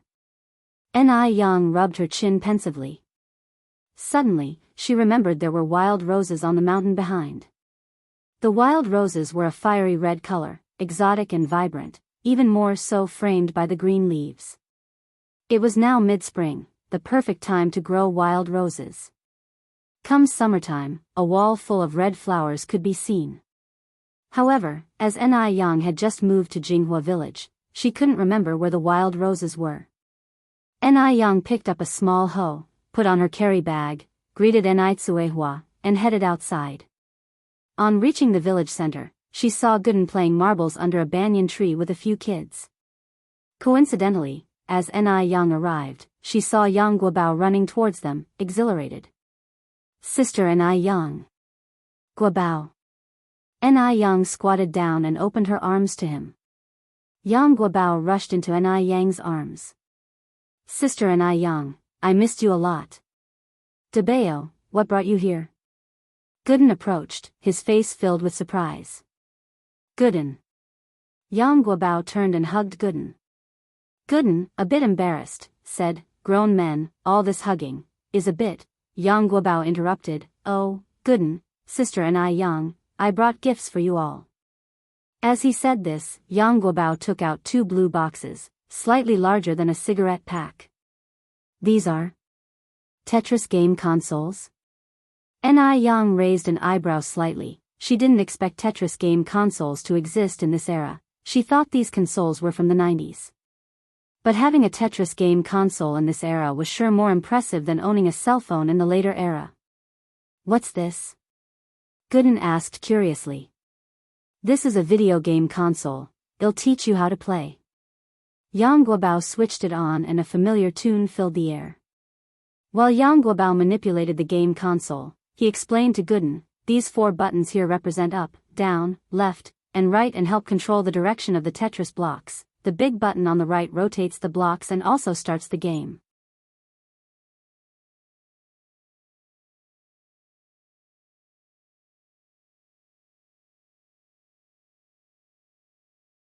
Chapter 329, Beautiful Rose Wall, Have Western Food Together _2.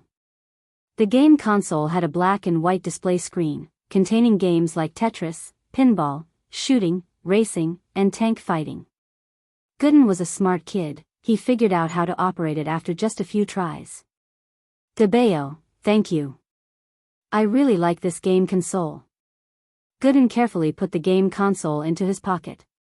Yang Guobao replied with a laugh, we are good buddies, Gooden, you don't have to be so polite with me. Since it was a gift from Yang Guobao, Yang naturally did not refuse. She touched Yang Guobao's head and said, Guobao, thank you. Yang Guobao said, Sister Yang, you should call me Debeo. After all, he and Gooden were both men of the dog generation. Yang chuckled, okay, Debeo, Debeo. Yang Guobao then asked, Sister Yang, where are you going? Yang replied, I thought of taking a walk on the mountain. Oh, Gooden, do you know where there are wild roses on the hill? Having grown up here, Gooden knew the environment of the mountain much better than Yang. Hearing this, Gooden scratched his head in confusion. Wild rose? What is a wild rose? Yang thought for a moment, then said, it's spiked mallow. Do you know where the spiked mallow is on the mountain? Spiked mallow is another name for wild rose. In the countryside, wild roses are called by this name. Sure enough, as soon as she mentioned spiked mallow, Gooden understood immediately. Oh, Sister Yang, you mean spiked mallow. I know where it is, I'll take you there, but the spiked mallow is not blooming now. Sister Yang, why do you want spiked mallow? Yang explained with a smile, I want to dig up the spiked mallow to build a rose wall. Yang Guobao followed behind saying, Sister Yang, Gooden, I'll go with you. Sure, Yang nodded. The three of them, one adult and two kids, walked towards the mountain with cheerful steps. It was April, the snow had melted, tender green grass was quietly poking out of the ground, the clear call of birds echoed through the woods, giving a sense of vibrant life. Wow! What bird is that? Is that a phoenix? It was Yang Guobao's first time in the mountains, and he found everything exciting. Yang explained with a smile, that is a golden pheasant. Yang Guobao then said, let's catch a golden pheasant to play with. Gooden immediately stopped Yang Guobao's dangerous idea. No, the golden pheasant is a national second-class protected animal, it's punishable by imprisonment to catch it. The villagers of Jinghua village were especially conscious of protecting wildlife. No one in the village poached wild animals covertly. Hearing this, Yang Guobao had to abandon the idea. After a while, Gooden led Yang to a large bush. Sister Yang, this is the spiked mallow bush.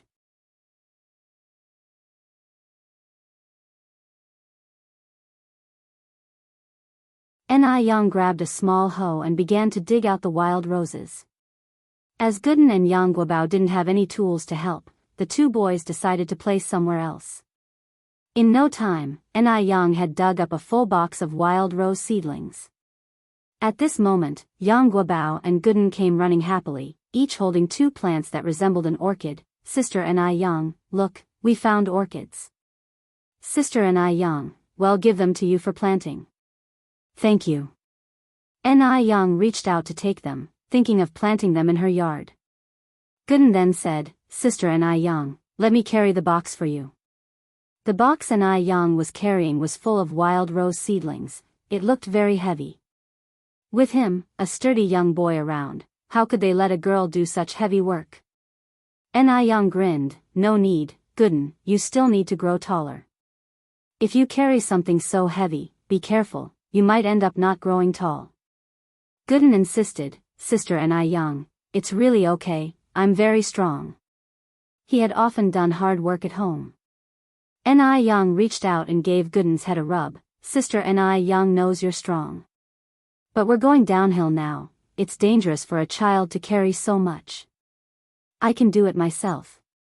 You and Debeo can walk ahead and lead the way. Consider it as being Sister Yang's little flower protectors.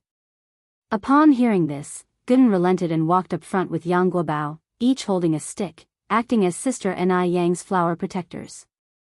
Once they arrived home, Yang began to plant the wild roses.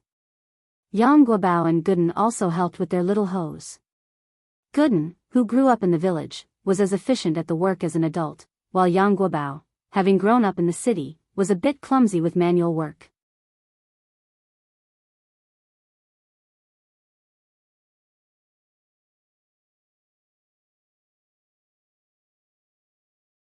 Chapter 330, Beautiful Rose Wall, Have Western Food Together _3. Ni Yang, Yang Guobao, and Gooden were busy planting flowers at the front, with Ni Tsuhua following behind to water and fertilize them. She had no idea what Ni Yang was up to, but whatever it was, she would support unconditionally. Although Ni Tsuhua couldn't cook as well as Ni Yang, she was quite a pro when it came to nurturing plants. After all, she used to be a farmer.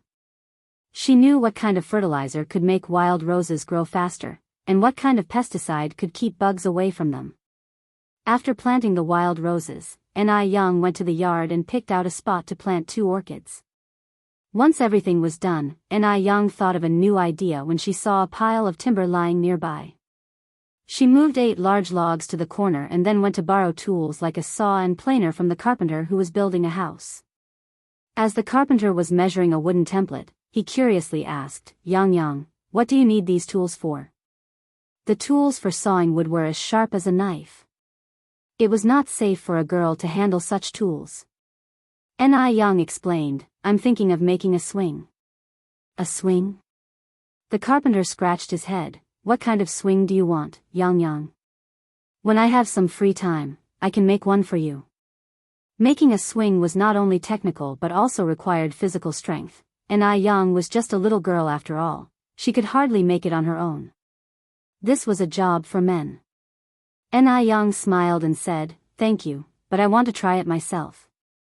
When I hit a snag, I'll come to ask for your help. All right. The carpenter handed Ni Yang the tools.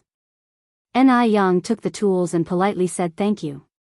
In fact, Ni Yang had made a swing in her previous life. However, she had not done it for a long time and was a bit rusty with the methods. As she was sawing and planing the wood, Yang Guobao and Gooden squatted nearby and watched. Sister Ni Yang, can you really make a swing? Of course. Yang Guobao affirmed, Sister Ni Yang is the most capable person in the world. The original baking oven was jointly made by Ni Yang and Yang Guobao. In April, the weather started to warm up slightly, and because Ni Yang was doing physical work, her forehead was soon covered with sweat beads. Ni Yang took off her outer jacket, revealing a white sweater beneath, and tied up her black hair into a bun, exuding a youthful aura. When Mo Baichuan appeared at the entrance to the Ni family courtyard, he was greeted by this sight. The girl in front of him left him slightly dazed. Just then, the door next to the courtyard opened, and a beautiful middle-aged woman carrying a child walked out. Upon seeing Mo Baichuan, she paused. Who are you looking for? It was not difficult to see a resemblance to Ni Yang in the woman's eyes.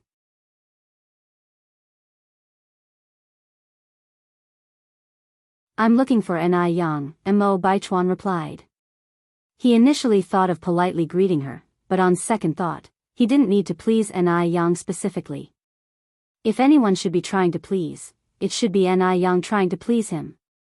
Him deigning to come personally was already giving enough face to Ni Yang.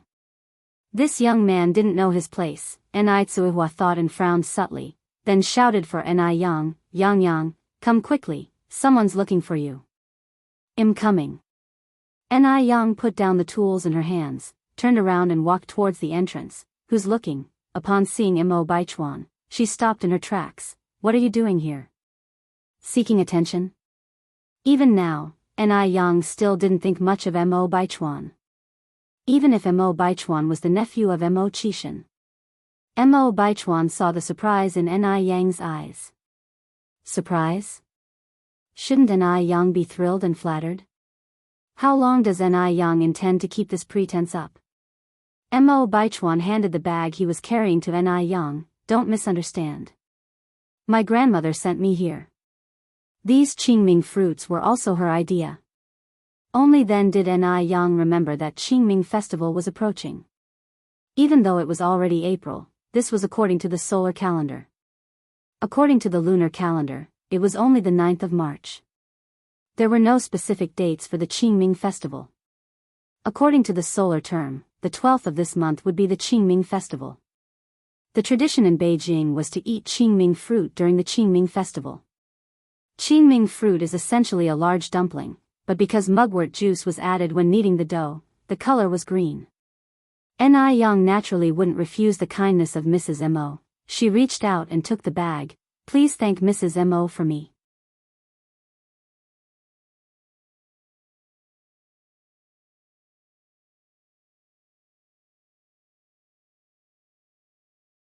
Chapter 331, Beautiful Rose Wall, Have Western Food Together _4. Auntie Mo? Mo Baichuan frowned slightly. I'm your grandmother. Do you think it's appropriate for you to call me Auntie Mo? Ni Yang gave a faint smile. I call you uncle and even brother Mo, so why wouldn't it be appropriate to call you Auntie Mo? Technically, I'm a generation older than you. Do you think it's right for you to call me by my first name? Mo Baichuan's eyes flashed with noticeable displeasure. Ni Yang, do you really have to do this? I think I've made myself clear enough. He would never fancy someone like Ni Yang. No matter what Ni Yang does, it would all be in vain. Ni Yang knew he was being narcissistic again. She turned her gaze to Ni Tsuehua. Mom, I baked some fruit slices in the bread oven. Can you go check on them for me? Ni Tsuehua, being a perceptive individual, immediately carried the child into the courtyard. Sure, I'm on it. Ni Yang looked at Mo Baichuan, trying to keep her voice calm. Mo Baichuan, I think I've already made myself clear, rest assured. I'm not even slightly interested in you, to tell you the truth. I like guys like your uncle, and I'm already with him. By that account, I'm of your aunt's generation. Do you think I would harbor any inappropriate thoughts towards a younger generation? Mo Baichuan tightly pursed his lips, remaining silent. How was that even possible? How could Ni Yang possibly be with that useless Mo Chishan? She must be using a feign weakness strategy to provoke him. Did she really think he, Mo Baichuan, was that easily provoked? Ni Yang continued, there's another thing, I believe I need to clarify with you. The watch last time, I found it on the grass, but when I rushed out, you were already gone. Ni Yang pondered and concluded that Mo Baichuan might have misunderstood her regarding this matter. But she truly did find the watch. Everything else was just a coincidence. Hearing her words, Mo Baichuan's eyes shone with cynicism. All right, let's say you found the watch, then why did you show up in Beijing? Accidentally preparing breakfast for Granny Mo, and then saving Mo Hudy. This was clearly Ni Yang deliberately trying to get close to him. Ni Yang was amused by his accusation. Why can't I come to Beijing? Does the entire Beijing belong to your family? You are such a dictator. Having said that, Ni Yang continued in a calm manner. I came to Beijing because it's a big city with a broad mind, where I can live a better life. Moreover, I didn't know you were from Beijing before I came here. Mo Baichuan looked at Ni Yang, continuing his interrogation. Then why didn't you leave immediately after seeing me in Beijing? Leave? Ni Yang was again amused. Why should I leave? Does the whole of Beijing belong to you, Mo Baichuan?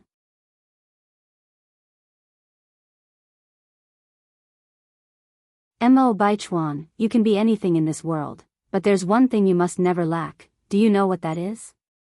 Considering Mo Baichuan is Mo Kishan's nephew, Ni Yang wanted to have a proper conversation with him, but this guy simply wouldn't give her a chance. After all, it's better to resolve misunderstandings than keep them. If Mo Baichuan was going to continue being like this, then she wouldn't be polite anymore. Mo Baichuan stared at Ni Yang, his eyes full of scrutiny. Ni Yang continued, that's self-awareness. The wise know others, the enlightened know themselves. Ni Yang, I admit, your feign weakness strategy did attract me, but you should understand the principle of quitting while you're ahead. If you keep going like this, you're only going to outrun yourself. You might even end up shooting yourself in the foot. Having said this, Mo Baichuan continued, I'm willing to give you a chance to get close to me, whether you can seize it, that's up to you. Although my wife has to be from a prominent family, if you're willing to work hard, who knows, you might be able to reach the position you want. Although Mo Baichuan truly despised Ni Yang's approach of getting close to him, he had to admit, she did attract him. As long as Ni Yang could mend her ways in the future, he believed he could reluctantly try to accept Ni Yang. Of course, whether she could seize this opportunity was up to Ni Yang herself. Ni Yang took a deep breath and reiterated, Mo Baichuan, I'm truly with your uncle Mo Chishan, and I don't harbor any inappropriate thoughts towards you. However, you could give this opportunity to Li Xianxian. I believe she'd be overjoyed to hear about it.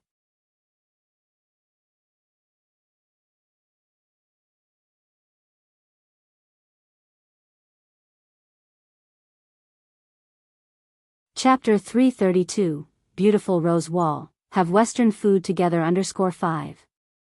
If things go on like this, Ni Young feels like she'd go insane.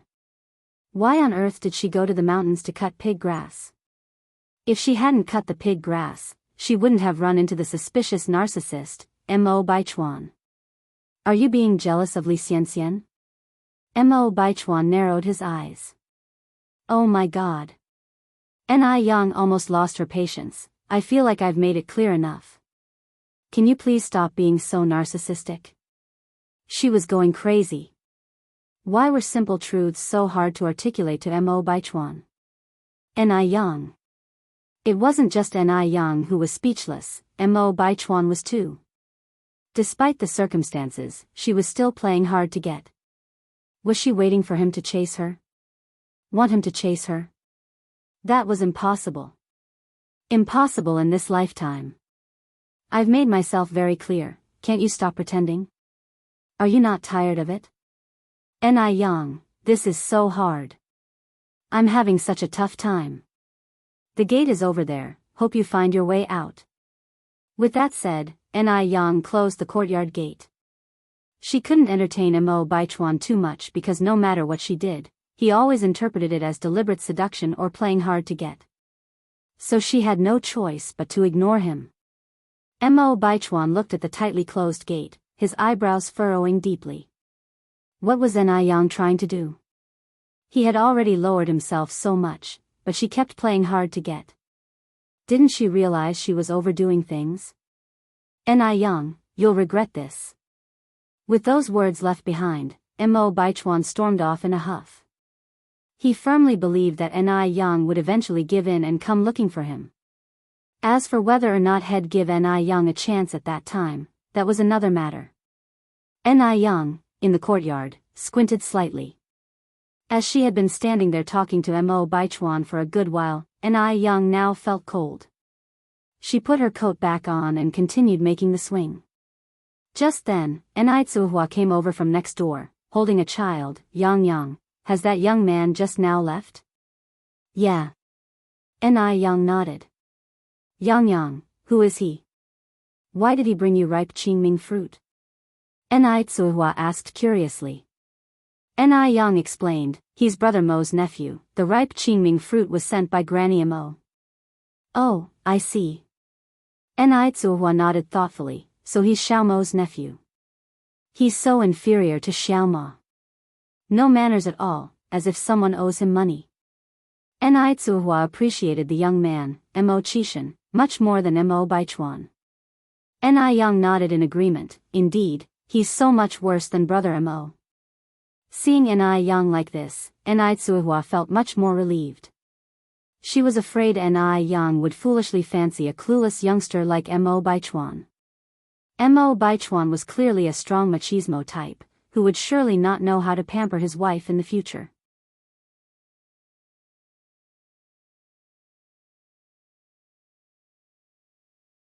By the way, Yang, what are you doing? Ni Tsuhua asked again. Making a swing. Ni Young looked up and pointed at little Ni Yun's nose, making a swing for our little Yun to play. Little Ni Yun giggled when Ni Young teased her. Auntie Hua, let me hold my little sister.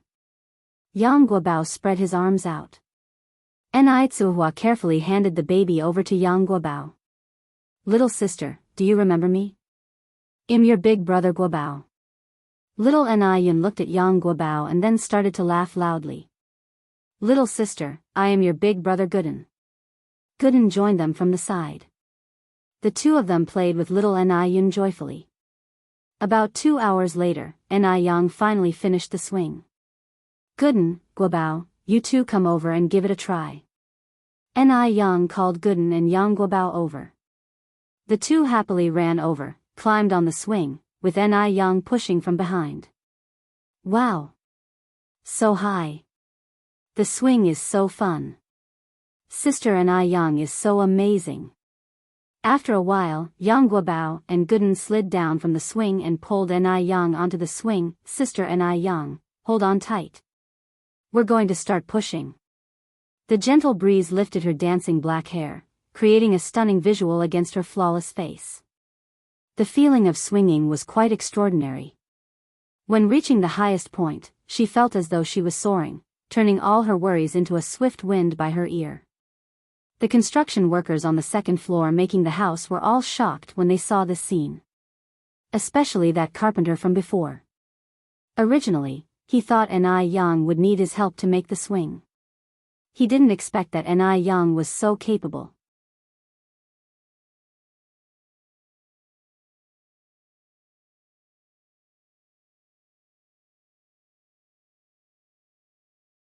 Chapter 333, Beautiful Rose Wall, have Western food together _6. Someone just built a swing set all by themselves. If this were in ancient times, she would definitely be considered a female general. Impressive. Really impressive. By the time she finished constructing the swing, it was already evening, and Enai Yang began to cook. The workers were not eating at their house that night, so she only needed to prepare 3 dishes and a soup. Enai Yang quickly put together the menu. One was for breast enlargement, one for slimming, and the last was a soup to reduce dark circles under the eyes. In the evening, after dinner, Enai Tsuhua came out of her room holding her nose. Yang Yang, what was that thing you brought back from Guangguan last time? It stinks. Stinks? Enai Yang wrinkled her brows. I'll go check. Enai Tsuhua pointed at the big bulky thing in the corner which was covered in spikes all over. Yang Yang, look at this thing. It stinks.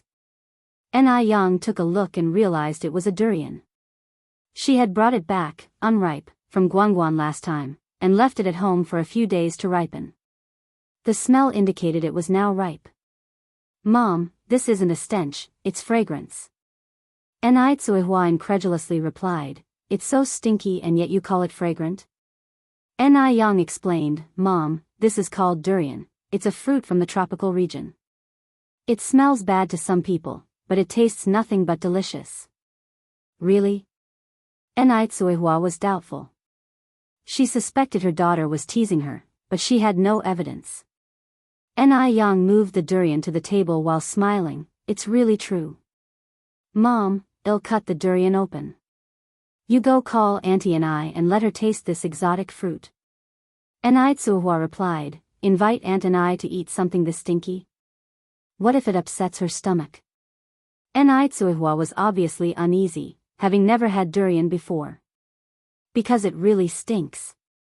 Enai Yang smiled and said, I promise you'll feel different after just one bite. Doubtful but curious, Enai Tsuhua went to find Enai Chingue with her child in her arms. After a short while, Enai Chingue arrived. What's that smell? It's so strong. Enai Tsuhua replied, it's a durian. I told her we can't eat it, but Yang Yang insisted it's delicious and asked me to call you over. Auntie Enai, here, try a piece of durian. Enai Yang handed Enai Chingue a piece of durian. Enai Chingue took the durian and said delicately, this thing, it's a bit smelly, not just a bit, it was really stinky. Enai Yang handed a piece to Enai Tsuhua and said with a smile, the durian smells bad, but it tastes delicious. Aunt Enai, you'll find out once you take a bite. Enai Chingue swallowed, unable to believe what he was hearing. This thing didn't look appetizing at all. Enai Yang took a big bite of the white, pulpy fruit. The luscious, sweet flavor felt just like eating ice cream.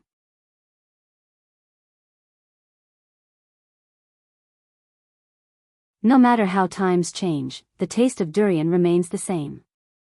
It was a taste she missed and couldn't help sighing, it's actually really good. Is it really that good? Seeing her eating it like that, Enai Chingue took a small piece and put it in his mouth. The taste wasn't as bizarre as he imagined. Another bite, it was a tad sweet.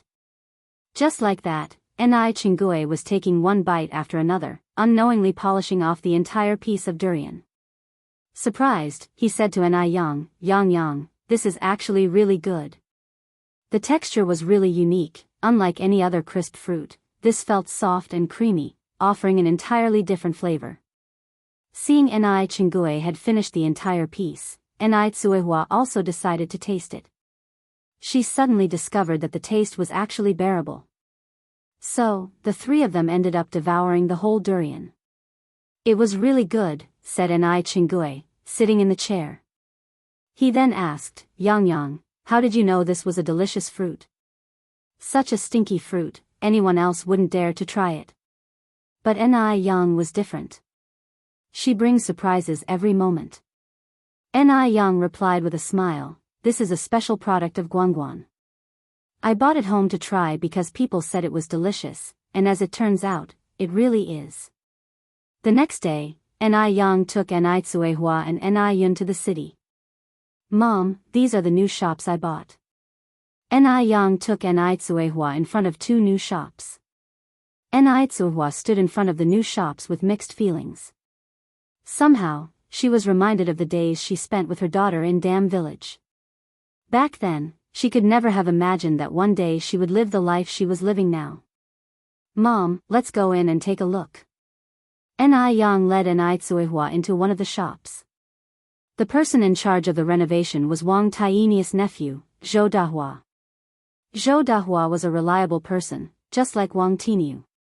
He was very grateful to Yang for giving him this opportunity to make money. Yang, you're here, who is this? Zhou Dahua warmly greeted, Yang introduced him, Uncle Zhou, this is my mom. Mom, this is Uncle Taieni's nephew. Zhou Dahua replied, nice to meet you, Just call me Xiaozhou. Xiaozhou, you guys have been working hard these days. Zhou Dahua replied with a smile, not at all. You've paid us, so this is the least we could do. Yang not only paid them but also paid them 3 times the market price. Therefore, the workers were filled with energy while working. Yang took Enrich for a tour around the shop, and then they went to the physical store of Ice Silk Fair Skin, in the mall. After strolling in the mall for a while and buying some spring clothes, they finally left the mall. It was already nearly 12 noon. Yang looked at Enrich and said, Mom, let's go eat something. We hardly get to come to the city, we should treat ourselves to something nice.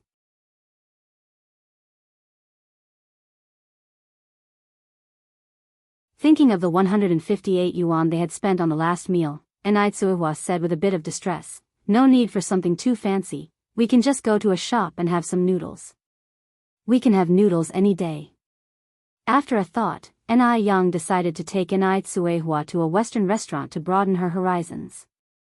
At this time, there were already 2 Western restaurants in the city.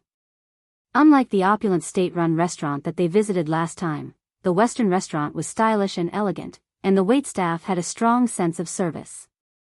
The restaurant was filled with the romantic melodies of the renowned violin piece, My Own True Love.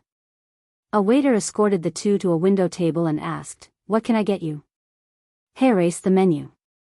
Yang flipped through the menu and started ordering, 2 sirloin steaks, 1 medium rare, 1 well done.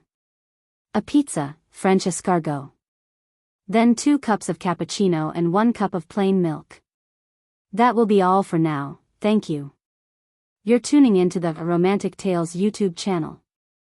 Don't forget to subscribe and join us on this journey to catch the most captivating stories.